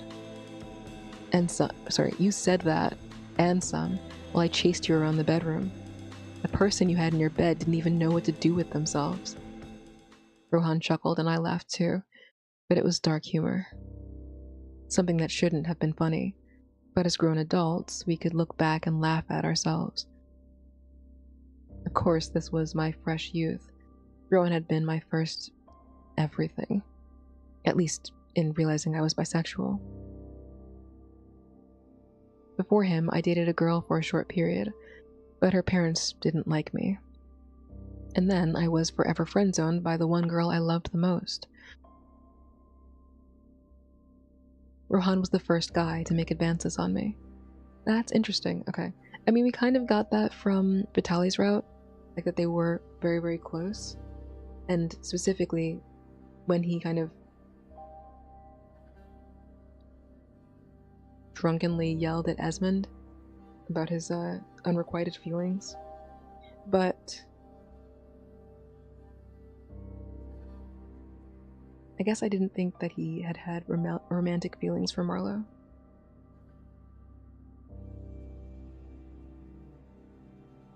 The first guy to ever boldly flirt with me and not care the first guy to ever boldly flirt with me and not care what that looked like or how I would react. Dealing with unrequited feelings from my crush that hopped straight into another relationship with a spiraling hellhole transition to adulthood. Or was a spiraling hellhole transition to adulthood, with the addition of trying to get the fuck out of the trenches. Rohan helped me survive that chaos on the side of town. His confidence, his strength, his adaptability. I owed him. I admired him. I wanted to be like him. Everyone likes him. Dare I say, some people even love him. I did. But Rohan doesn't believe in that. Love isn't something he wants to get tangled up in. You shouldn't laugh at that. No, it's funny. I shouldn't even be in this room with you like this, but I can't help it. Seeing you again felt nostalgic. I'm reminded of the fun times. We had plenty of those, even outside of sex. Maybe romance doesn't work for us, but we got along in other ways. Don't you think so? If we left ourselves as we are, there's no room for disappointment, yeah? We can play around however we want. No strong expectations, no obligations, just two friends helping each other out. Rohan leaned closer, face hovering just in front of mine. Not a single drop of alcohol was in my system, yet staring into his emerald eyes, inhaling him, left me feeling intoxicated. I hate him. I hate Rohan. Probably more than anyone else I've ever dated, because he was the first terrible choice I'd ever made in love. Because he refused to be the person I knew he could be. Because he wouldn't change, and I couldn't change him. His lips grazed mine with a suggestion, a request, and an offer to shut up and engage in each other's company, rather than talk. Well, are you interested or not?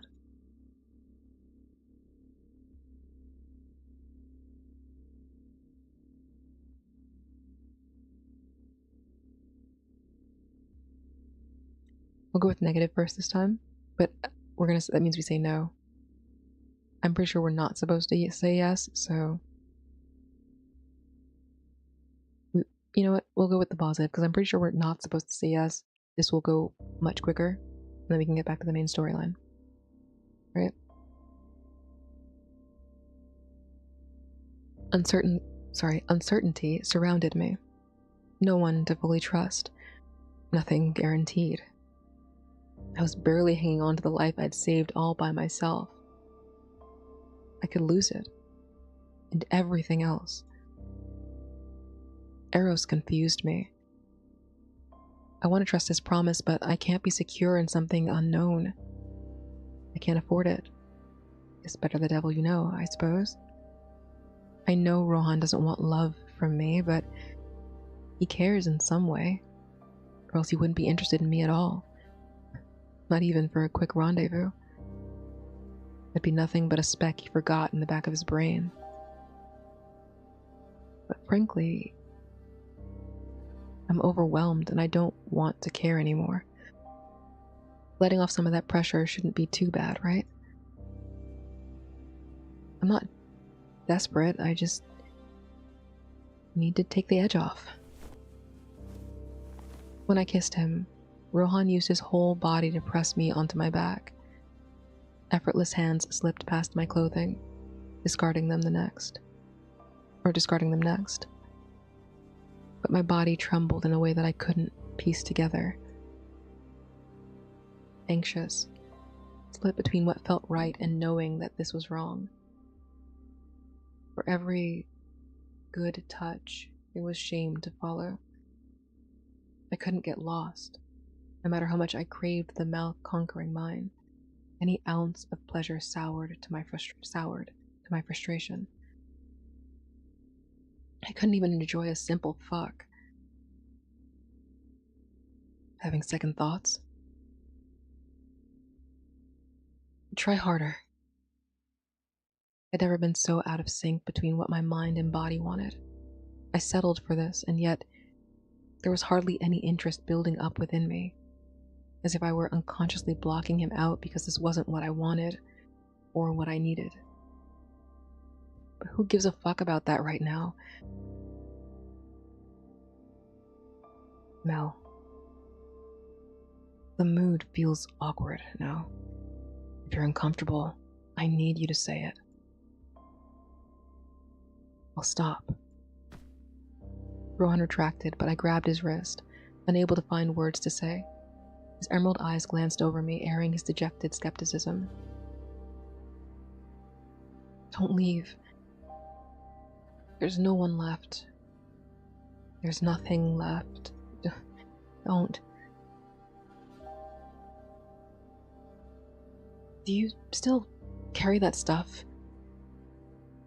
Bag?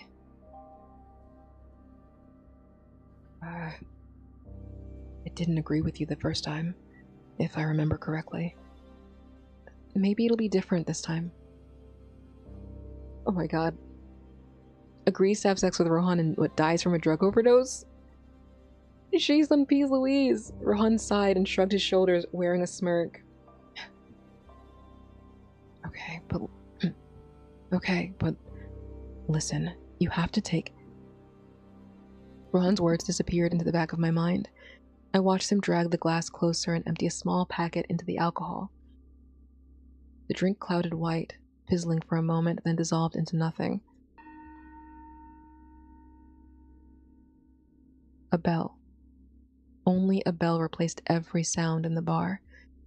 The golden beverage seared into the thick blackness, rippling with each ring. My throat was dry and the pit of my stomach was empty. Ill. I reached for the glass. Been here before. Done this before. Declared I would never do this again. I'm not desperate. This is resolve. I don't like how I feel. So, nothing matters. Nothing matters anymore. I downed the entire glass, leaving the bitter taste on my tongue. Hey, I told you to sip, not... Sorry, I'm wrong voice. Hey, I told you to sip, not... I grabbed his face and silenced him, passing the last drop between his lips. If I were willingly drinking poison, it would be better with someone else. No more talking. Rowan accepted it, pinning me down on my stomach. I chuckled, giggling at the tickle of breath along my spine. His hands prodded my sensitive bundle of nerves. Less careful than it had been. I'm sure wherever there was pleasure, I'd feel it later in pain. Or not. Honestly, who knew? Everything was out of my hands, out of my control. I'd become an active watcher. I think Death was also watching me make a fool of myself. Towering this weird display of two humans trying to find pleasure in each other while slowly unraveling with whatever fucked up concoction they'd consumed. Face unchanging as he held eye contact with me, not interfering in the moment. Another watcher? Thanatos. Am I dying? Is that why he's here? The last time Rowan had given me something like this, I didn't, but I still needed some form of medical aid afterwards. I didn't listen to what he said this time, so maybe that's why you're here. Were you there last time, too? Whatever was happening outside my thoughts fell into darkness until it was just us. Death and I. This is involved. But I guess, okay. Since he's dying, he can see death. But it could also be because Rohan is having sex with him and maybe didn't take his pants all the way off so that the pen is still in his pocket, close enough to Melrose that he can see godlike entities. Right? That's maybe Death and I. Would you die tonight for love? Baby, join me in death. Anyway. So this is what Hades looks like? Because that's not Thanatos, I think. Did I just die? Oh no, it is Thanatos. He didn't look like that before. You know what? He had a hood on, so I guess I don't know what he looked like. Guess that's a yes. You know, I thought I'd be afraid seeing you. I thought I'd be afraid seeing you. But I'd be afraid to die. Maybe this was always the ending, right? Everything dies someday. We're born into this world as one person and we leave as one. I was fighting the inevitable. A cold, loveless death where everyone and everything will move on without me. It's so fucked up.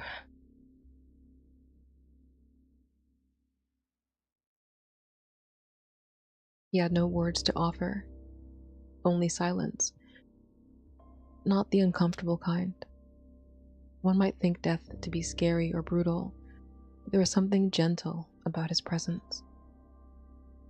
Despite the regrets festering in me, the frustration of things left undone, settling into a meaningless effort, the thought of him claiming my soul didn't bother me.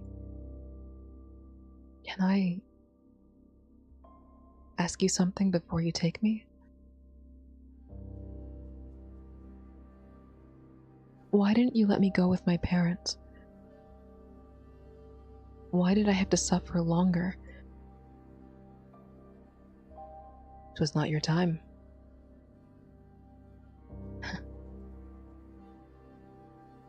That's simple, huh? Can I go home now? His eyes wandered to the upside-down torch in his hand, its flame fizzling out, the only light between us extinguished until neither of us could see the other. Only then did he answer me. Yes.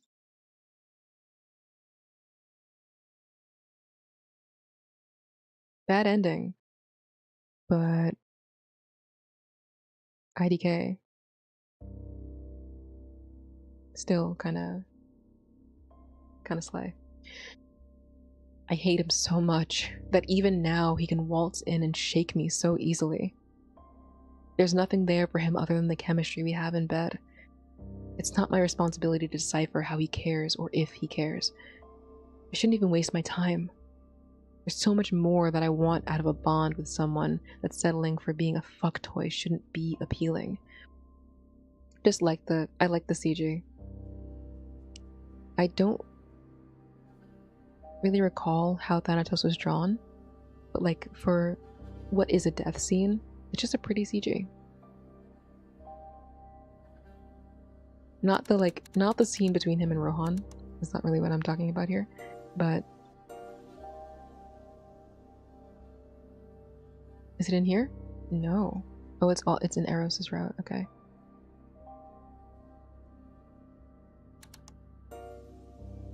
Oh. Age? No. Nice.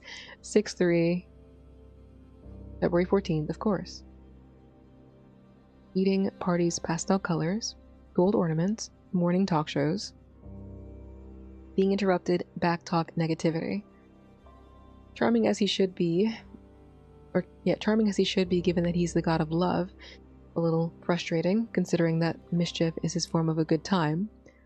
Nevertheless, everyone goes through some kind of change, and Eros is not immune. When Cupid matures, so does the concept of love, and with that comes a lot of anxiety. What does that mean? When he, not like in a derogatory way, like how is that going to come into play? Is it going to come into play in the story? Are we gonna? When he loves, he falls harder than the arrow he shoots into potential couples. When Cupid matures, so does the concept of love. So is there going to be like an evolution of the Cupidine? I guess we'll find out. Quite a lot. But like it's very like the little like spidery lines over here. It's very spooky. Like it gives, death is like you're dying, but death is a hot guy. Which is what it is. Anyway. We still have there's so many more CJs. There's a lot here. IDK.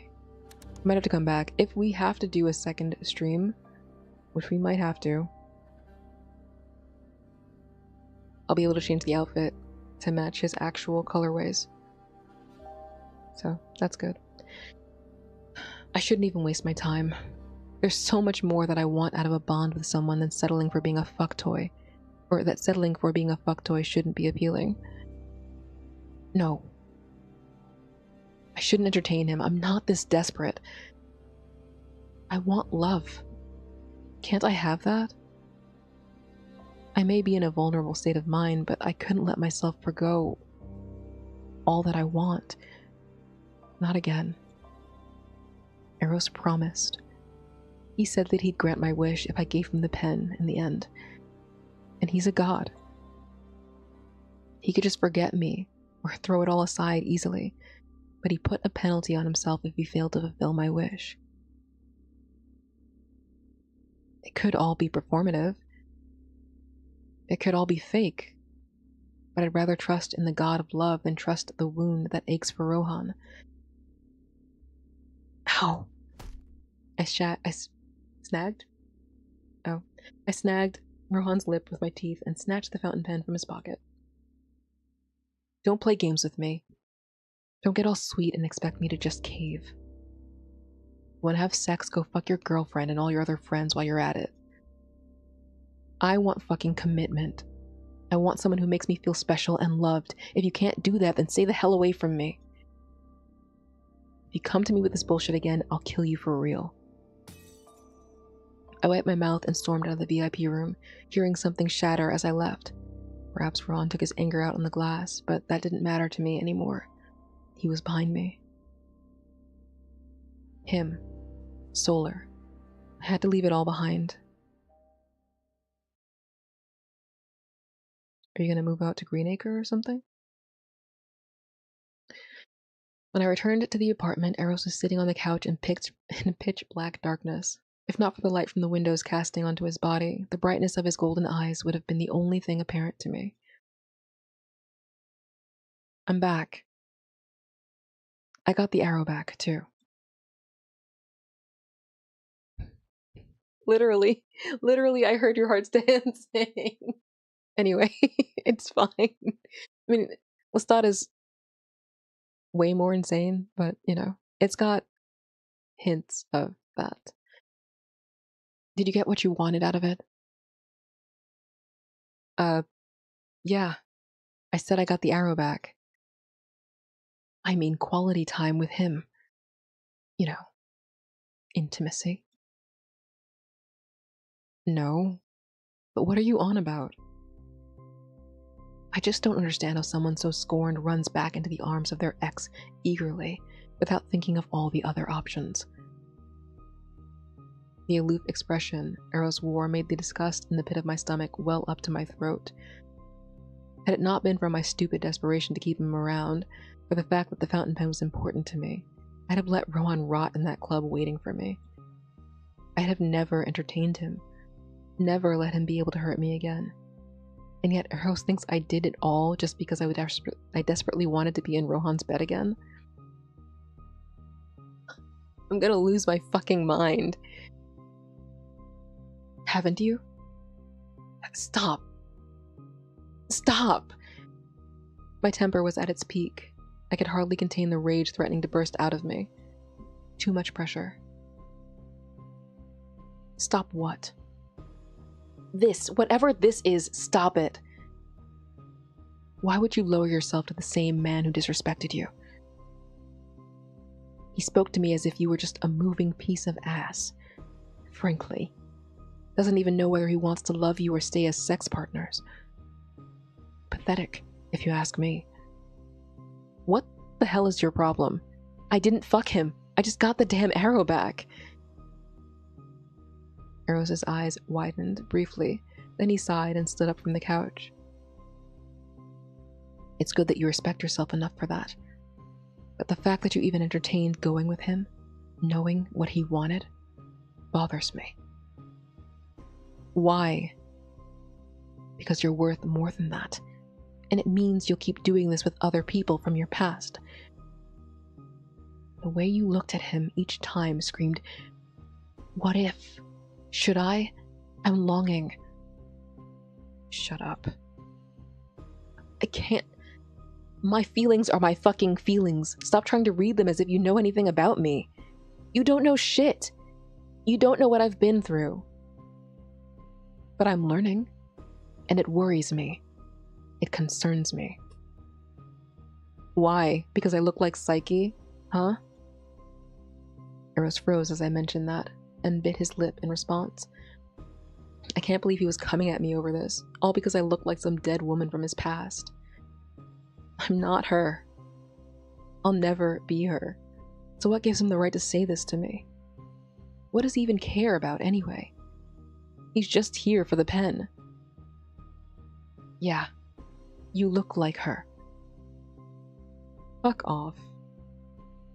The pang in my chest left standing in front of him more jarring than anything else right now. I wanted to be alone.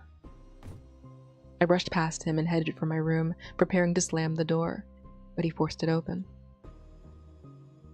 That's not why I care. Then why do you care? Can't I just care because we know each other? Because we're working together? Because I'm a benevolent god?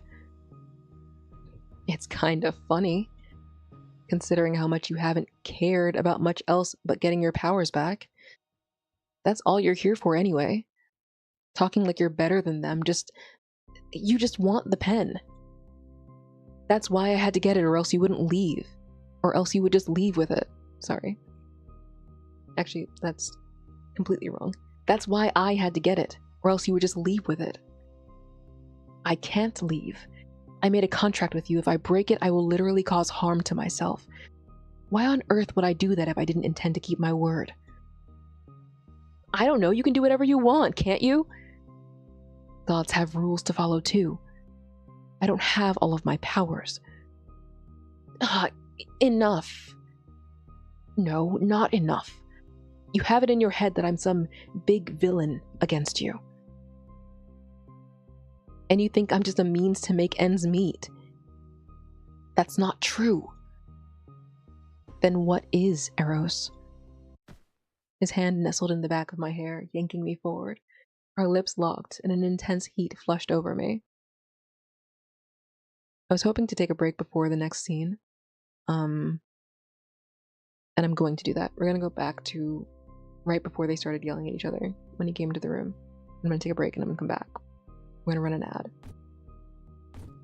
Alright. Oh boy. So this is the second scene between them. There's an entirely second page of CGs, but it could only be like 3 or 4. It doesn't have to be like a ton. But I am taking a break. BRB.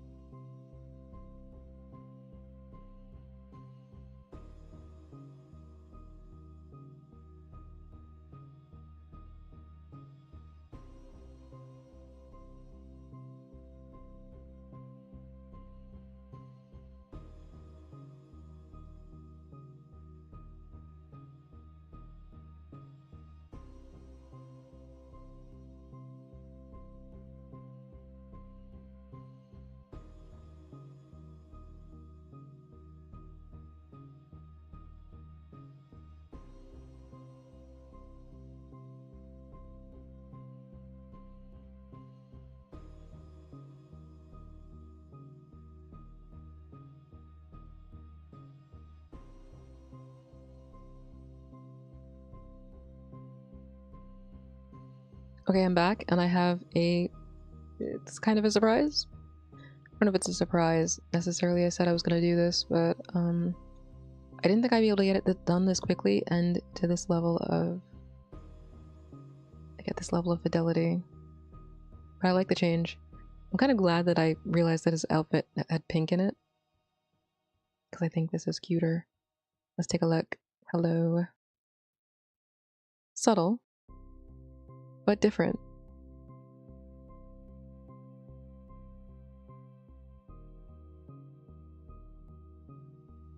And cute, I think.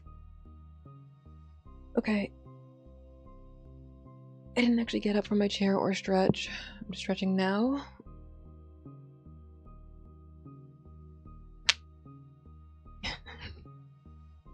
Cracking my wrists actually peaked the mic, which is crazy.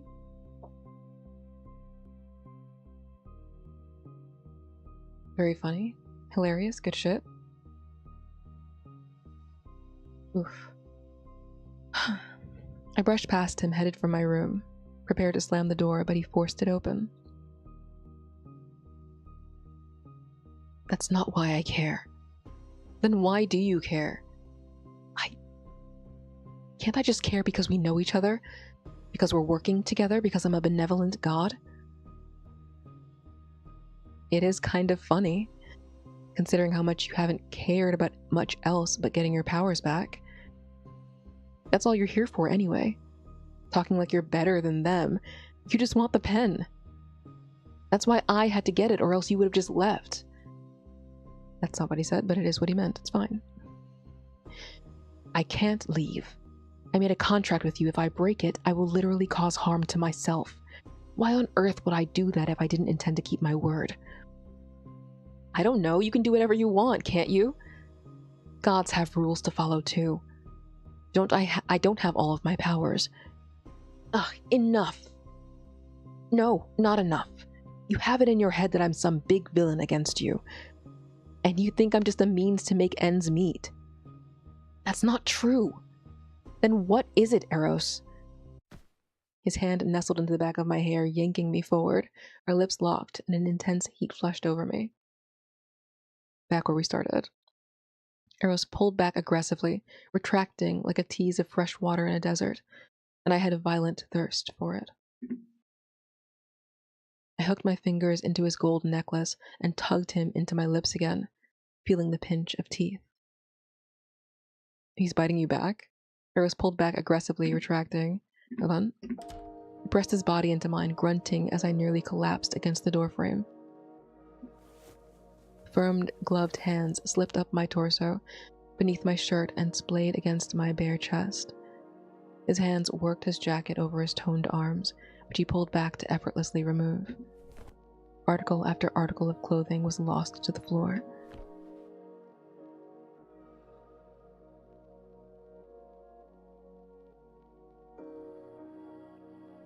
Touch after touch, grab for grab, we clung to each other and spilled onto my bed. The heat of his lips on my skin and his hands that kneaded into the grooves of my body drove me up the ladder. What was happening between us? Why did Eros approach me like that? What was he feeling at that moment? The initial haste and rough handling slowed into a wordless conversation. His hands, though firm, didn't bruise or jab, but skillfully dismantled any restraint I still had. His lips, though demanding, did not force or overpower me, only swallowed my adamant cries of pleasure. There was grace in his exploration and attentiveness wherever I responded favorably. Down to the very moment that our bodies joined, I found myself flooded with emotions. Compressing and decompressing within his strong and secure arms, encouraging him to give me more. My greed for the god of love's affection felt insatiable. My nails clawed into his back, desperate to keep it all to myself. It was more than having him here to grant my wish, or having his protection. He was giving himself to me. Eros' every action aimed at the starved monster inside of me, and I sang his praise. reacting in kind to steal his breath away. It couldn't last forever, but I savored whatever this was for as long as I could.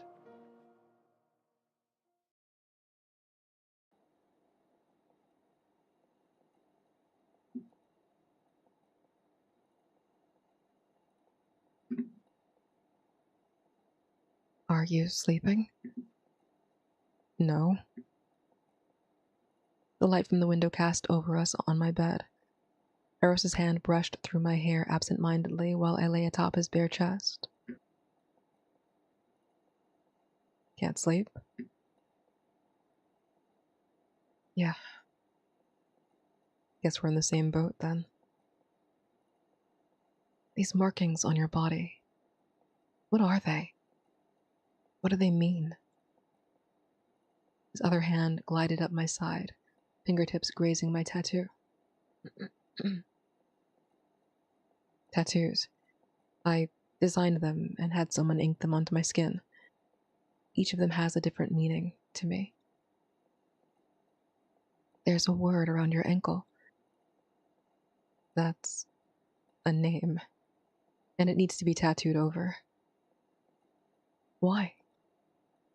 I broke up with the guy. Remember the one who cheated? He's the reason that creepy stalker keeps coming after me.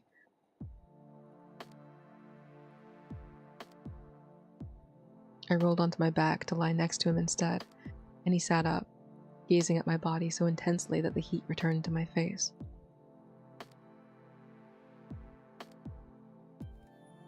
Does one belong to that guy? The one who had the pen? I paused, and then nodded. This one.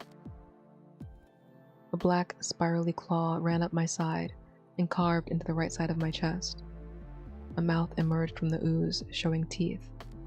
I designed it to reflect Rohan's words, as tempting as they were harmful. Doesn't look that positive. Because it's not. I think we kinda understood why Rohan has a negative tattoo. The butterflies and roses. Who does that represent? My best friend. My sister. My unrequited love. Eros stared at me as I said that, and I decided to shift the conversation away from her. There wasn't much to say. The skeletal harp-shaped grenade represents my parents. I lost them when I was 11. Life felt like it exploded then. When they died, they seemed to take a lot of the love and affection I'd known with them. It took a large part of me with them. I could never be that sweet boy again, forever wearing my pain as my shield. It kinda connects to the marble tattoo. The spirals represent my state of mind, my confusion and uncertainty all of this time. Trying to get through life without them. Trying to form meaningful relationships. Trying to...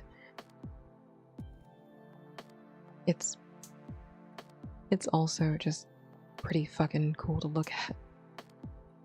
And, this centipede is the first tattoo design I ever drew. So it's just a throwback. No real meaning other than my hobby. Eros reached my left side and ran his fingers over the snake and eyeball. And this one? How love feels. There's always some sense of innocent optimism, like being chosen by someone you hope to find home in. Only to realize they don't intend to house you. They just want to feast on your love and send you staggering out of the door, an ugly mess. Each time coming out uglier than the first. But you fail to see the snake that's already dismantled your vision. Always too good to be true. Eros stared at me with eyes I couldn't read, and then, to my surprise, his hand caressed my cheek.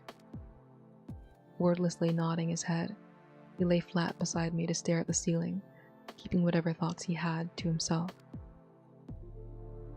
The stillness of the room didn't bother me, nor did the silence that filled it. We should talk about what happened, what we just did, why we did it.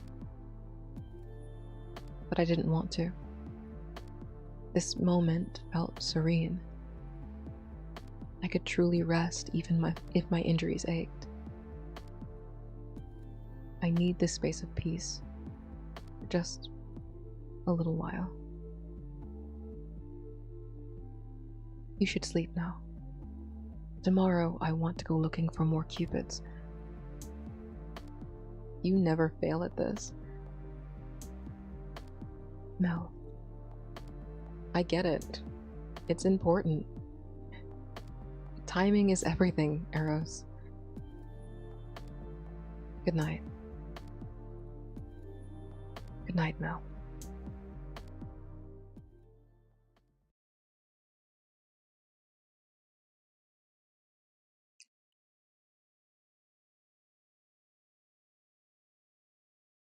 When he said good night, he'd meant it.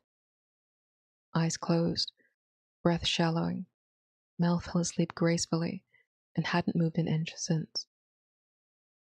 I watched him rest for hours, thoughts too full to attempt the rest that I could get but didn't need. Full of thoughts about him and the things he'd said. When I kissed him, I thought it was to make him stop, make him listen. My words were being taken out of context, twisted into things I didn't mean. But I guess I can't expect him to believe me readily. He spent however long struggling with love, and as the god of love, I'm the perfect being to blame. An absent god. He's right about one thing. I didn't care how others found love. My concept ran free with me. A means of entertainment at times, a reward or a punishment in others. If he'd lived back then in the times of Psyche, I wonder if he'd have suffered even more via my neglect. Maybe even my misuse. Who I was before is not who I am now. I don't want what happened to her to happen again. And I no longer want to be this god who cannot do his job. To have someone else do it for me is humiliating. I have to get all of my powers back so I can prove my growth, so I can save Melrose.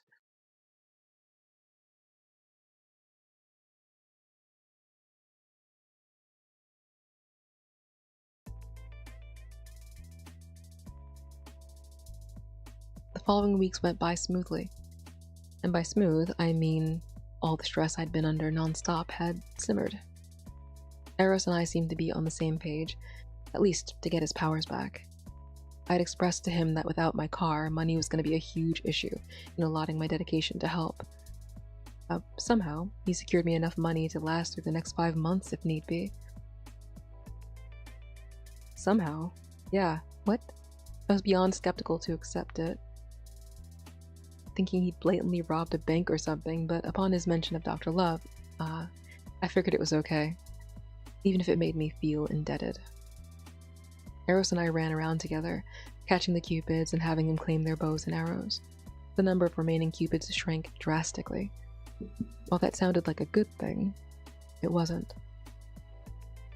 Alright, keep the new fit. There has to be more Cupidine. What do you mean? I'm less than halfway to regaining my full power. I understand my artifact carries a hefty percentage of that power, but even at this rate, I wouldn't fully replenish. Think they're hiding now? Well, didn't you say that there's like a vault with a bunch of the claimed bows and arrows from the people that Aphrodite punished? Has been severed. Ooh, hold on. Likely.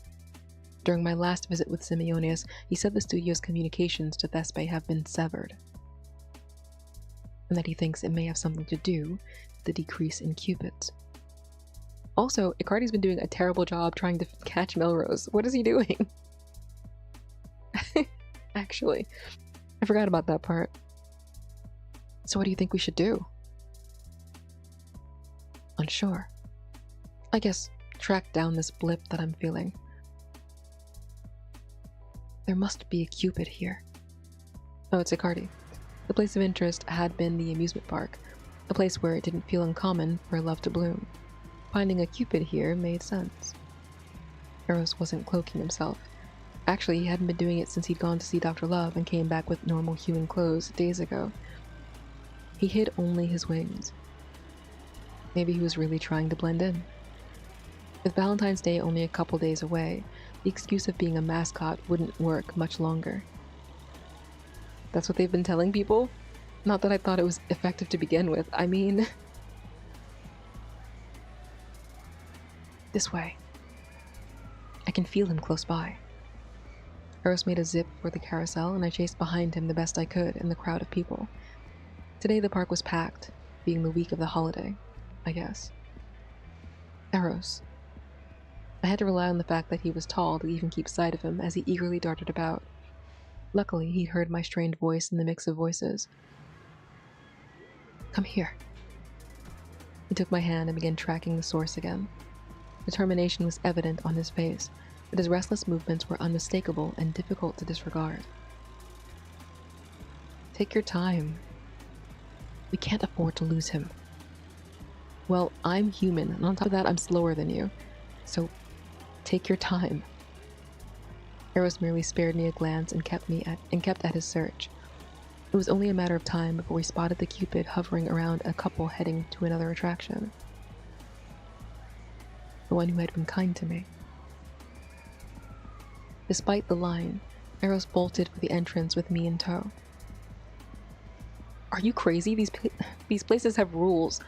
We'll get in trouble. We'll worry about that later. Keep your head down and run. Hey, stop! Oops. We were inside what seemed to be a maze of mirrors, so it would be tough to navigate.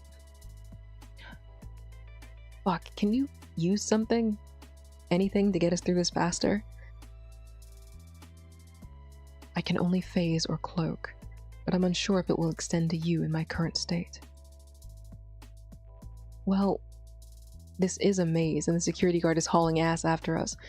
Probably more of them, too. I'll try phasing. Eros phased through the mirror, but my hand bumped against it, unable to pass through. You there! Stop! Now! Shit.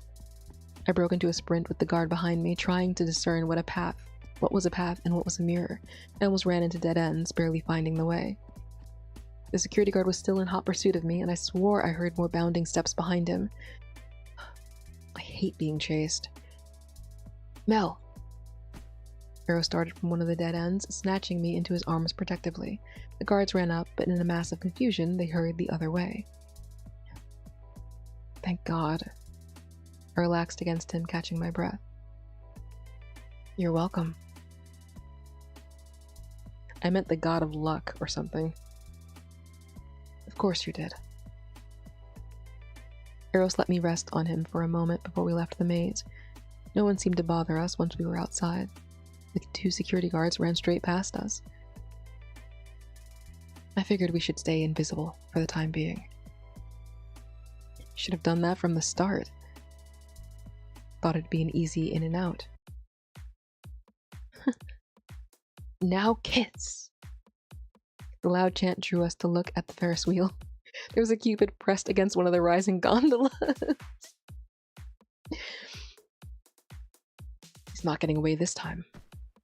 Ah! Eros lifted me off my feet and into his arms before bursting into the air with a sprout of his wings.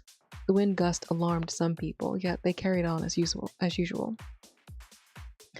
Come on! You're totally ready for it. Just one peck. One. Please. Excuse me. I've been waiting on this forever! Is this Cupid a voyeur or something? Excuse me. Huh? The Cupid whipped his head around, startled to see me and Eros by his side. At first, it was genuine shock. Then he looked fearful. Hesitant, his eyes glanced from Eros to settle on me. Let's go somewhere quiet to talk, shall we? Yes, Lord Eros. We descended into a spot behind some buildings outside the public eye. Icardi, the Cupid, was not happy to be facing his god, unlike the others from days past. First, I'd like to say you've done a good job in my place until this point. You Cupids take this work seriously. My concept might have been in more disarray without all of you to keep it going while I was unconscious. But it is time for me to reclaim my work as the god of love. So this leads me to the second point. Retire your bow and arrow to me. I will not claim your life, but I do want the essential part of your power. Forgive me, Lord Eros, but I don't want to give my powers up. I know you need them, but I love matchmaking, watching after the couples. Without the bow and arrow, I can't do that. Dr. Love, rather, Simeonius and his fellow people are effectively bowless cupids. Go and work with them.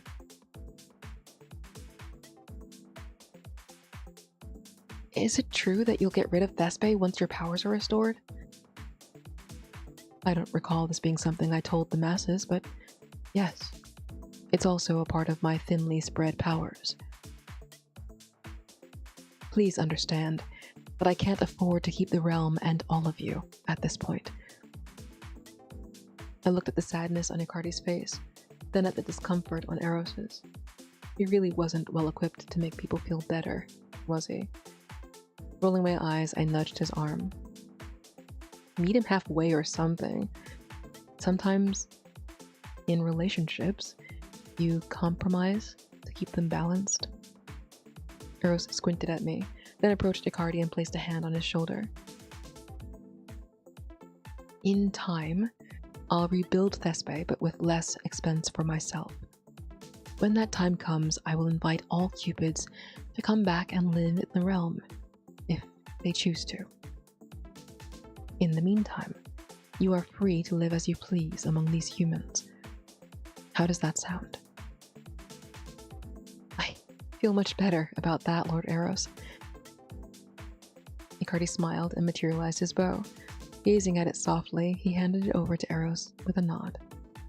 When Eros touched the bow, it melted away into sparkles that passed through the palm of his hand. If I may, Lord Eros, there's something I think you might want to know. What is it? I'm actually here to capture that human again. What? Icardi quickly raised his hands to assert peace. Please don't be alarmed. I don't have to return now. Lord Eros has reclaimed my bow. Why is she still trying to get him? I don't have the answer to that, but it's probably to finish whatever she intended before. Oh, and there's more? Yeah. Lady Aphrodite said that the Cupids should try to stay in Thespe until further notice. I just thought I should tell you. Considering that you're going around asking, there likely won't be any more of them to ask after this.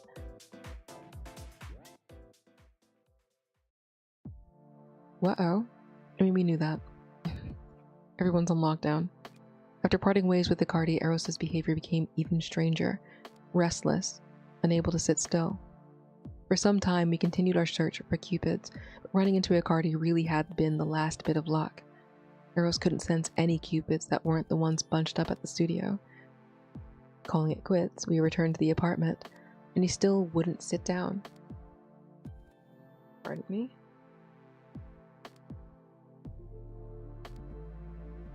I watched, pacing around the room in a slog. I watched him drag himself from the front door to the refrigerator a few times before I finally said something. Pacing won't change anything, you know? Eros stopped in place with his back turned to me, his fingers flexing at his side in slow motion. I can't believe she's still after me, even now. But the way things are, Aphrodite's got you pretty fucked. She has your bow and arrow. All the cupids are in Thespe, and what was it? You said that she's blocking you from going back? How? I mean, I guess technically she's more powerful than him right now. For someone trying to help, nothing sounded like helping. Aphrodite couldn't be trusted. I bet it was just a thinly veiled cover for taking advantage of Eros' weakened state. I don't think she ever intended to return his things. Maybe it was her all along. Sorry. Maybe it was her all along. Projecting her desires to steal Eros' power onto Psyche's descendants. I don't think she's trying to let you rest. I think she's trying to... Before I could finish my sentence, Eros whipped around and approached me, leaning down to capture my lips in his. In shock, I pushed my palm against his chest. What are you doing? What are you doing? Actually, his eyes wavered, but he held my gaze and slowly withdrew closer. The warmth of his breath blew against my lips before he kissed me again, pressing my body against the couch's backrest. What are we doing? What is going on? His eyes wavered, but he held my gaze and slowly drew closer. The warmth of his breath blew against my lips before he kissed me again, pressing my body against the couch's backrest. Oh, I pressed page up, that's why I was like, hello? Eros. His lips peeled away from mine, gliding along my jawline, leaving a trail to my ear where he took the earlobe between his teeth and lined the shell with his tongue. Eros. I almost melted on the spot, grabbing his shoulders weakly. Pulling away didn't work either. Eros' gentle hand slipped between the strands of my hair and cupped my face as he buried himself into the base of my neck. Heat rose with every gesture, every touch. Fully pieced thoughts became scattered in favor of an unquenchable thirst, or unquenched thirst, an unbearable hunger. Only confusion and desire grew while he continued to ease me open. My right mind crumbled under meticulous hands that worked off my pants and up my shirt. No matter how breathlessly I said his name, he responded with actions only, no words. Words? You haven't had to use it. I don't think I... Alright.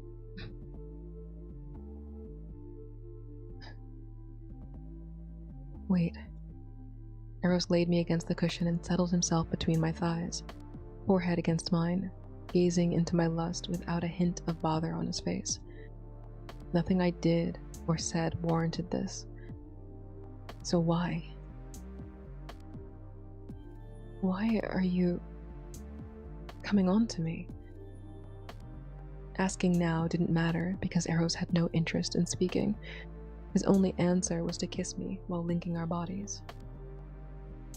Filled to the brim with all of him. Sheesh. The pleasure in me bloomed in tandem with untamed hunger. Whatever I'd been trying to say, the confusion over Eros' advances, the concern over what I should be feeling, none of it mattered. Only that he'd curbed my annoying hunger again.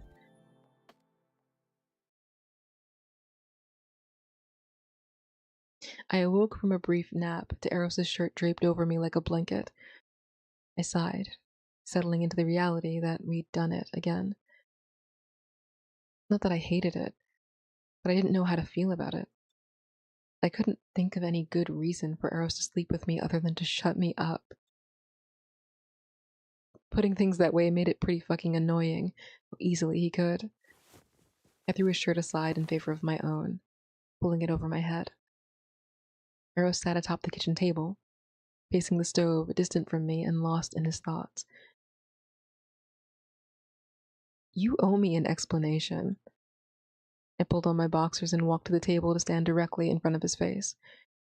If you think you're going to get out of talking to me through sex again, you're mistaken. Eros refused to look me in the eye, staring into space with a complex expression.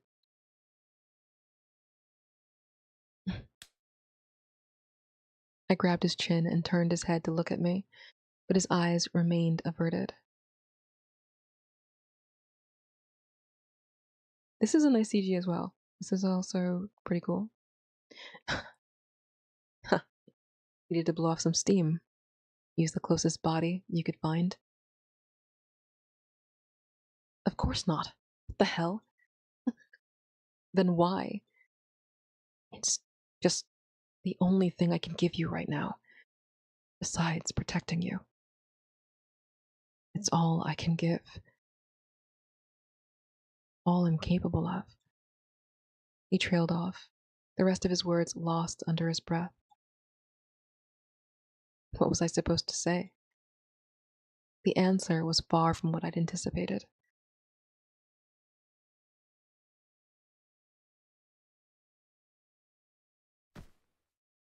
Something was truly bothering him. The discomfort on his face spoke volumes. I wouldn't get another word out of him without poking a nest. So I relented and embraced him, rubbing his back. He'd talk about it again when his thoughts weren't so heavy. But the only thing that he could give me... But the only thing that he could give me... Huh. A strange thing to concern himself with. I guess because he can't grant whatever wish Melrose has, since he doesn't have his powers back. I'm assuming that's the issue. Eros continued to mope for the next few days. Before we knew it, Valentine's Day had arrived, and being single on this day made it feel annoying. I mean, I guess you guys haven't made it official, but are you really single, Melrose? I recalled having dates or rolling around with my partner whenever I wasn't. The only other time it felt better was hanging out with Marlowe. Before it became being a third wheel. To her and Esmond, of course. Now I was just alone. It's kind of insulting to Eros. You guys are, at the very least, engaging in a talking stage of some kind. I'm just, why are we lying? Alone as one could be, anyway. Eros tagged along with me to the store, but his mood hadn't changed a bit. Instead of a god, I'd been accompanied by a zombie. Poor baby. The news about the Cupids must have really gotten to him. Still, a strange result came out of it. He couldn't leave me be, seeking a connection with me. Whether it was leaning on me, holding hands, or hugging me, he found some way to touch me. Go grab 4 of those bags. The fits. Groans. Oddly, I found it cute. Still, something wasn't right with him. Unfortunately, getting him to talk about it was ore in itself. Rose preferred moping. I surveyed the few snacks in my hand cart, just junk food, chocolates, and strawberries. I may not have had a Valentine, but that didn't mean I couldn't eat like I had one. Itching to grab another bag of tarts, I heard someone whimper my name. Brethren, what are you doing here? Oh, he's gotten beaten up. Uh-oh. Christina? No, I'm sorry. That's terrible. That's so... Christina's gone. I'm sorry, that's terrible. It's terrible, it's terrible, it's terrible. I'm sorry. I'm sorry.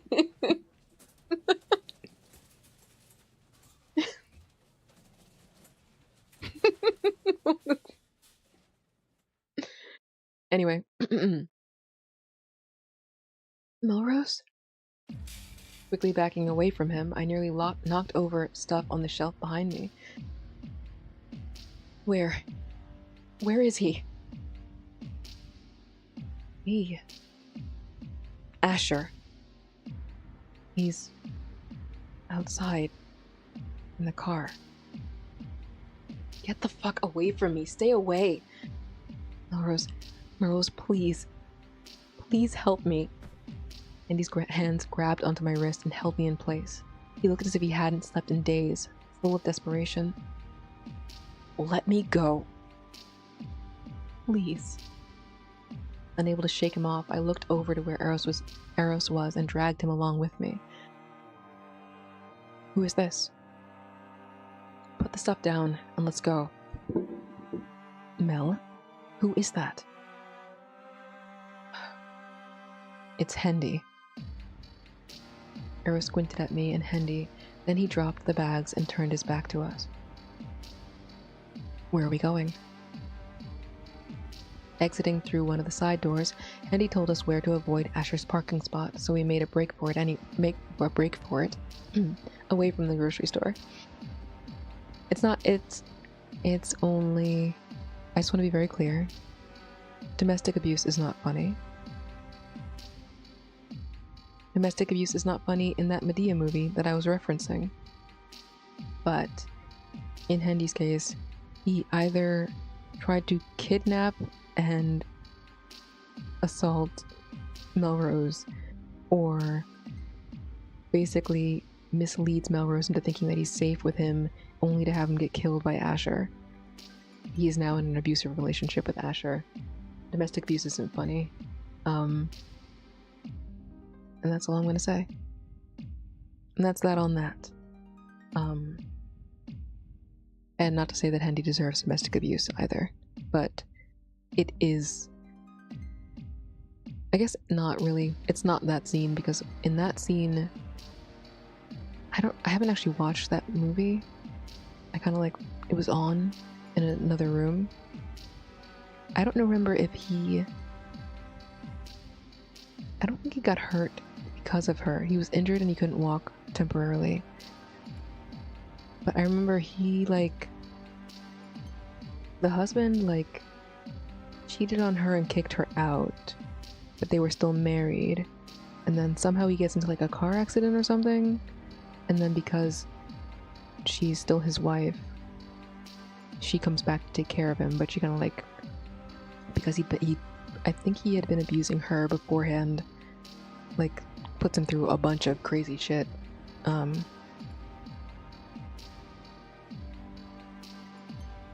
As recompense. I think it was it Diary of the Mad Black Woman? I think that was that movie. Anyway, we are way off topic. If only I still had my car. If only. We kept going until we were at the Krasimir Bridge. Thank you. Shut up. We fought to catch our breath while Eros leaned against the railing, staring at us. He said nothing, but I felt he had a mountain of things to say. Why didn't you go to the fucking police? Do you know that he's stalking me? Yes, I know. You know? I tried to get him to stop and focus on us again, but he became so hyperfixated when he learned you survived the fall. He took time off work, so he's been around me more, and I hardly have a moment to breathe. How the fuck do you think I felt? And then you come to me in the damn grocery store and get me involved again? I'm scared, Melrose. Before, he never looked at me like that. He's been keeping me from going places and talking to people. I only got out today because I convinced him to go to the store with me. Now you're scared? After he's apparently done this before, you're scared? Hendy burst into tears, unable to keep his voice even, spilling onto his knees in front of me, almost groveling, pleading with me to listen to him. It wasn't this bad before, it wasn't. I trembled, hardly able to contain the lid on my emotions. He was scared only for himself. Asher had killed someone before over Hendy's antics. It hadn't fully sunk in. The words said that night. I only came to understand when he chased me into that alley again. Hendy only cared now because his own life was hanging in the balance. I was sure of it. But part of me wanted to hope that there was still a chance to give him the benefit of the doubt. I'd beat the shit out of you right now, I'd beat the shit out of you right now, but what led to this? Why haven't you gone to the police? I don't want him to get into trouble. Asher has been my friend since childhood. We've been through everything together. I shouldn't have dated him if I wasn't serious about it, but I needed someone to... This is so fucked. It was just one person. One person, Melrose. It was the heat of the moment. He was so upset. He didn't mean it. It's so fucked, Hendy. It infuriated me that giving him the floor to speak and say why he hadn't put his criminal boyfriend away was just some complex friendship that had turned into romance. I don't understand. I can't wrap my head around Hendy dragging me into this, knowing how Asher acted before. I can't wrap my head around the fact that he was an accomplice to a murder and could have been for mine too. All for a guy that he loved platonically. One person is still a life taken, and you were just intending to live like it was okay. If he killed me, you would have stayed quiet again. He's not this bad. Life ate him up, Melrose. You should understand. Quasimir, the slums are hell. A breeding ground of sin. You know. You can understand how it messes up a person. Don't compare me to that monster.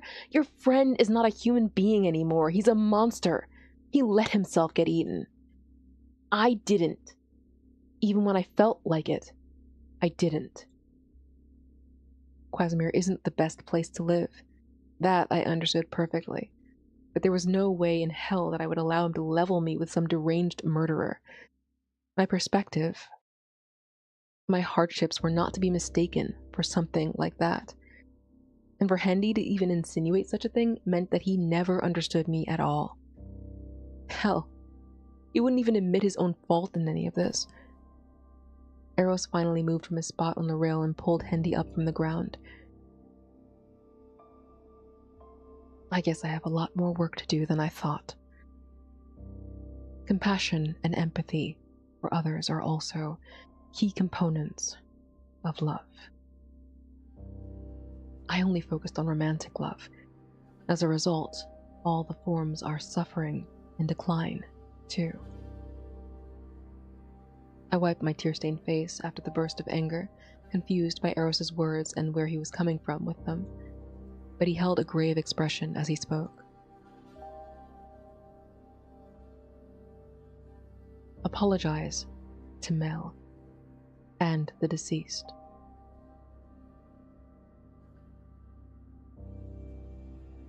It's the only way to show that there's still a human in you, that you're sorry about all of this. You don't deserve what your friend has put you through, but they didn't deserve what you put them through as collateral. Actions have consequences. Obviously, this Asher guy is important to you. So important that you made a bunch of dumb decisions. Own up to your part of the problem. Only then can you properly atone for it. You want me to apologize for just trying to live? Those two, if I told, then Asher's life would be ruined, and I just shouldn't have dated him. Everything would have stayed normal between us. Hendy curled into himself, refusing to apologize for bringing the deceased victim and me into his relationship with Asher. He'd rather give the apology to Asher. At this point, I didn't even want it. I just wanted the two of them to disappear from my life. Stay the hell away from me and never bother me again. Henderson. The three of us left our trance, turning to see Asher walking with purpose, a confident stride. And a gun! And a gun. A gun slipped from his pocket, aimed and trained at one of us. Though we were the only people on this side of the bridge, there were plenty of cars coming by. Yet Asher was unbothered, unhinged, unpredictable. The gun fired without a moment of hesitation from him. Is Hendy gonna die? Instinctively, I braced for the impact, only to feel Eros' entire embrace around me before dropping to the ground, practically crushing me with his weight. Hendy's body dropped beside us, convulsing from the bullet wound near his chest. Hendy! His mouth pooled with blood as he choked. Scrambling from Eros' arms, I rushed to him, shaky hands applying pressure to his wound. It's okay, just try to focus on breathing, okay? I'm here. I have you, alright? Mel! Asher kept his determined stride for us. This time he aimed at me. The gun fired, and I could only prepare to feel what death truly felt like. Damn it. I felt the strongest tug of my life in the same instant, finding myself back in Eros' embrace. The world slowed down, and I swore that black heels passed by us like a wisp. Then everything resumed as it should.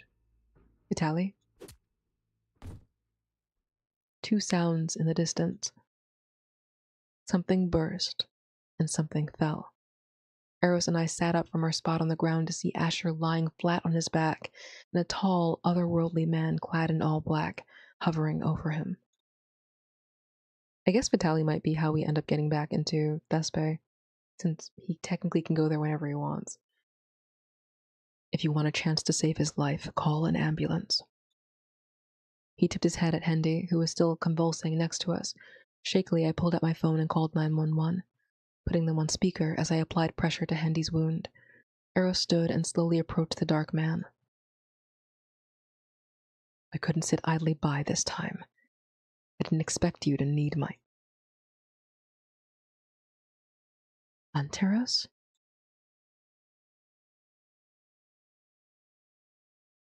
The one who's been missing. My little brother. Sirens blared in the distance, and a small crowd formed at the edge of the bridge. Anteros gently took hold of Eros' wrist and came over to Hendy and I. Leave his fate to the gods that govern it. Come, dear Rose.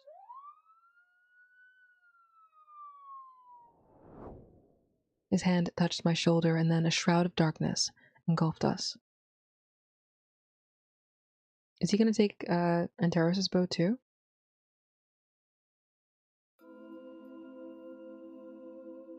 We appeared in a realm I deemed unrecognizable, one that was neither Thespe nor Earth, but an attempt at mirroring the latter.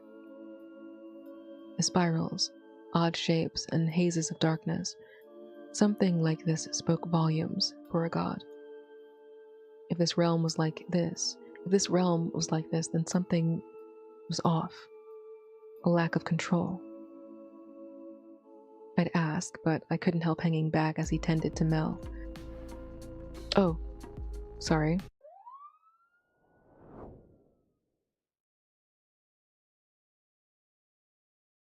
Eros' POV, my bad. My mistake.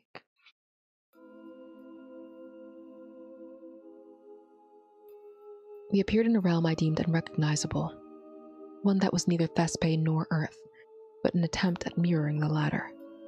The spirals, odd shapes, and hazes of darkness. Something like this spoke volumes for a god. If this realm was like this, then something was off. A lack of control. I'd ask, but I couldn't help hanging back as he tended to Mel. When we'd first arrived, Mel was a shaken mess, trembling uncontrollably. Now he wouldn't let anyone close to him without stirring up some kind of fuss. Holding himself, curled on the ground, I'd watched my brother linger close with various attempts at reaching out to him, but to no avail. He was intent on wasting his tears on a man who he loathed. My fist tightened.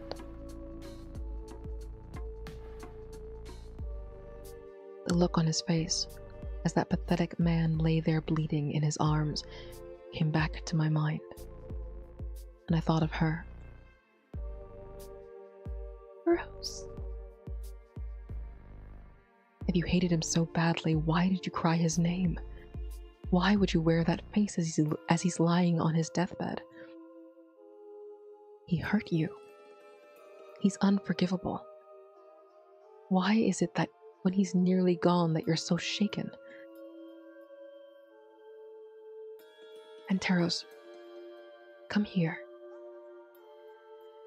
There were more important things to focus on than the festering emotions there. If anything, the incident showed me I needed to retrieve any powers as soon as possible. The state of love in the human world had twisted in my absence.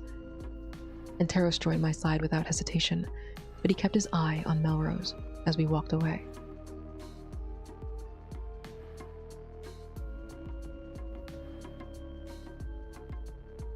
I do not know when he'll be fine enough to talk, but perhaps the incident was too... I need to get into Thespe. His eyes widened slightly in surprise at my lack of concern. I couldn't afford to focus on Mel's issue right now. Getting my power back would fix everything. Are you asking me to take you? In case I cannot get back there myself with the bit of power that I've restored, then yes. If I might ask, what is it you intend to do when you're there? I'll get Aphrodite to give my artifacts back. I've seen enough of the way the human world functions now. There should be no issues in returning them. Did I say something funny? Surely you must understand it won't be a simple task. Aphrodite does not want to give them back. She has usurped your concept.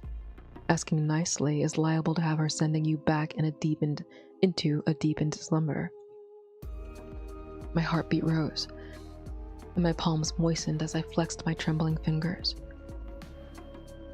She will give it back. Aphrodite has not usurped me. She's only being this way out of tough love. She's always been overprotective like this.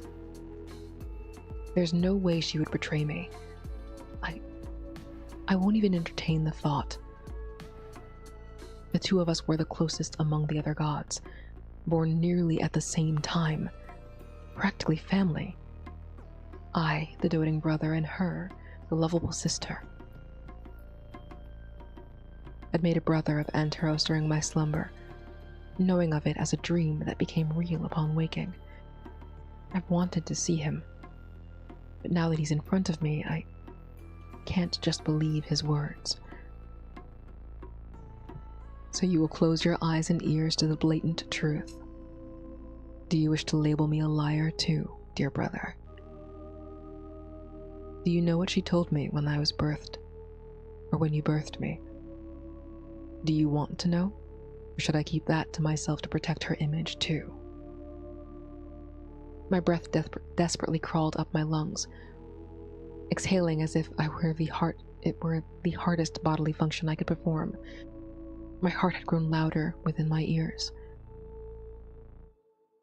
She told the whole of Olympus that that was what it was, the fatal attraction. She told the whole of Olympus that I was the god of fatal attraction. No, you're not. I'd never bring something like that into existence. Your concept was born to carry out my work when I couldn't. I recall the moment. It was a dream I kept with me as I lay in paralysis. You are the god of requited love, one who protects redundancy, one who soothes those unrequited. What the hell have you been doing until now? Anteros no longer held my gaze. Instead, he turned away from me and ran a hand through his hair. What had he been doing up to this point? God of fatal attraction? What did that even spell? Aphrodite told him that? Was she not aware that I brought him into godhood? Still, why would she do that? He must have done something. Otherwise, I don't understand why. I can't just... I pinched my eyes shut, the flex of my fingers becoming my focus. Okay, we'll discuss that later. All of it. You, me, and Aphrodite, and the other gods. I'll clear up the misunderstanding, but first I need my powers back, yeah? Let's focus on that. I already told you, it will be futile if you do not aim to take it back. She will not give it to you, Eros. I will try it. I will fucking try it. You can jump to conclusions all you want, but the truth will always be that I know her more than anyone else. I know Aphrodite. From my birth, she has always been right there. The concept of love and beauty working together from the very beginning.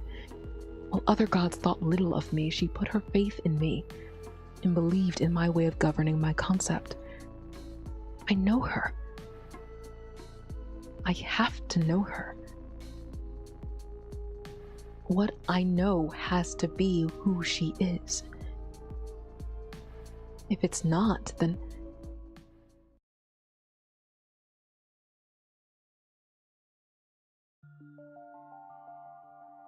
The shock of seeing Hendy shot down in front of me was something I never imagined.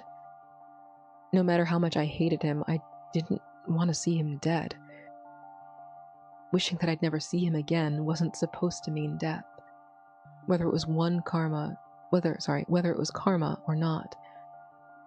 Witnessing it didn't make me feel any better about all that I'd gone through. The one that I didn't care for at all was Asher. The fact that he died...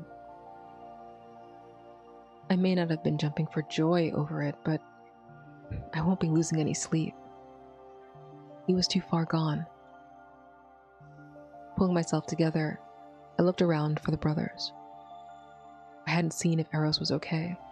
He was quite tense when it happened. Where did they go? The two left me alone to talk, but I didn't think they'd walked that far. A pair of voices came from what seemed to be a garden entrance. Opening my ears to listen, I slowly approached them while they were deep in discussion. I'll clear up the misunderstanding, but first, I need my powers back, yeah? Let's focus on that. I already told you. It will be futile if you do not aim to take it back. She will not give it to you, Eros. I will try it. I will fucking try it. You can jump to conclusions all you want, but the truth will always be that I know her more than anyone else. I know Aphrodite. Do you? Eros and Anteros immediately acknowledged my presence. That's not what happened. I may not have heard everything, but it had been clear to me that Eros was avoiding the truth about Aphrodite all this time. He didn't want to believe what anyone told him, and even if it were all laid blatantly before his eyes, he chose to ignore it. You've been asleep all this time. Can you honestly say without a doubt that she hasn't changed? Eros' eyebrows twitched, and he turned to face me. His golden stare was frigid, much unlike any other time he's looked at me. Hard to believe I was staring at the same person. Why are you here? You guys were gone when I regained my composure, so I went looking for you. Dismiss yourself. What? You're relatively useless at this point. Your head is compromised, and I need someone that can help And I need someone that can focus to help me. Dismissively turning his back, Eros was about to regard Teros again, but I grabbed his wrist. He tore his arm away almost instinctively.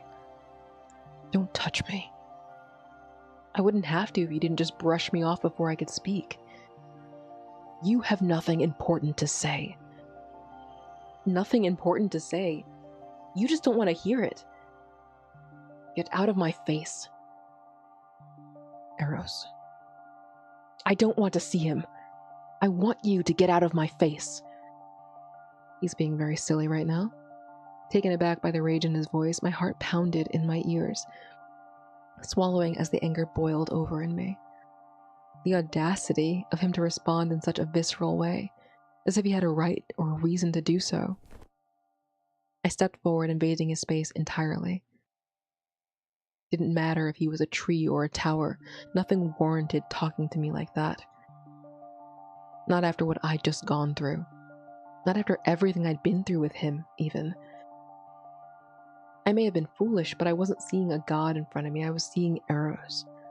And I'd kick his ass or die trying. I'm in your face and I'm not going anywhere. Think you can just yell at me and be done? What the hell is your problem anyway?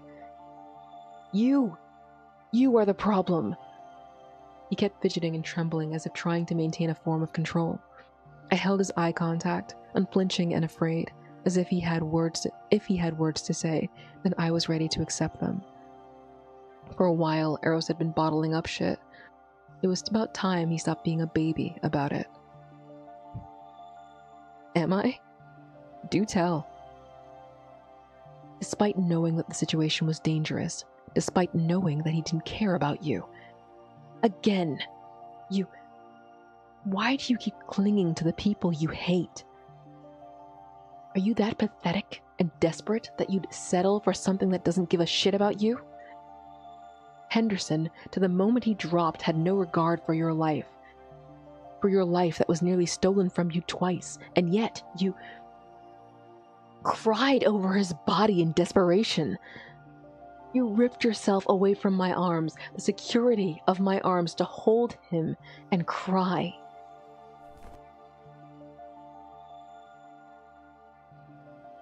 Eros's hand grabbed a fistful of my shirt and pulled me closer, an intense passion in his eyes that fed into my own.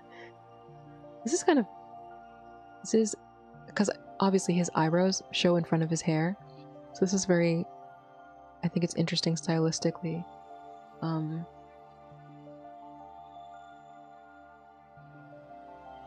Yeah. Why does he have two sharp teeth? Why are your teeth so sharp, Melrose? What the hell is going on? Becoming a vampire. I'm joking. I love Melrose's little sharp teeth, okay? All is well. Of all the things to be angry about right now, he chose to be upset over this? Over something I couldn't control? He was dying. What the fuck do you expect me to do? Had I not grabbed you again? Had Anteros not come when he did, do you think you'd have survived? My body moved on its own, Eros. I can't just turn off my feelings. Yes, I hate him. He's the worst piece of shit I've ever dated, but I loved him at some point. Loved? You still love him? Eros shoved me back as if to physically dismiss me, but I caught his arm and yanked him closer instead. So fucking what? So what, Eros? None of this has anything to do with you making excuses for Aphrodite. Let me go. You're just deflecting. You don't want to acknowledge the truth, so you're standing here getting pissed at nothing. Pissed at nothing? I've watched you salivate and throw yourself at the feet of men who don't deserve you, like some desperate whore. That's not nothing. A desperate whore? Okay. But it still doesn't change a damn thing about any of this. You're running away. Get your hands off me. Eros tried to snatch himself away from me, but my grip was firm. I'm sure if he really wanted to, he could break my hand. Maybe even sever it. The fact that he hadn't kept me ignorant of the difference between us. I wouldn't allow him the distance. Aphrodite is literally trying to kill me, Eros. If there's no other proof to confirm any other suspicion for you, there is this one. Dr. Love, Icardi, and Teros, all of them have told you what's truly going on. You see the signs. Shut your mouth. Aphrodite is usurping your concept. She doesn't give a shit about you, and she's trying to kill me over some long drawn-out hatred for a woman you claim to have loved. Does it not alarm you that after you fell into a coma, she tried to kill Psyche and her entire bloodline? That she's been hunting them down in honor of you? In your name? Why are you protecting her? I said shut up. Eros shoved me again. This time the force was enough to have me falling, but I took him with me. Desperate, his hands roughly pried at mine to free himself, tangled in each other, rolling across the ground in a skirmish. Sorry, we were on it for so long. You'd rather protect your memory of her than face reality. And you'd rather hold on to your delusions despite your awareness of the truth. Why are you upset about the wrong thing? It's not the wrong thing I'm upset about. Sorry, it's not the wrong thing. The thing I'm upset about just happened. Address it. You sound so fucking stupid right now. The sound of a loud clap and a swirl of darkness belted us from all around, tearing our attention from each other and refocusing it on the third party present to our confrontation. Yet again, Vitaly is just watching. He's just watching. Just kidding. Little inside joke. Little Neve VT inside joke. Black void eyes observed from the sidelines.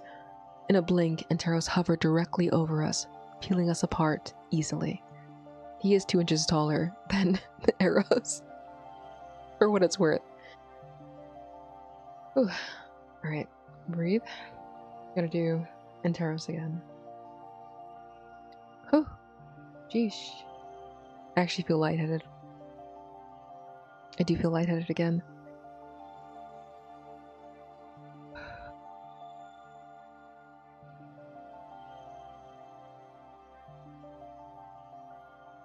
My patience is often testable, but today it is not.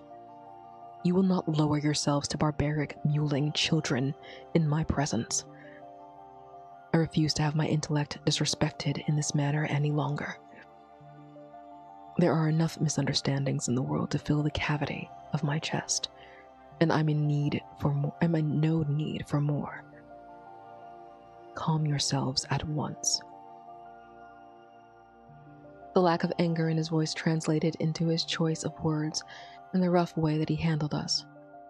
Or rather, Eros. He'd all but seized his wing and slung him across the grass field. I am your elder. And what good is that if you behave like a petulant child throwing a tantrum? Take a moment to breathe and say no more.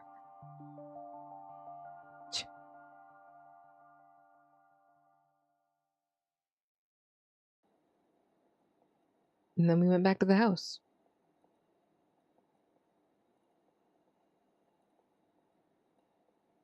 After allowing time to pass, Anteros held off on what he wanted to address about Aphrodite and sent me home to the silence of my apartment. Silent, if not for the sound of music hammering itself in muffles through my wall. People were enjoying themselves on the streets, potentially hosting a festival. Oh, it's Valentine's Day and they got into a fight. Of course they did. Hard to believe that it had still been the same day. Valentine's Day. Not a single call or text about Hendy came through. From who? Who would be messaging you about Hendy?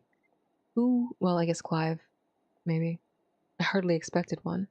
No surprise if he lost my number entirely after the last time I'd met him at Solar. But, well, I guess Clive might not have your number, but I feel like If you get into enough scrapes at the bar and the bartender knows you, he might have your number. Clearly doesn't, but that's not the point. He really was no business of mine anymore. But foolishly, I hoped he survived.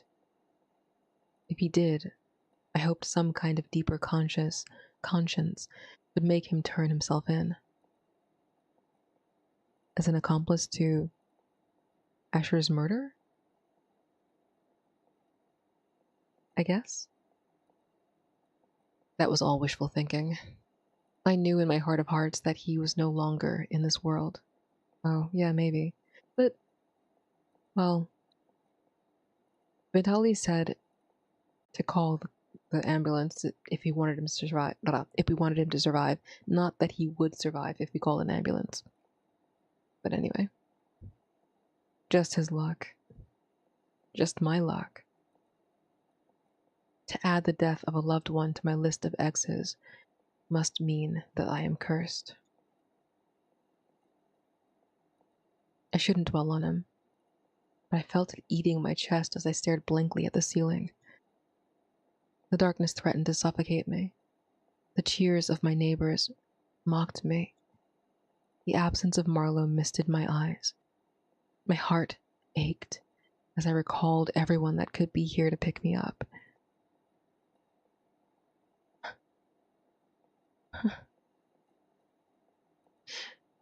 Biting the anguish into the back of my throat, I let the tremors of emotion vibrate inside me and hung my head low. Hot tears spilled with no resistance, despite myself, and against my will, a whimper escaped into the quiet air. Squeezing my palms together, I fought hard to hold it in, shove it down, forget about it. Everything flooded back in, shaking me up, rocking my body, threatening to break me down. But the thing that burst the gate was Eros.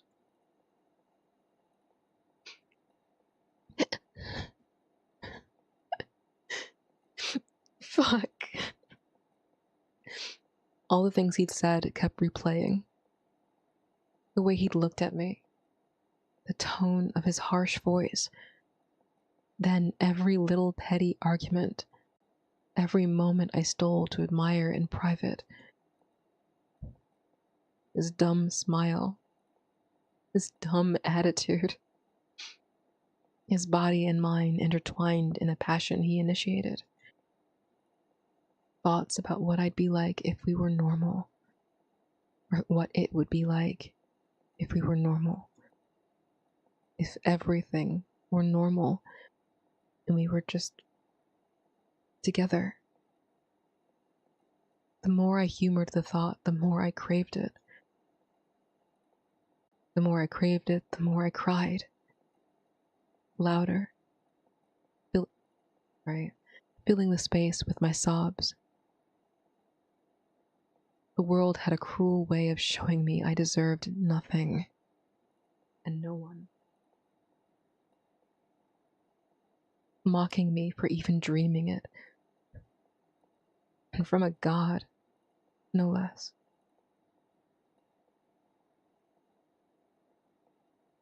Perhaps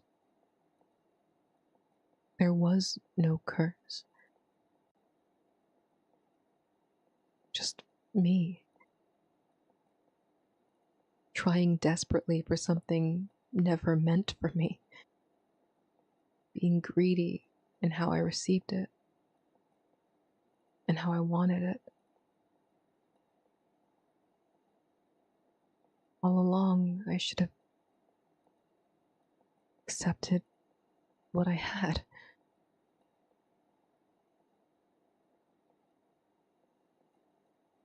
At least there was an interest in my body. The next best thing to substitute love. If a desperate whore is what I am, then why did I fight against it? I should have stayed with Mel.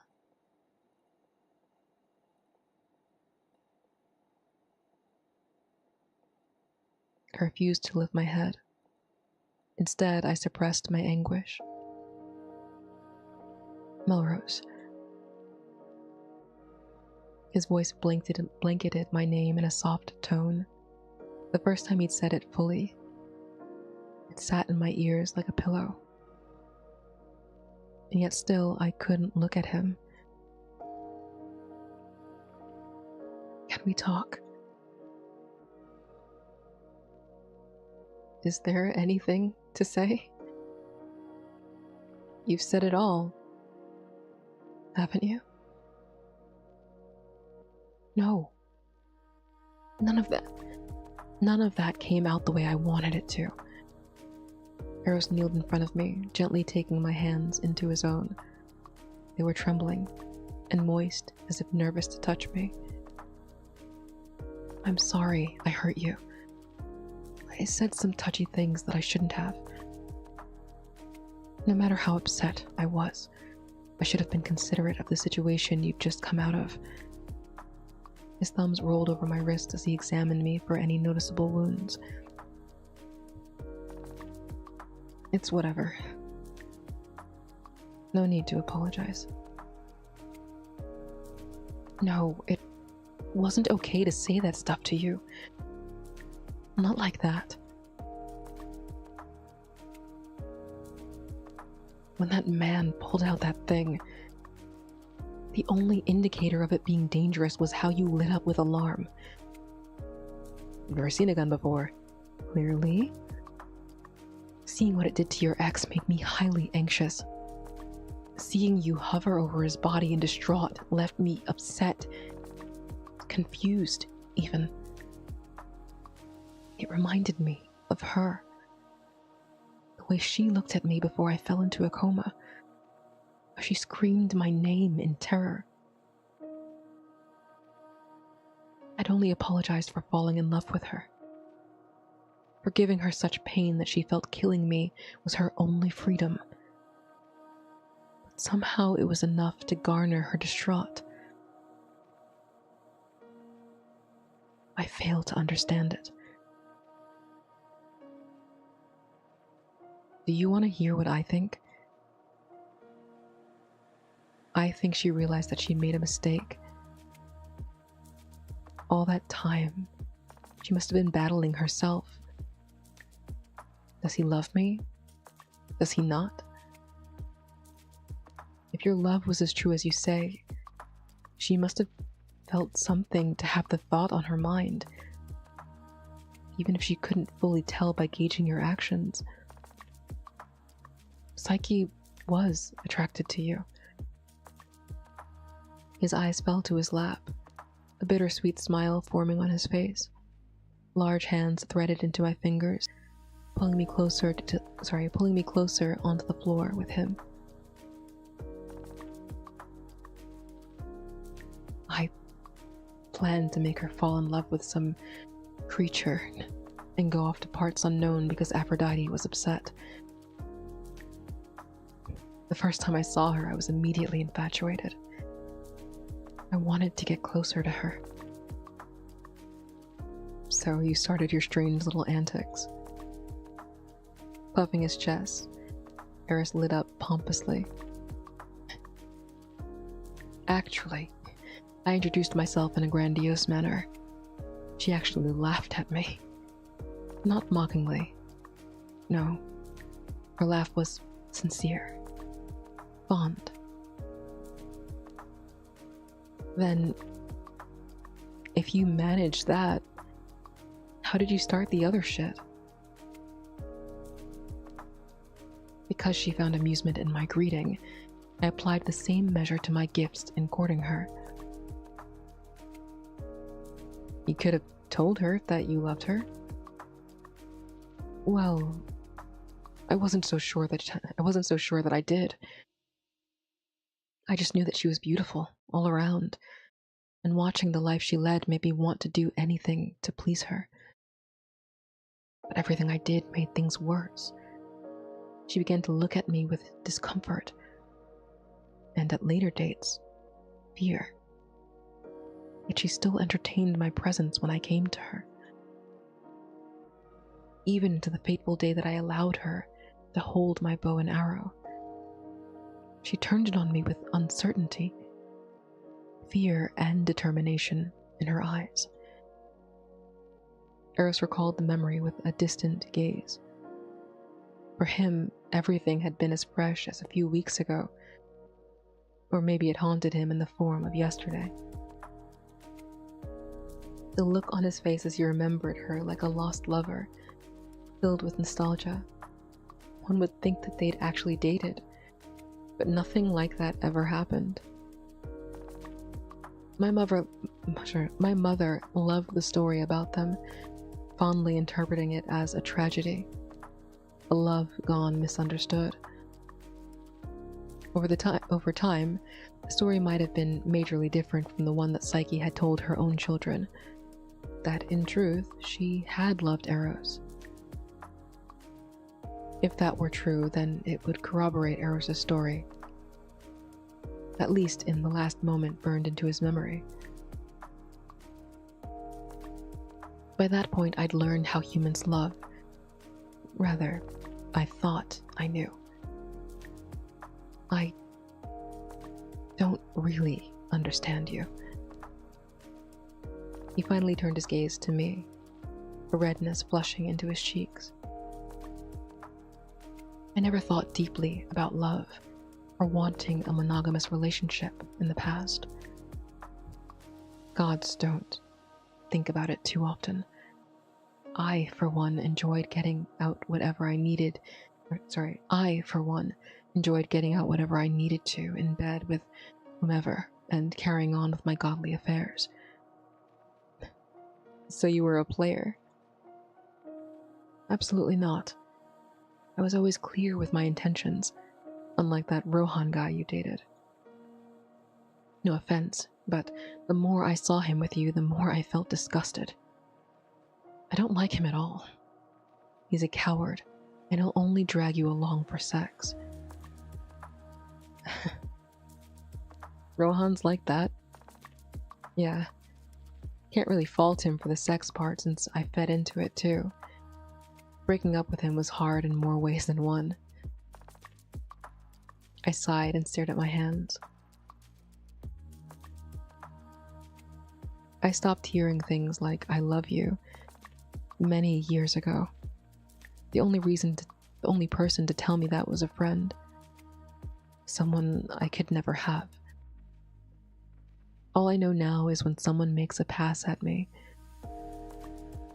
and if they keep doing it, maybe there's a chance that there's more to their feelings than a quick one. Maybe if I let them see more of me, everything will fall into place. Every single relationship was processed this way. My value was always in my looks and how I attracted people, but never in what I truly wanted. For someone to just look at me as a person beneath the appearance. The people I attracted, the people I accepted, didn't want to do that.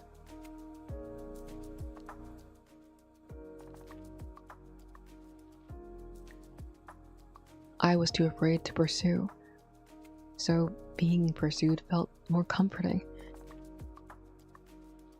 I could hope that it would become something, that being wanted sexually could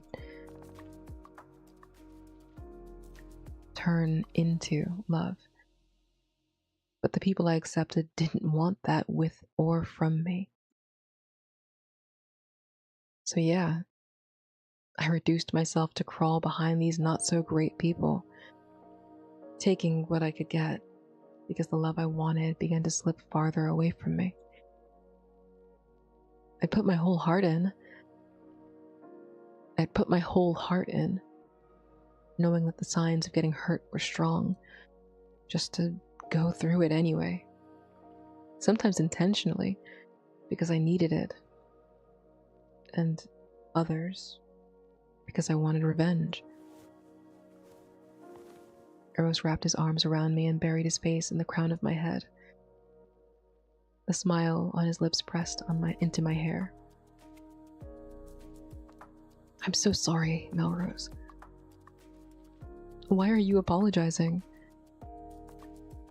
For doing all the wrong things again. For being so late. His fingers caressed my back in a soothing manner. A lump formed in my throat, hands suspended in the air, unsure of what to do with them. Hands suspended in the air. Oh, just, I guess, not like up in the air, but just like out, I guess. Return his embrace. Pull away. I don't understand. Let me take responsibility. Let me love you. I froze. What? I already promised to match you when my powers were restored. But I don't think we need to search. I'm not Psyche. If this is about me being her descendant, then I'm not her. I'm not choosing you because of Psyche. You are no replacement for her. I want you, a person who has found love evasive, to feel loved and cherished. You have a lot of love inside of you. He pulled back, cupping my cheeks in his hands. For so long you've been waiting for someone to give it to you, for someone to accept your passion and return it. But in the God of love's ignorance, love is immature. Love is fickle. Love is fleeting. And in the absence, love is twisted. Love is conditional. Love is a weapon. So what are you getting at?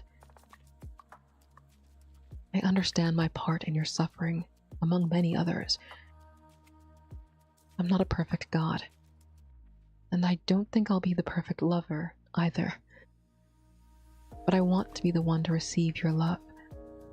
In this world that made you feel unworthy, allow me, Eros, God of love, to prove that isn't true.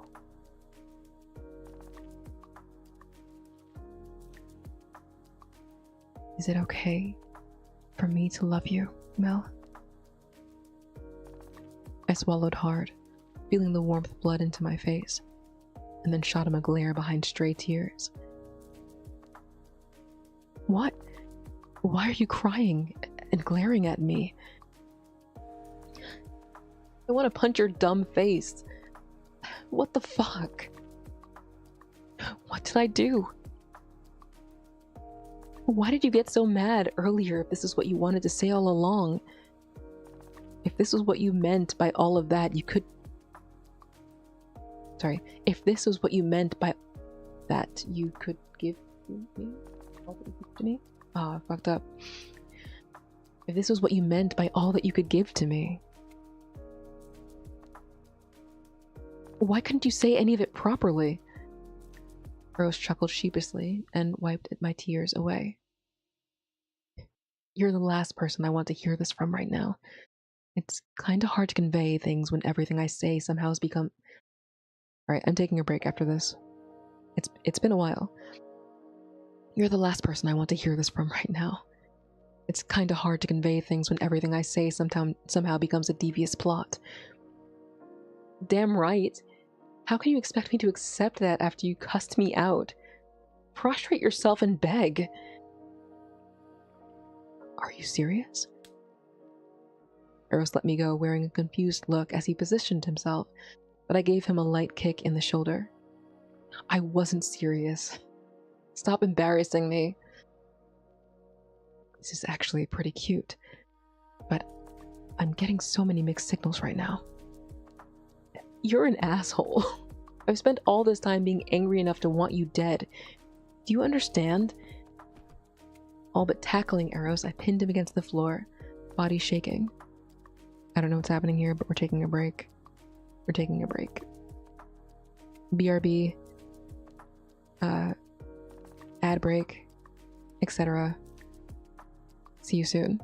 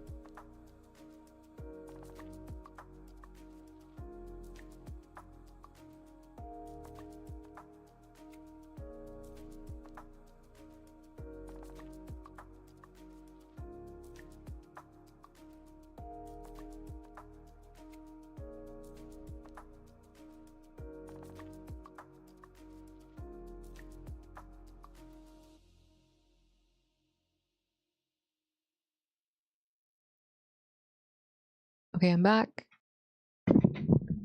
Hello, hello.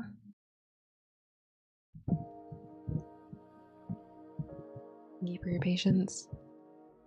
I don't know how close we are to the end. I severely, for some reason in my head, I was like, oh, the sections are like 5-ish hours long, which I guess technically they are. I did take some time to talk about some bullshit for like 15 minutes, and I have taken several breaks. This route has been, but realistically, the streams have been between 3 and 4 hours, so I guess it is about 7 hours long, typically. But we're getting it through. We're getting through it. We're doing the whole thing tonight. Let's head back in. Hello. Oh, try to focus up.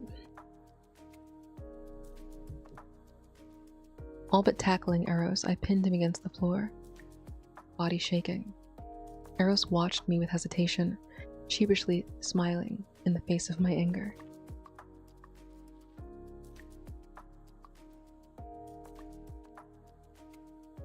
Yes. Yes, I do. No, you don't. The uncertainty in his face cleared behind his confident and sincere laugh, a delightful sound that melted any irritated rebuttal I had planned. I hate you. Okay. My lips quivered at the idea of answering him earnestly, like having something I wanted so badly dangled in my face without a warning of when or if it'd be snatched away. The God of love offered his love to me. Don't just say okay. Don't just accept those words at face value. Leaning closer, I grazed his lips, and then again, and again, until the nerves grew more confident, assertive enough to kiss him deeply, until I'd stolen his lips, the air from his lungs, the taste from his tongue. Lying beneath me, eyes twinkling as he patiently awaited my next words, my next actions. Are you sure? This isn't a sense of obligation, right? You actually like me. Yeah. You'd be surprised You'd be surprised to know that I never hated you. Not even at your most annoying. Tiny and angry 1 second, but soft and adorable. The fastest way to kill you might be biting your throat out. But even that threat had him laughing softly, as if every bitter thought I'd carried was a lie. There was never any ill will between us. I'd carried that animosity in the tail of a curse, all by myself. I misunderstood Eros, just as he couldn't interpret me. And yet here we are.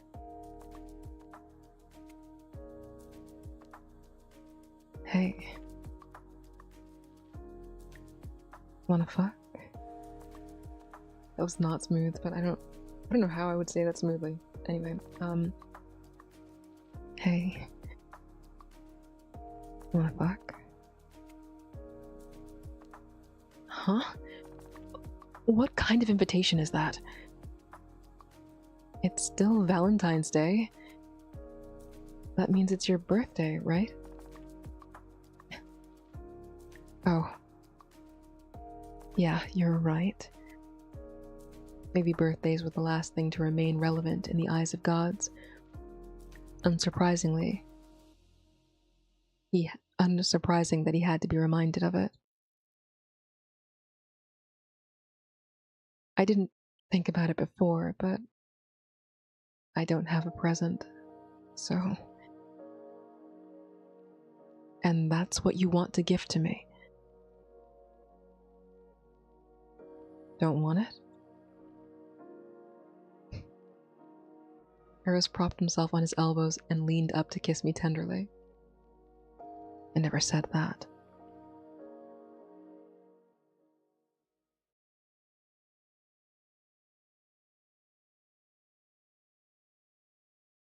Oh, another one. Let's see what she's up to this time. The weight was becoming unbearable, helmed up within the realm of Thespe and its constant wavering, threatening to fade or collapse at any moment. It would be okay, provided Eros could not dissemble it from afar. There were no cupids for him to take bows from. She'd effectively bested him, kept him in line. What is her plan? Clearly she has a bad relationship with her husband, so she just wants to hang out here instead. Anyway, yet she was paranoid beyond her wildest dreams. The god of love was awake, roaming the earth, and he wanted his concept back. Aphrodite knew her fellow companion well enough to say that quitting isn't something he does. He's way too persistent. Once he's set on something, he will see it through to the very end. the effects of needing to prove oneself, a sore spot that she often took advantage of in their youth. Eros was not the best of gods. It was common practice to look down on him, make fun of him. And while the two were practically two sides of the same coin, she'd made herself favorable to the other gods, finding an opportunistic marriage with Hephaestus and a passionate love with Ares. Although there were rough patches, the other gods didn't treat her as they treated Eros, especially not after his blunder, of which she spread her biggest lie yet. Ooh. Eros gave up his life to embrace the world in eternal love. He discovered a method that wouldn't evoke his calamity, a lie that she threatened the goddess of rumors into never unraveling. Now he has returned, and his own revival could make a grim outlook for her if she lost control of the narrative before the other gods discovered this. The worst part is that Eros was not only awake, but likely with the human, Psyche's descendant who'd escaped his execution. One that she was dying to enact. Okay, but question. I guess Thanatos doesn't really talk to the other gods, but Thanatos was definitely there when Hendy died. So if no one else knows, Thanatos knows, and we already know that Vitali knows. But anyway. One that she was dying to enact, but the young Cupid hadn't brought the human to her. Not a word or an update. Did Eros claim him? Or had the naughty Cupid gone and taken his dear time? Determined to discover the truth herself, yikes, Aphrodite stormed to the area where the facilitators kept an eye on the worldly activities of those who they had punished. Out of my way. I have something I must urgently look into. All but pushing them aside, she looked into one sphere, changing its view to the young Cupid. Can you still find him if his bow is gone? What is the meaning of this? I gave him one simple task. I would have understood if getting past Eros was an issue. But honestly, what is this? Dressed in normal human clothing and seated in what seemed to be a crowd of people, Icardi was at some sports game, gawking at a couple that he'd paired.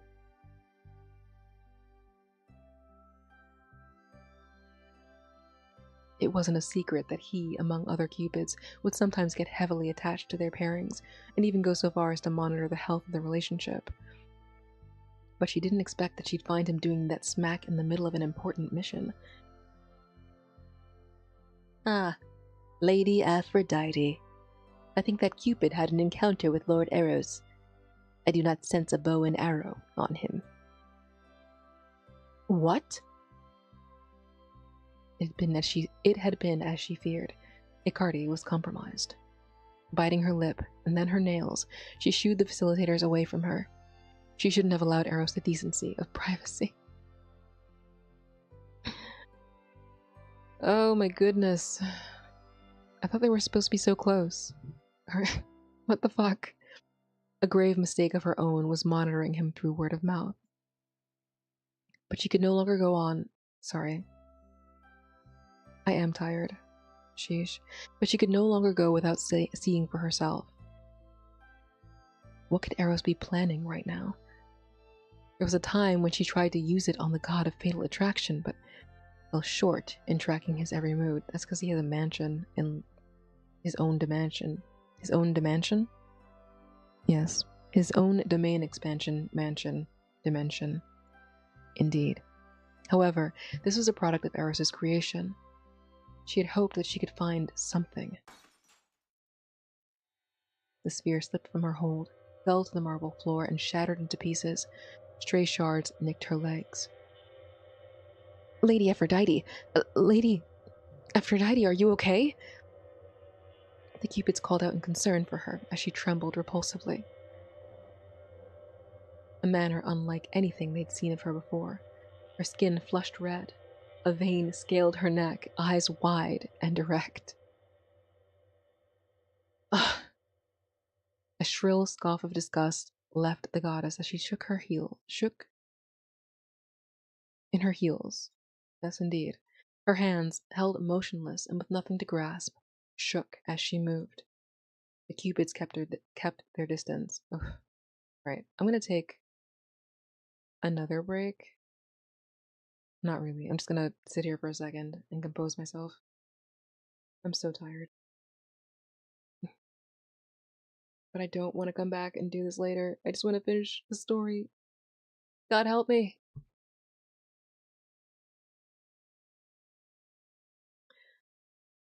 The cupids kept their distance, falling into silence when she didn't respond or acknowledge them. I'm gonna slow down until I get the flow back. Her breath heaved, and every so often anger would bubble out of her throat in a sound of anguish. She'd seen them. Seen him. Did she see them fucking? Eros had taken kindly to that human, Psyche's descendant, a repeat of history. He'd betrayed her not once, but twice. The Cupidine could do nothing but watch their goddess's abnormal behavior, slowly making her way down the stretch of the hall that led to the golden corridors of Thespe.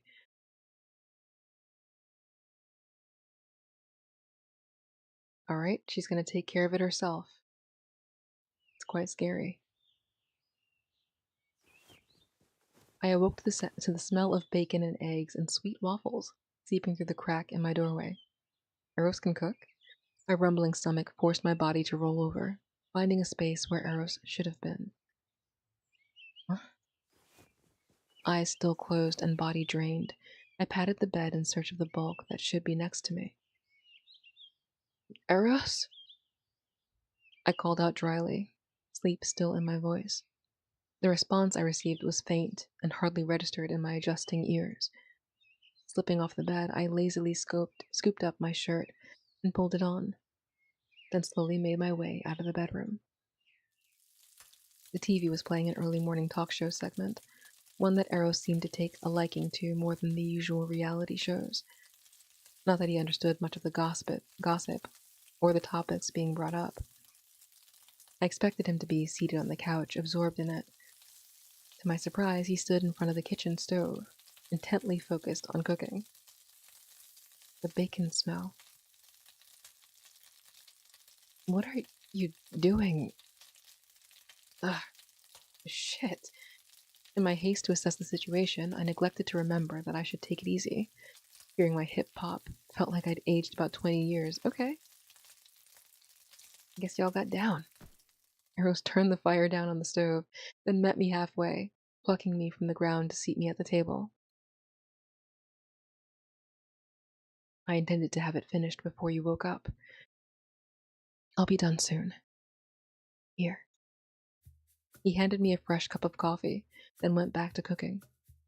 I couldn't control the wideness of my eyes or the gape of my mouth. Eros was actually cooking on his own, a skill that I didn't believe he or any of the other gods could do.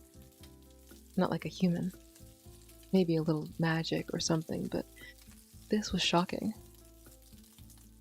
I can't believe you haven't burnt or exploded something. I've watched you cooking. And the humans in the square. I mean, the television. Besides, it just seems like a faster measure than a campfire or a central hearth. You seem to pick up learning things fast. Surprised you even figured out the toaster. I've always been this way. The world is ever changing, and I spent most of my time absorbing a lot from you humans. It was passive entertainment whenever I wasn't being a menace, and making my reality dramas with random, useless pairs. As he said, it didn't take long before he was setting a full-plated breakfast in front of me. One very much like what I'd made on mornings when I had the patience. I guess all of that annoying hovering was also his way of learning. Eros sat across from me with his own plate, helping himself with confidence to the food that he'd whipped up. And I stared at the plate, wondering if I should chance it. The presentation resembled a normal, well-prepared breakfast, and my growling stomach made it harder to care what was going into it. I picked up a spoonful of the scrambled eggs and ate it. Eros's eyes seemed to bore into me at that exact moment, given I felt the immense urge to look up. How is it? It's good. Better than any other breakfast you've had? It kinda tastes like my own. I stifled a laugh and fought to hide my smile as Eros's jaw dropped in offense. This is the part where you shower me with praises. Yes, Eros, this meal has alleviated the groan of my belly. I hunger no longer. The taste is immaculate. If I start spouting shit like that, then you need to rush me to the emergency room, because I might be dying of food poisoning instead. That isn't a shower of praise that I'm hearing. Thanks for the food, Eros. A thank you is gratitude, not praise. The laugh I'd been holding back bubbled out of me, and Eros's pouting face softened alongside a chuckle of his own. I'll accept it this time. Next time I want to be hailed as the greatest chef. Then make it better than mine. Not that I'm a great cook or anything. Marlo never complained, that's for sure. Come to think of it, with everything I've been going through, she'd fallen largely by the wayside. Other than the text she'd sent me about going on a trip with Esmond's family, I hadn't spared much time to video chat or call. Given that she hadn't either, she must be quite busy herself. After settling things with Eros, I'll check in on her later. When I returned my attention to my waffle, I found a surprising guest helping himself to my fork, which startled me. Hello? Cinnamon. What the? What are you doing here, actually? Antero swiped Eros's bacon out of his hand mid-air and helped himself to that too. Juicy. What are you doing? That was mine. Tastes delightful. Oh, really? Jeez. Are you not gonna comment on how he's suddenly in here? Rosie tends to startle easily over things like this. Something about the way he said it definitely meant that he was teasing me, but he slid away before I could retort. Assuming a serious disposition, it appeared he was ready to address the Aphrodite situation. Finally. However, I couldn't help noticing a slight difference in his appearance. Still darkly clad, but less tired and imposing. There was something softer. Perhaps it's that he's smiling. Now then, shall we start our reconvening? Yes, not a moment longer. Good. Good. I take it you have to... Oh, God, get it together. Good. I take it you have to come to terms with the reality of things as they are. Ursa's eyes lowered to his finished plate, and then he nodded, downing his orange juice with a sigh of relief. Yes. I've come to terms with it, but I want to talk to her first. And if she doesn't relent, then I will reclaim my power by force. I can compromise with that. Let's get cleaned up.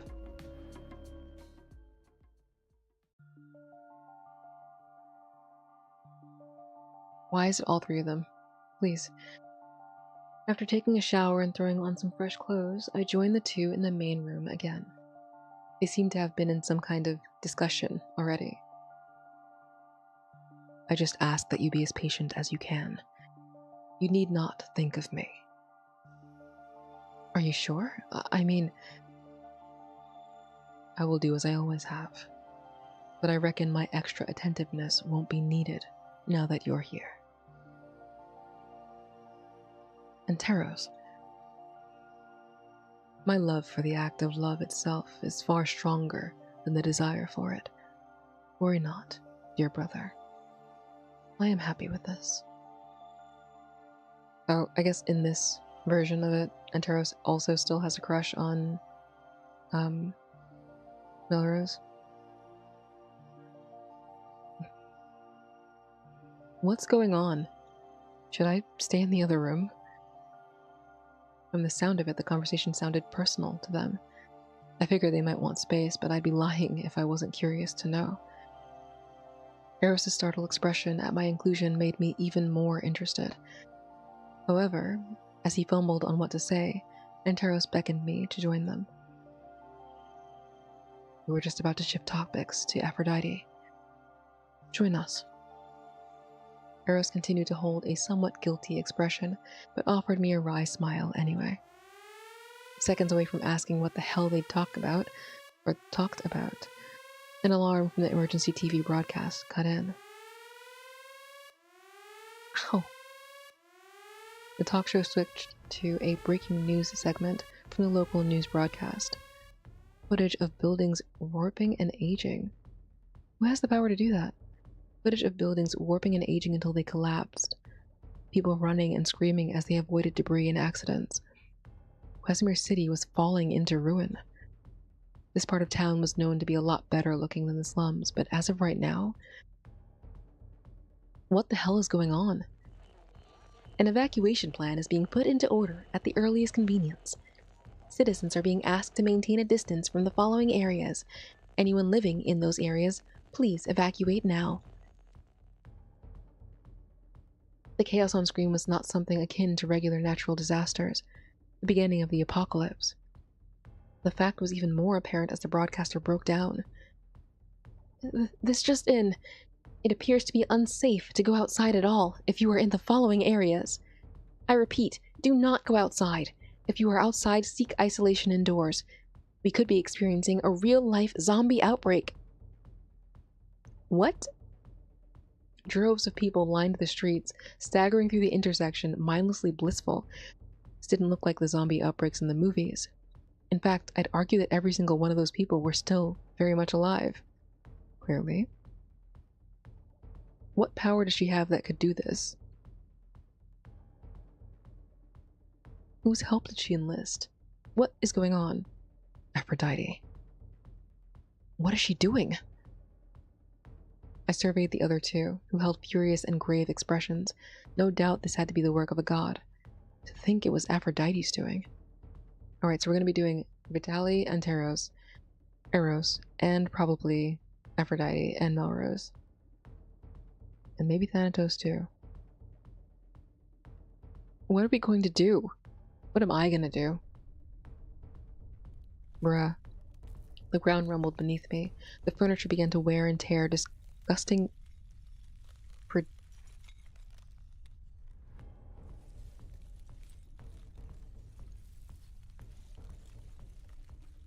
Okay.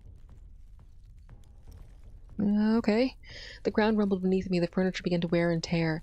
Ooze began to produce itself from the walls and grew on things in real time. Eros immediately picked me up off the ground and into his arms. She's here. With a swipe of his hand, the window opened, and the two flew out, taking me with them. I glanced back at the apartment to see the landlady trying to get into my room as the neighbors started evacuating the crumbling building. Grandma! Huh? Confront Aphrodite. I'll handle the civilians. In a blink, Anteros was back at the apartment complex. I watched him take hold of the landlady and felt a wash of relief. This was probably the first time I was happy Marlowe wasn't here. She nor Esmond would get caught up in any of this. There are so many humans charmed. Why is she expending all of this energy? Charmed? Flying over the city, the streets were full of people all headed in the same direction, arms extended as if aiming for something. She's controlling them to... Hold on! An incoming human formed fist crashed into us from the side, sending Eros and me falling to the ground in a rain of other human bodies? From in the air? Ugh. Mel! Eros scrambled up instantly, rushing to my side, avoidant of those injured in his path. I'm okay. It was a hard fall, but I'm good. I think. Your leg is bleeding. The knee. Shit. I don't feel any pain, but I can move it. Are you able to stand? Come closer. Using arrows to pull myself up from the ground, I felt the burn and sting of the gash, but I could still move. The surrounding people began to rise and walk opposite to us, headed back toward the crowd. Some remained down, unmoving. Eros gritted his teeth and intertwined our fingers. I don't know what caused her to do this, but it's not safe for you to be here with me. I'm not suggesting. I need to take you somewhere else. Don't bother. The mindless people stopped in their tracks, all setting their sights on me. Without so much as a warning, they rushed us both. Ah! Get off! Melrose! The sea of humans boxed us into the alleyway. Hands grabbed me at every limb from head to toe. Firm, aggressive tugs and shoves, pushes and pulls. I lost sight of Eros only to hear his desperate call for me. I can't see! There were too many people swarming and crushing me. Unbearable heat. Limited air. They dragged my body further away from Eros's voice. My vision crowded with towers of men and women, something worse than a mosh pit. Whether I wanted to or not, no amount of movement would allow me to defend myself. I could barely even yell without the occasional hand stretching across my face. Stop. Let me go. The only thing I could think about was what had felt like an endless nightmare. At this rate, I'd rather they were real zombies eating me alive. Eventually, I'd die. Die faster than whatever hell this was. After some time, my muscles weakened, and my mind quieted, losing the fight, relenting to let them carry me off to wherever they were bringing me. Eros's calls had long vanished in the cacophony of voices. Unable to see, I closed my eyes. Throat dry, I stopped yelling, until I heard the singing of a woman's voice. A beautiful sound. A language I couldn't understand. Both the lyrics and the tune were foreign to me. But I soon recognized the master of that voice to be none other than the goddess Aphrodite. Back on the bridge, and then the sea stopped, spilling me onto the asphalt, zapped of energy. Aphrodite approached me with grace, more than she had the first time we'd met. But it was a farce. The moment I looked into her eyes, pure insanity flooded her face in a bloodthirsty smile. How does it feel to be marveled by everything? Surely, it could have been much worse. But I wanted to give you a little taste of what it means to be admired, loved, desired. She paced a circle around me, watching my weakened state with mirth. You, a human, wouldn't be able to handle any more than what I gave you, so consider it a mercy. You do know why I hated Psyche so much. Because of the very thing that you've now done to Eros. My dear friend. My toy. Mine. Love and beauty work hand in hand. Same accord. What I want is what Eros should want too. Yet a human drove a wedge between us. And now, another has done the same. You shouldn't exist. Eros failed to dispose of her and foolishly fell in love with her, leading to a line of humans that shouldn't exist. Only to fall in love with one. Again. I gritted my teeth, clawing my fingers into the ground beneath me as she spoke. From my spot, I stared at my reflection in the mirror that dangled by her hip, roughed up and pathetic. I felt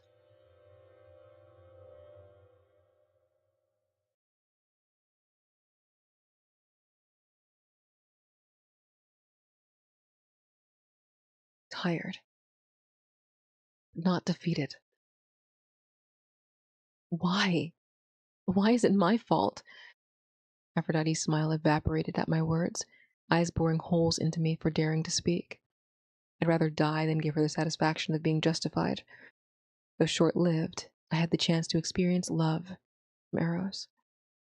He had kept his word even without restoring his powers. It allowed me that right.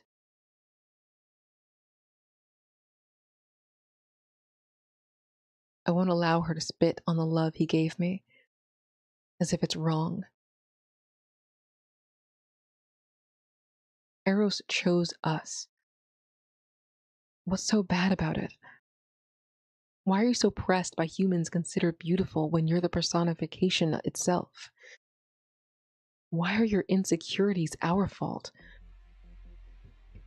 Insecurities? You disrespect me. I am not insecure of anything. I am passing judgment. It's a sin to worship someone as more beautiful than I. I can list quite a few people I'd rather worship. Aphrodite summoned a sharp chisel into her hand and brought it down to my face. Ooh, barely dodging, I rolled out of the way. Aphrodite clawed my jacket and I slipped out of it. You don't want to play this game with me. I'll do what I want. Narrowly dodging her incoming swipe, I ducked past her, my hand snagged into the beaded chain of her mirror. Huh? The mirror dropped to the ground, and Aphrodite wasted no time going for it. Instinctively, I kicked it away, suffering a backhanded slap in the process. Aphrodite tackled me to the ground, raising the chisel. I winced and gritted my teeth, ready for the stab. Ugh! An arrow zipped past her hand, causing her to drop the weapon and clutch her bleeding injury. She turned, and Anteros immediately hit her with his full weight, pushing her away from me. Good job. Take her mirror. No! Aphrodite swept herself into an upright recovery, bolting for the mirror, only to have Anteros block her path. The two pushed against each other as one fought to keep the other from passing. Retrieve and smash it. I'll hold her off. All right. Stay away from it. Aphrodite howled, unable to get past Anteros without being wrestled and thrown into a nearby support beam. I wasn't sure what the mirror meant for Aphrodite, but if it was anything like the effects of Eros' bow, I figured Anteros knew it'd defeat her. While they fought, I hurried to the ditch that the mirror had spun into and scooped it out. Yes! Rumble. Ugh! Fuck!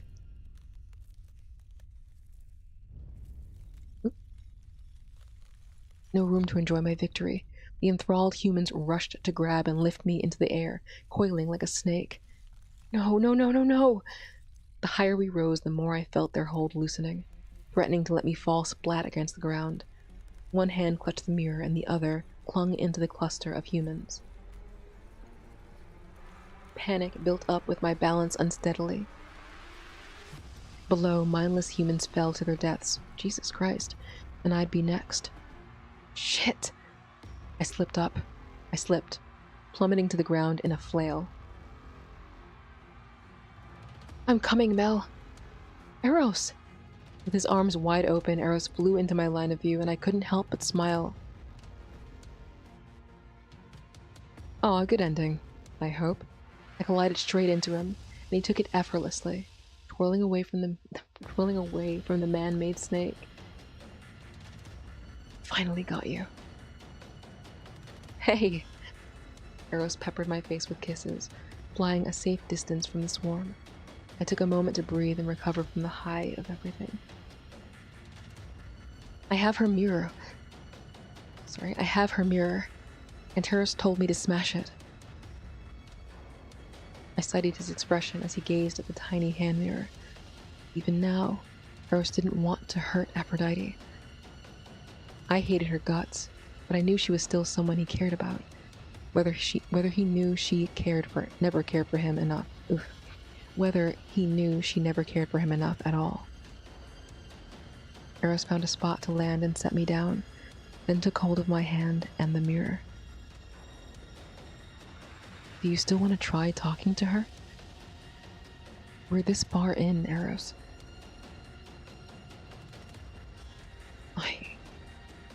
As much as I want to, I don't think... Some distance behind Eros, I spotted Aphrodite rising from the rubble with Eros's bow nocked and ready to fire. Move! Shoving a startled Eros, I held Aphrodite's tiny mirror to receive the blow. Steady and true, the dark arrow shattered the glass. The dark arrow?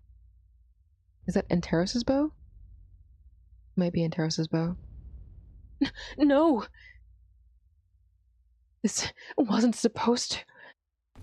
She collapsed to her knees and fell to the ground, Eros's bow spilling from her limp hand. The enthralled humans collapsed and emerged from their dazed states as well. The arrow's pierce had been stronger than whatever material made up her mirror, enough to strike my chest through the other side. Jesus. Mel! Something felt wrong inside me as I stared into Eros's eyes. His arms cradled me securely. Concern troubled his face. Mel, are you okay? Nothing felt good. A fire burned in my chest, but every other part of me was freezing cold. Eros's arms, his proximity, his voice.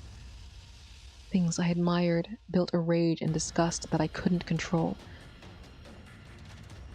I think it is Anteros's bow. And arrow.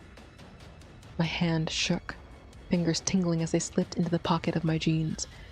I clutched the fountain pen in my hand, gaze leaving his face in favor of his exposed chest.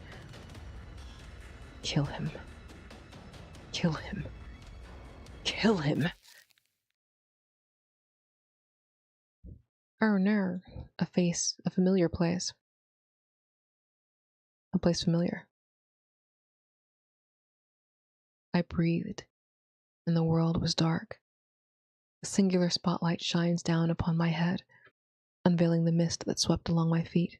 Where are you? Not far from where I stood, another figure approached. Youthful. Oh? Me?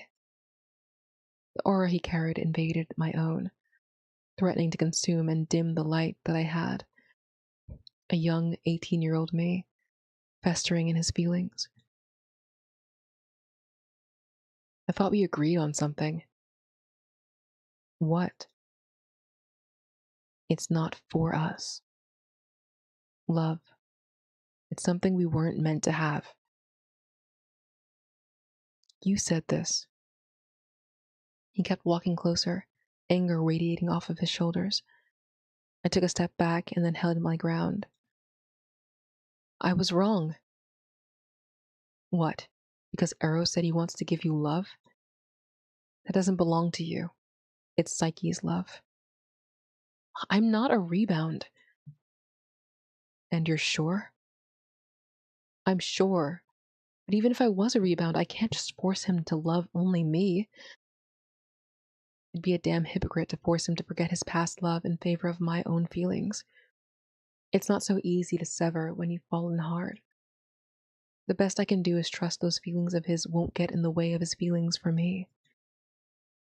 My younger self doesn't answer, or doesn't like my answer, cocking his head to the side mockingly. So, once again, we'll take what we can get. If it can't be mine entirely, it's not for me. Then I don't want it. What? I'm rejecting love. I don't need it. And because of that, I don't need you.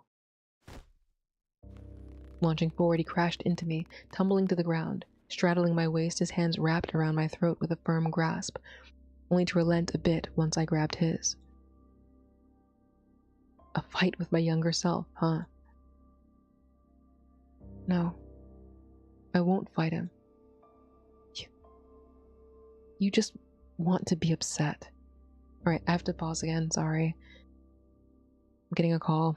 I'll be right back. Sheesh.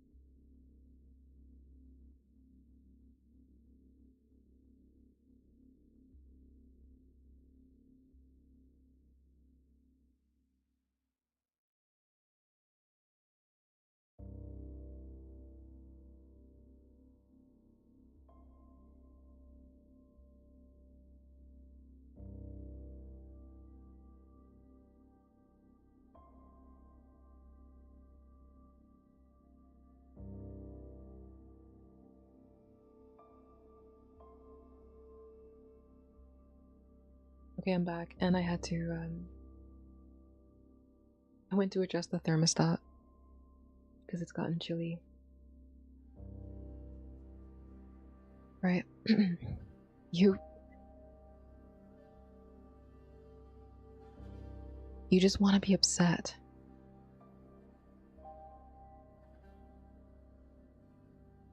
I know being loved by myself and being loved by a handful of special people is just as important. That's not what we want. We want that, and to have someone in this world that loves us too. We want it all. I've been greedy, downplaying the love from my friends, discarding the love from myself, searching for it in people who don't care to return it. Saying love wasn't meant for me is ignoring everything else that I felt and received. Oh, look, you're accepting this narrative now? Feeling like a bigger and better person, too? No, I'm still the same old me. And if Eros ever left me, I'd likely fall into this position again. But making that everyone else's issue isn't the way to go. It was no one's fault to blame directly. Even blaming myself, it wasn't like I had the power to make them reciprocate me. I just had to come to terms with everything and move on. Isn't that what we do best when we're hurt? Make it everyone else's issue? Shit. Well, yeah, but aren't you tired? I think we're tired of that. Aren't we? I dropped my hands from his throat and let out an exasperated sigh. I forgot they were choking each other this entire time. He looked confused. It's not like we take glee in fucking shit up. We're just mad. Lashing out. People call us crazy and say we're a monster. Want nothing to do with us. Aren't you tired of it? He retracted his hands and relaxed on my stomach, gazing into the darkness beginning to lighten around us. How else do we get what we want? Just live and cherish what we have. I know you're afraid of Eros, the god of love, claiming that he loves us. But I don't know. You aren't scared? Shitless. But I believe him. He hasn't given me a reason not to. He gets himself into trouble with that dumbass mouth of his, but he's sincere. I feel I can trust him. You've grown softer now. You were the same when you fell in love too. Don't judge me. So, how about it? Want to give him a chance? See where it takes us again? Next time, I want to call the shots. If there's a next time, take that up with me in another 10 years. If there is another next time, or if there is another... whatever. If there is a next time. I raised and hugged myself, something I knew I'd been neglecting for some time. Although he didn't return it, the way he leaned into it told me he was grateful. I embraced my inner teenager and reconciled. The world enveloped us in a bright and blinding light. Then he was gone. And so was I.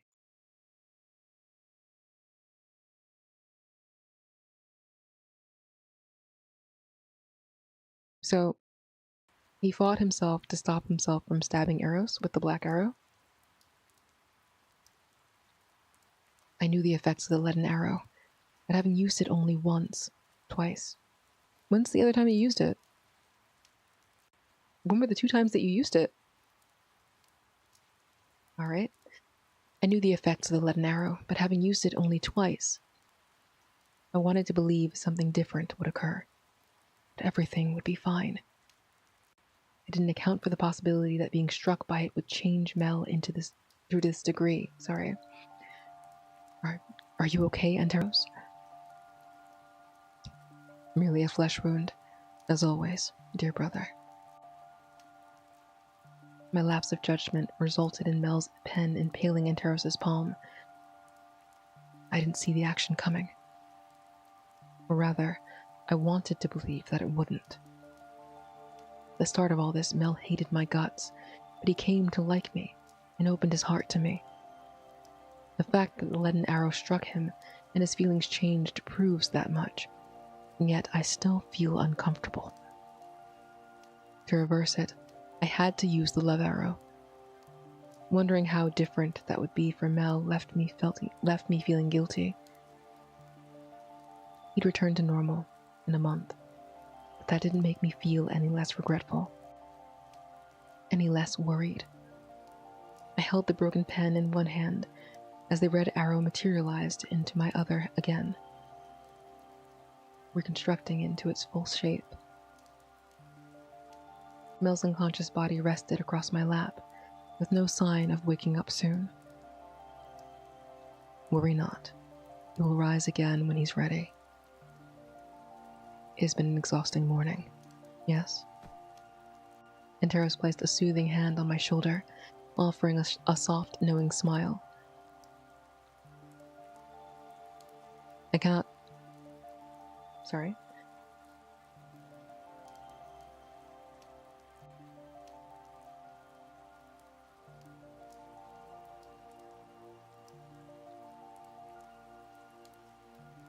Boop. It cannot be easy to see the one you love turn a weapon on you for a second time, but know that this time, although in his nature, it was against his will. Are you really okay? His eyes widened before he sighed and flicked my forehead almost teasingly. Do not ask me again. My answer will not change. There are only so many ways that I can say, love him for however long his eternity entails.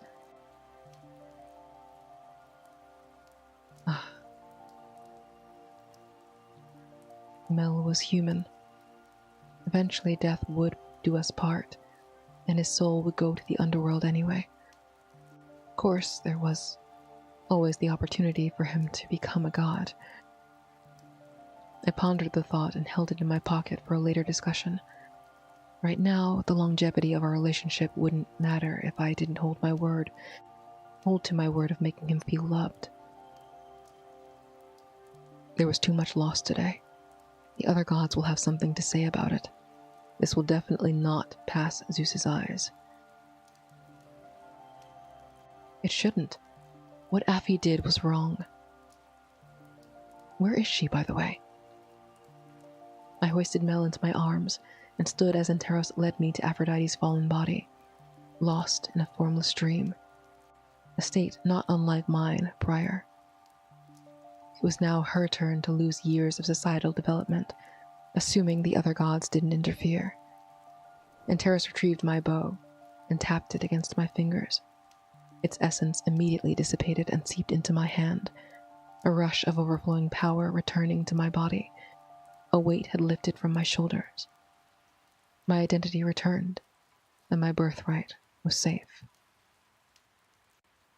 Rounding up the rest of your power should be of minor issue. The Cupidine have no choice but to listen to you and retire their bows. Then all that remains is the unraveling of Thespe. You will never be complete so long as the Cupidine walk the earth, but it will be a close difference, no less. Yeah. Will you be taking her back? Before the other gods? Yes. Allow me. Pardon? I can't allow them to misconstrue the truth and slander you further. I extended Mel towards him with a reassuring smile. It is my responsibility, after all. Anteros's eyes fluttered, but he accepted him into his hold anyway.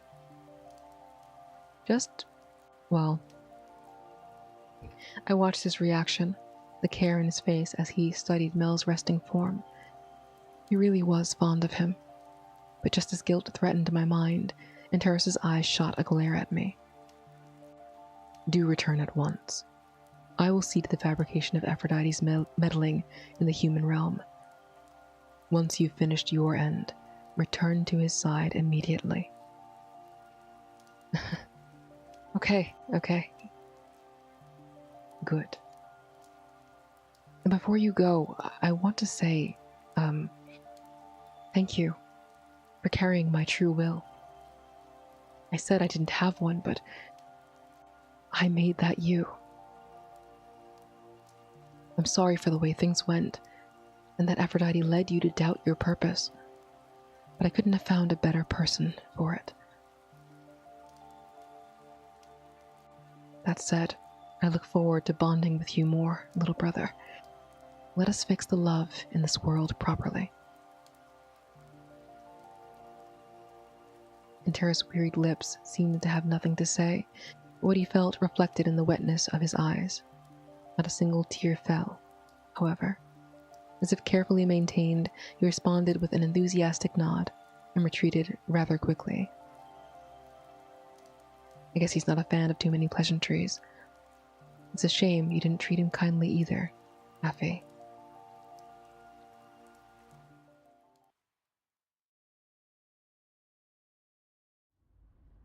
Alright, I might...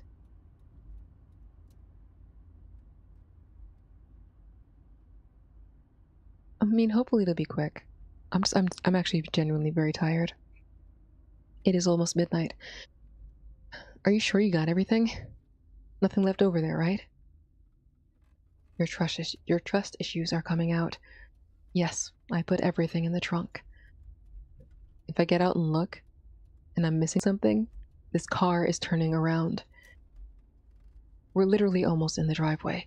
If you left something, I'll just fly back and get it.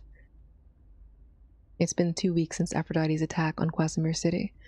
Lives were lost, but not enough to outweigh those injured and the damage done. The fabrication was passed off as a bizarre earthquake and a mass hysteria of the city folk, having never experienced one. People still had their speculations, but many just rolled with it. Aphrodite's ability apparently makes it hard to hide the building's conditions, even though some areas recovered.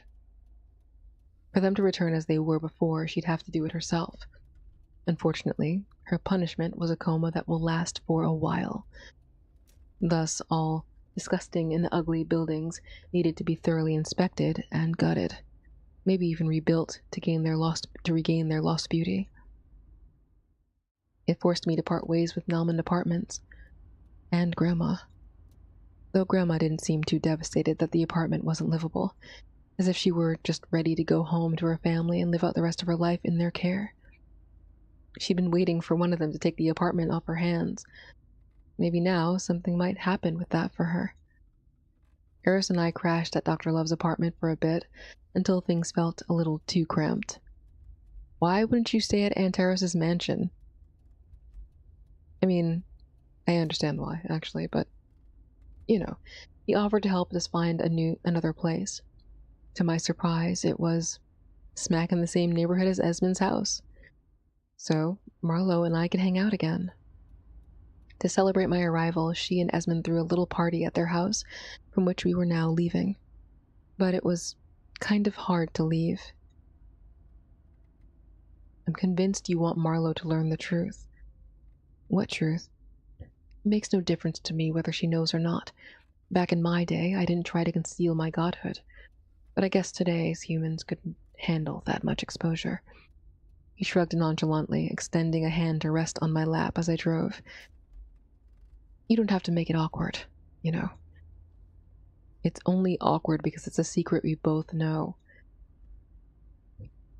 If you're afraid I'll misread your actions or hers and get jealous, then you must not understand how much confidence your man has. Don't say it like that. It's true. I'm not worried at all. Maybe a little about whether she likes me.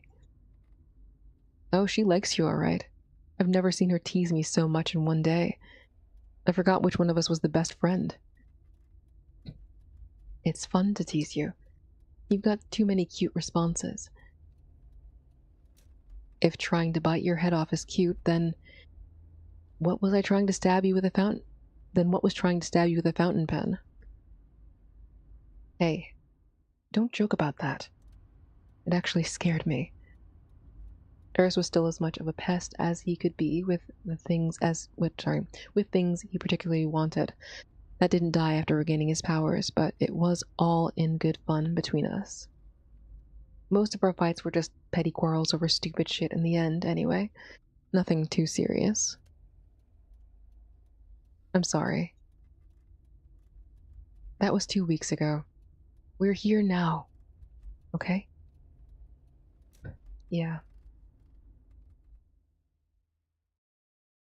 Grabbing all the gifts from the car, Eros and I brought them into the house and dumped them onto the living room table for later. Honestly, the party and settling into the house had been draining. And yet, I had no complaint to give about it. There was still a lot left to unpack. I was going to be starting an apprenticeship soon under one of Marlowe's employees. Meanwhile, Eros would make his rounds, spreading his arrows where needed, aided by Love Life Studios and Anteros's efforts. Life would go back to some form of normal. After preparing for bed, I crawled onto the mattress and stared at the ceiling for a moment, getting used to the changed scenery that would take some time. The comfort of my small bedroom in Nalmond was what I yearned for. Finally, some time to rest. You wear your gloves to bed? Close your loud mouth. It wasn't like you were about to fall asleep anyway. Move over. Eros rolled me over and forced his way into my arms, pulling my leg over his hip as he snuggled closer. I grunted in annoyance, but this was his affection. Despite myself, my heart was warm. I ran my fingers through his silk hair and kissed his forehead. You're like a cat, for real. One minute you're hissing at me, the next you're grooming my head. Should I bite you like a dog, then? I grazed my teeth against his skin, and he covered my mouth with the palm of his hand. Biting my forehead would be the most evil thing that you could do. Move your hand. Hell no. Go to sleep. Move it. Eros relented, and I nipped his forehead, much to his dismay. I expected you to kiss. Before he could finish his complaint, I tipped his head and kissed his lips, watching the redness flood into his cheeks. Thank you, but don't interrupt me. You're rude. I think you like abrupt kisses more than anything, if we're being honest. Your eyes are heavy. Go to sleep. Eros pouted and covered my eyes in a pathetic attempt to get me to sleep. Never mind the fact that it was him keeping me awake to begin with. Going to sleep to this person, waking up to him, carrying out my day with him. Every day I found a smile. Even after we fought, messed around, or did nothing, there wasn't a seed of doubt in my belief. As the years stretched and my age climbed, Eros was there for everything. Before I knew it, he was a staple part of another 10 years of my life. A god who mingled and became a part of human society. Sometimes I almost forget that my Eros is the reason love as a concept exists, that he is more to everyone than just the love of my life. I wonder what the end would be like for me, and he seemed to think about it too. In fact, it worries him every day that I walk out the door. It's been so long for you, hasn't it? Doesn't feel long enough for you, though. Yeah, I've been dying to ask you something. What is it? The winter breeze nipped at my nose, and my coat, and my snow. I need to go to bed. The winter breeze nipped at my nose, and the snow coated my head and shoulders. We walked the Rinaku Bay in the dark of night, headed home while the locals kept going about their festivities in the distance. Eros hesitated to speak, making his way in front of my path, hands flexing by his side. I stopped and regarded him with raised brows. When he acted like this, I always knew something big would follow. His antsy ways were very telling. I took hold of his hand, intertwining our fingers. I'm listening. Fuck it. Eros knelt on the snow-covered sidewalk and captured my other free hand as well. I felt a smirk threatening the edges of my lips, and I'm sure that he saw it, because in the next moment he squinted at me. Don't interrupt. Don't even try to guess. Oh, I don't need to. Zip your mouth. Go ahead. I won't say anything. Eros exhaled, then pressed a kiss to my knuckles before he spoke. I'll be here for every stretch and every milestone of your life, for the years to come, no matter what way you wish to live it. Whether you remain among your human companions or join my world, I'll stand by you, by your decisions. As much as I don't want to entertain a world after you, if you desire that, then I will be strong. What I'm saying is, how would you feel about marriage? I stifled a laugh, and Eros squinted, nipping my knuckles in retaliation. Yes, I'll marry you. I asked how you felt, not... Okay, that works still, but I'm not done. I'm getting cold. Stop teasing me. Anyway, since you said yes, do you want to be married as humans would, or would you become a god with me? At that, the smile left my face, replaced by the shock of Eros' proposing that option to me. Become a god? You don't have to. I could always give you a bow and arrows, as I once did for my old friends. I mean, you'll have to carry it on you forever. I mean, permanently on your body, or else you'll probably turn into dust in 100 years, but I'll become a god. For you. You've practically blended into humanity and lived a life as humanly as possible. I'm willing to do that for you. Becoming a god is a greater responsibility than anything else. You'll have your own concept to take care of. If Anteros or I are any examples, it can get a little crazy. You'll be there to help me through it, right? Of course. Then I'm not worried. I'll accept your hand for all eternity, as you've accepted mine in a period. Eros rose from his knees and kissed me softly, peppering my cheeks with playful ones afterwards. The warmth of his breath was much appreciated. There's no rush, okay? Let's set a date like others do. I don't want to rip you away from this lifestyle too fast. Let's try for warmer weather, when the flowers are blooming. Then, how about your birthday? Well, aren't you romantic? Is it no good that day? No. Marriage, a birthday, and a rebirth sound like a grand party. I love it. Then I'll make it happen. Just for you.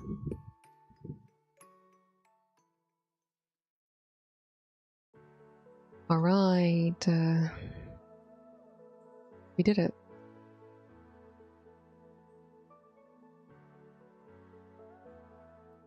Now for the bad ending. Tired. Was it right to think that love wasn't for me? Eros gave me hope, but was it foolish to believe that even he could make a difference? Trapped in a constant fight, being opposed for wanting something so simple. I just wanted to be held and cherished by someone. Was that too much to fucking ask? Why can't I catch a break? awfully quiet now, aren't we? Her hand dipped into my hair, snatching at the strands as she yanked me from the ground. Good. I never liked it when you had any words to say. Leave him alone. Eros? Foolish god. The way Aphrodite let me go was so fast it seemed like a rehearsed maneuver. By the time I noticed anything, the bow materialized into her hand and the arrow was aimed. Eros, no! The warning came a second late. Eros dropped into the crowd of mindless humans with a loud thud. The arrow lodged into his left chest. If it were that easy, I should have done it from the start. While she rejoiced, I gathered the strength to run where Eros fell, forcing myself through the crowd of people. Oh, where do you think you're going? Pay attention to your opponent. You! And Taros broke into a heated battle with Aphrodite. Having her occupied, I searched for Eros's fallen body. I knew very well that he wouldn't respond if I called him, but by habit his name kept spilling out in a quiet, worried whisper. Eros. Eros, please. I found him lying limp on a pile of unconscious people, a black wisp of an arrow stuck from his chest, no different from the way that I'd met him. Collapsing onto my knees, I crawled to his side. Don't worry. I won't let her do it again. The black arrow chilled against my touch, down to the bone. Instinctively, I snatched my hand back, wagging it with a hiss of pain. But I couldn't just let it stay in his chest, even if it hurt. I had to remove it. The pit of my stomach weighed heavily, a knowing feeling that something was off, but I couldn't chance it. Eros couldn't stay asleep for another myriad of years. I slipped my hand into my jacket pocket, grabbed the black arrow, and yanked it out of Eros's chest, then tossed it aside. Eros? I cupped his face in my hands, searching for a sign of him reawakening, but he remained immobile. Panic began to set in. She'd shot him with a black arrow. What did that entail? I didn't know. For all I knew, he could remain sleeping regardless. Or worse, maybe he was just dead. Eros, it's me, Mel, come on. Wake up. You can't die. You said you'd grant my wish, damn it. I fumbled through my pants pocket, retrieving the fountain pen. At this rate, my mind raced with thoughts. Anything that could save him. Maybe if I took the red tip out and stabbed him, he'd wake up. Maybe in the same spot? There was no guarantee that anything would work, but I desperately wanted something.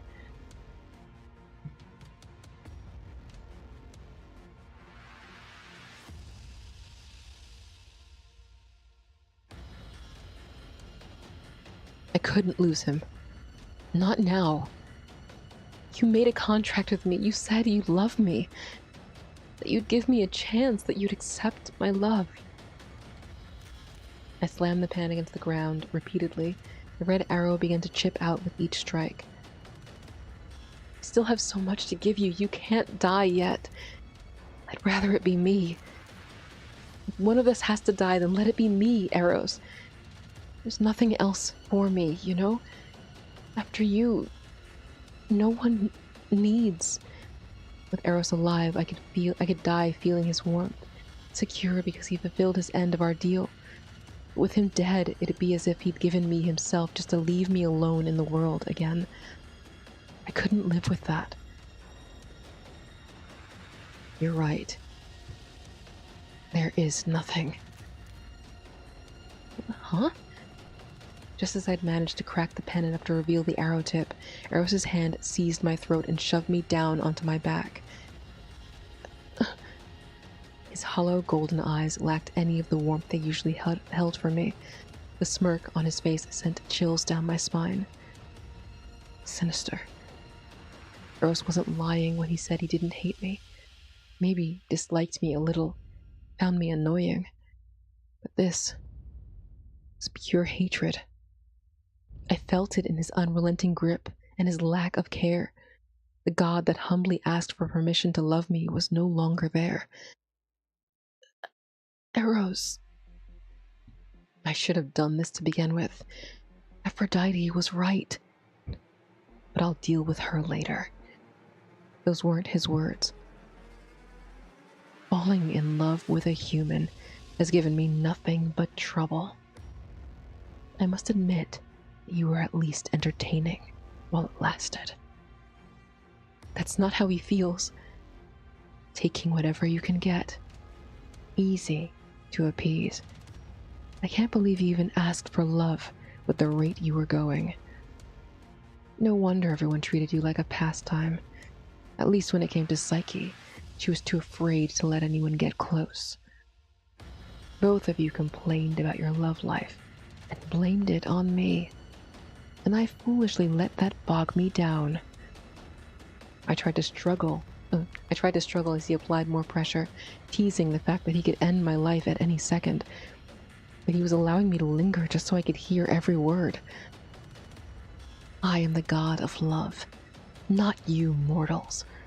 Just because your pretty heads couldn't get a grip of the concept doesn't mean I was at fault. Maybe you just weren't meant to be loved. Sometimes it's like that, Mel. Some things and some people are just unlovable. You don't mean that. Don't talk.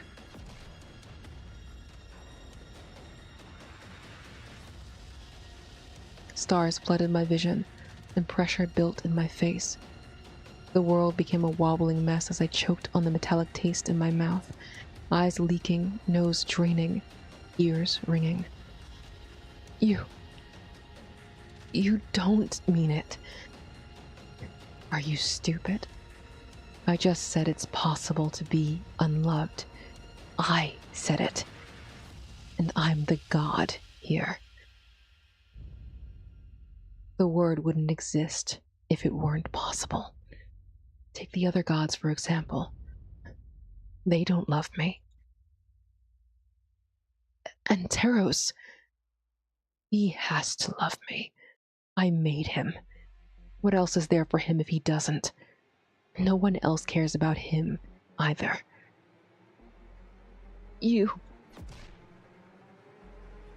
My insides screamed, heart offbeat for a few seconds. It struck me in the gut so hard I'd forgotten how to breathe for a moment. I don't need to love anything. As far as I'm concerned, everything must love me, or else. Full of yourself. I could kill you right now. Do it. What? I gripped the arrow tip in my hand and grabbed his collar, tugging it firmly. Kill me, you cruel, unlovable god. I don't mean it. I'll forever be your failure, just like everyone else you failed. I know you loved me. I felt it. No wonder the gods don't love you.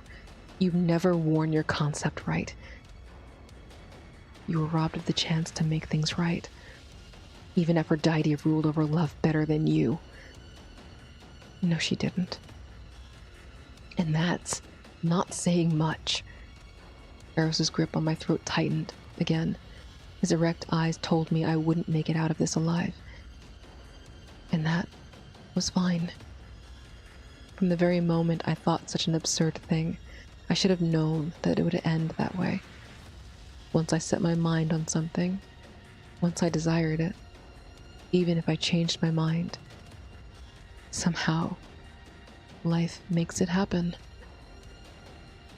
You are better when you don't speak. Yeah. Fuck you too. I smiled softly, sincerely. No mocking, no hatred. I couldn't love you properly. So, this is my gift to you. Eros's fingers tightened. My throat seized of air. I clenched the arrow tip. His nails pierced my flesh. The shard thrust forward, aimed at his chest. My neck bends.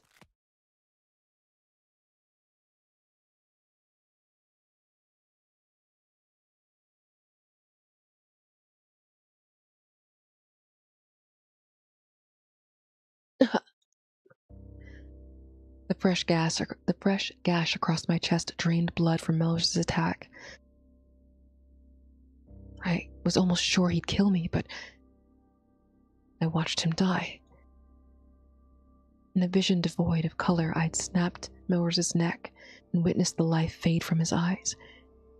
But as some cruel twist of fate, the world bloomed in colors and warmth returned to my heart, dazzled by the man in my arms as I was before. No, not as I was. More. Even more.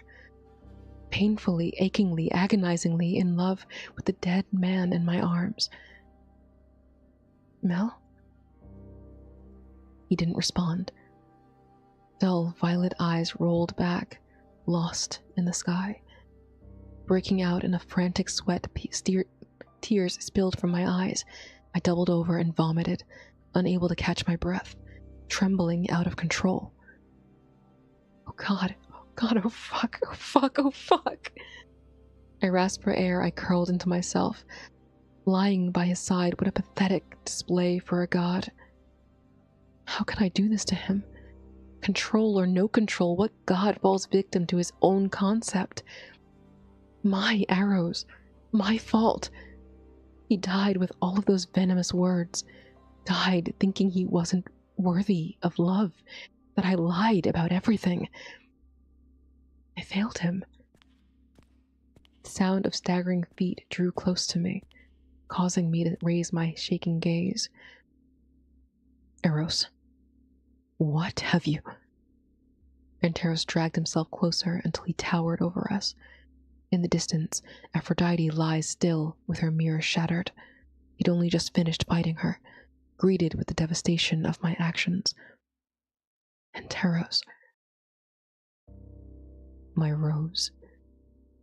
I told you to protect him.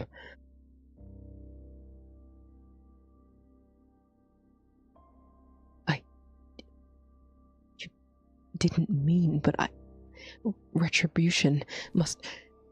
Anteros flickered between sorrow and grief, dropping his weight onto me. His hands trembled, clenching and unclenching as he whispered to himself. Your heart... I'm not... fatal.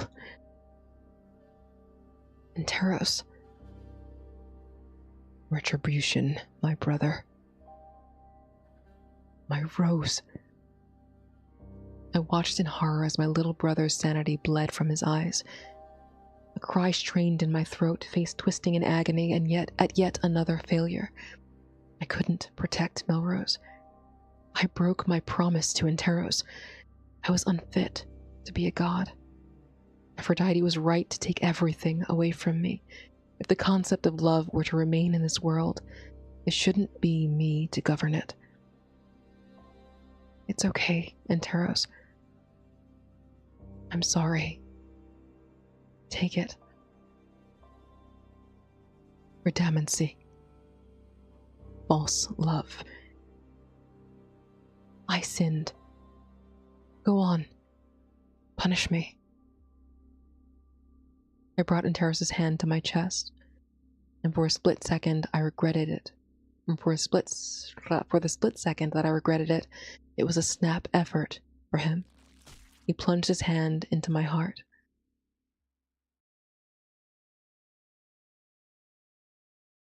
Such a tale bore the tragedy of humankind, a calamity unlike any other, one that Olympus held no answer for.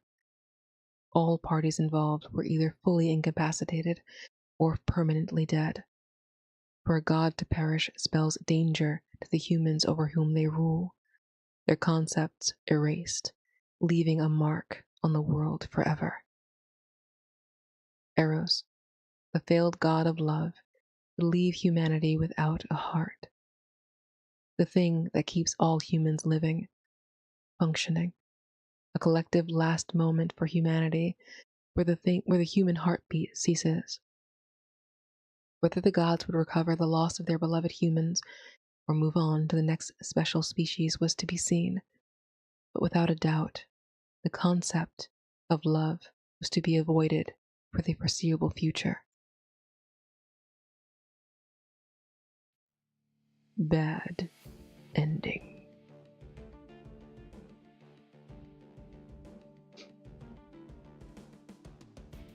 You're welcome for playing. Holy shit. Alright, as we always do, let us review the gallery.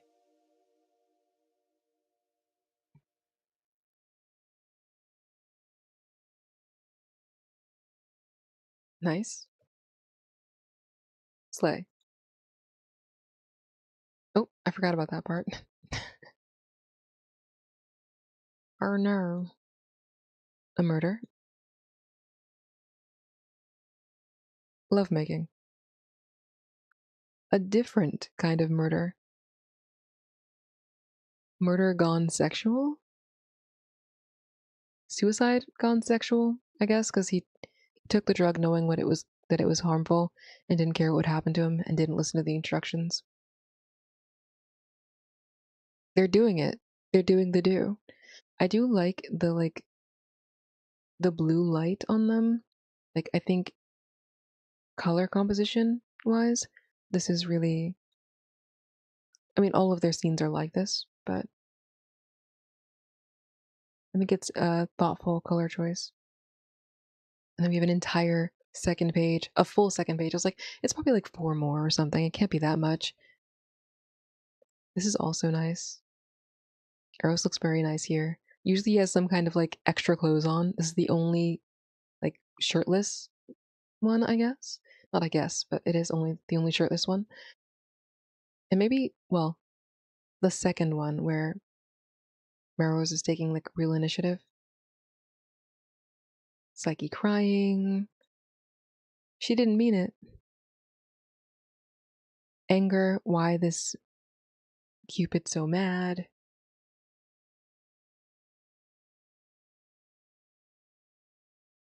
More of that. I didn't realize how many, because he has 1 piercing on this ear and I think 3 piercings on the other ear. You get to see it over here when he's strangling him. The Sea of Hands, which is also, this is also a nice CG. Them being cutesy cutesy, being rescued from falling out of the sky. Murder times, yeah, he's got 3 piercings on this side and 1 on the other, plus the big earring. This was kind of like, obviously not a good moment, but like a really strong composition. Like everything going on here is very, I think like some of his other like I'm dying faces are kind of like you know, but this was actually I think very strong. I am curious like when certain art was done in the process of the game's development. um like I think that you can, and I hope this isn't offensive, but I think you can kind of see, as you normally can, like as with a comic, a webcomic, for example, you can see the artist's progress, and as they become more and more sort of familiar with the characters that they're drawing and their actual concept of the characters they're drawing and what how they want them to be portrayed, um, versus the initial idea. Like you can see some of the earlier, what we know to be earlier CGs at least, um, and how Melrose is drawn in them versus some of the later ones. Um, I don't know what a good example of this is.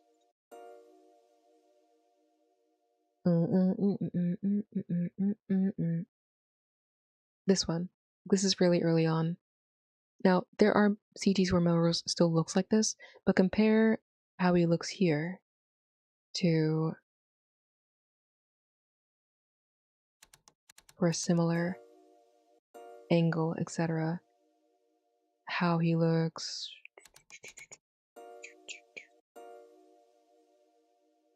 I'll say actually any of these. Like similar angle, similar like emotion, but you can tell like there's a different level of like intention about how he appears and how the story is being displayed in these CGs. And I think it's just because of a stronger idea of what's being displayed.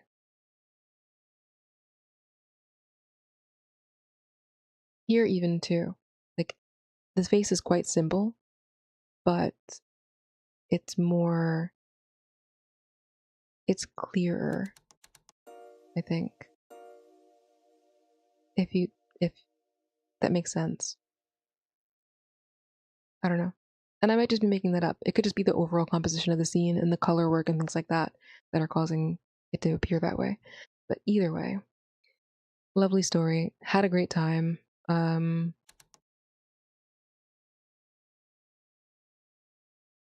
Really, really fun stuff. I don't have anything quite like this.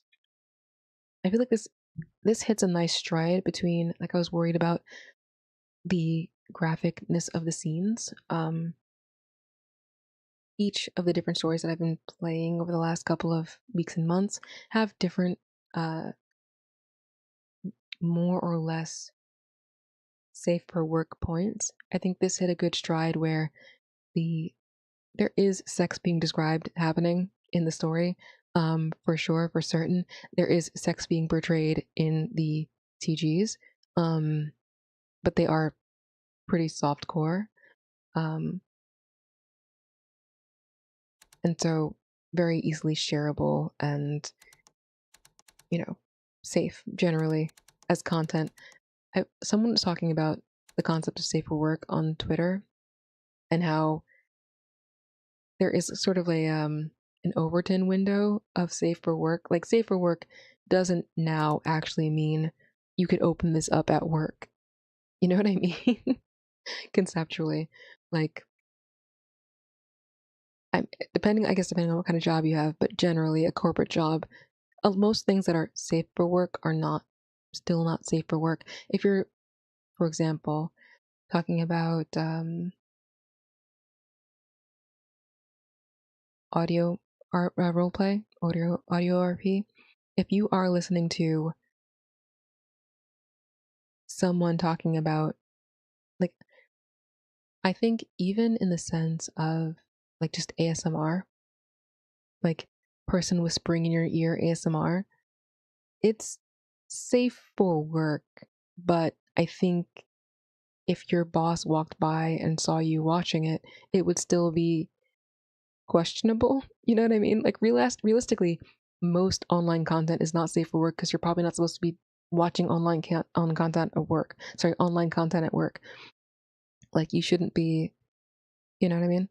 But also in the content creation, like I would say, dopamine sphere. You're probably like you shouldn't be watching. You shouldn't be watching someone play an FPS at work either.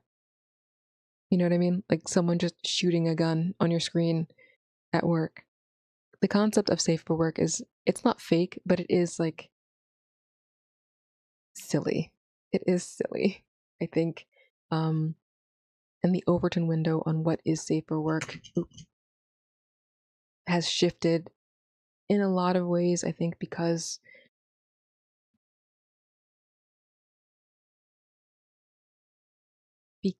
of I don't want to say it like this, but because of um the variety and I think the level of respect incrementally that people have given to people who do actual different degrees of like sex work.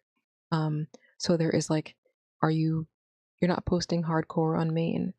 So the other stuff you post is technically safe for work, even if it's, a bare male chest. You know what I mean? Technically, is that in the given depending on the context, is it, even if it's, you know what I mean? Like, to use the most safe example of what would be safe for work. Like, if you're at work and you're looking at someone's beach photos, first of all, is it safe for work? Why are you looking at someone's beach photos at work? It's a person without, not female presenting nibbles, right? Not non-woman presenting nibbles at work. Is it still safe for work? Is kind of the joke I'm making here. Very badly, because I'm very tired, and I know I'm making sense, but I am rambling. Anyway, they were posting about it, and I was like, yeah, I mean, you're not wrong. There are things that are not safe for work that are safe for work in the context of the shifted Overton window of what people are able to post and feel comfortable posting and are allowed to post on platforms. But in any case, I wouldn't say this is safe for work, because I would not recommend someone watching like this. I guess, is it any better or worse than like watching a HBO drama on your second screen at work? No, but also, should you be watching an HBO drama on your second screen at work? You know what I mean? I guess that's the line. And I think in my mind, where the Overton window exists for safer work is kind of around that space. Like, could you watch an HBO premiere series on your computer at work?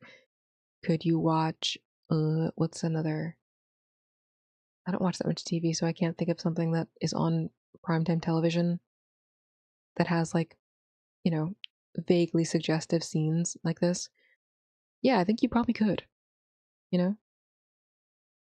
Should you anyway? Probably not, but you probably could. Anyway, that has nothing to do with anything. I'm just yapping because I'm pretending like I don't want to go to sleep for some reason. Hold on. Cancel. I guess we'll save for whatever reason. I don't know if we need to. History.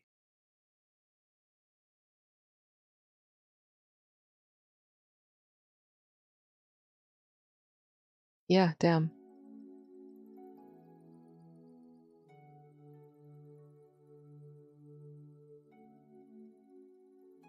Nice stuff.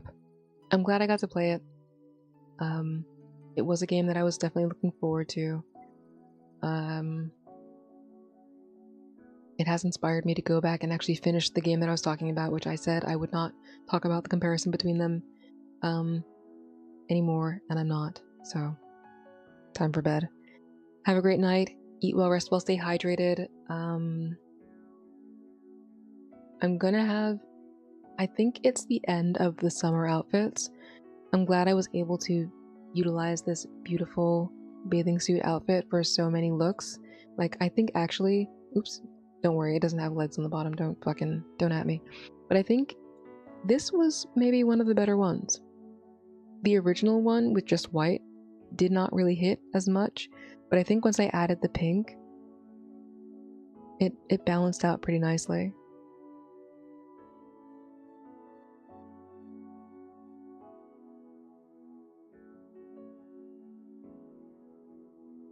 A lot of neutrals. It's mostly neutral, but I think the variety of it is good. It's functional. I liked it.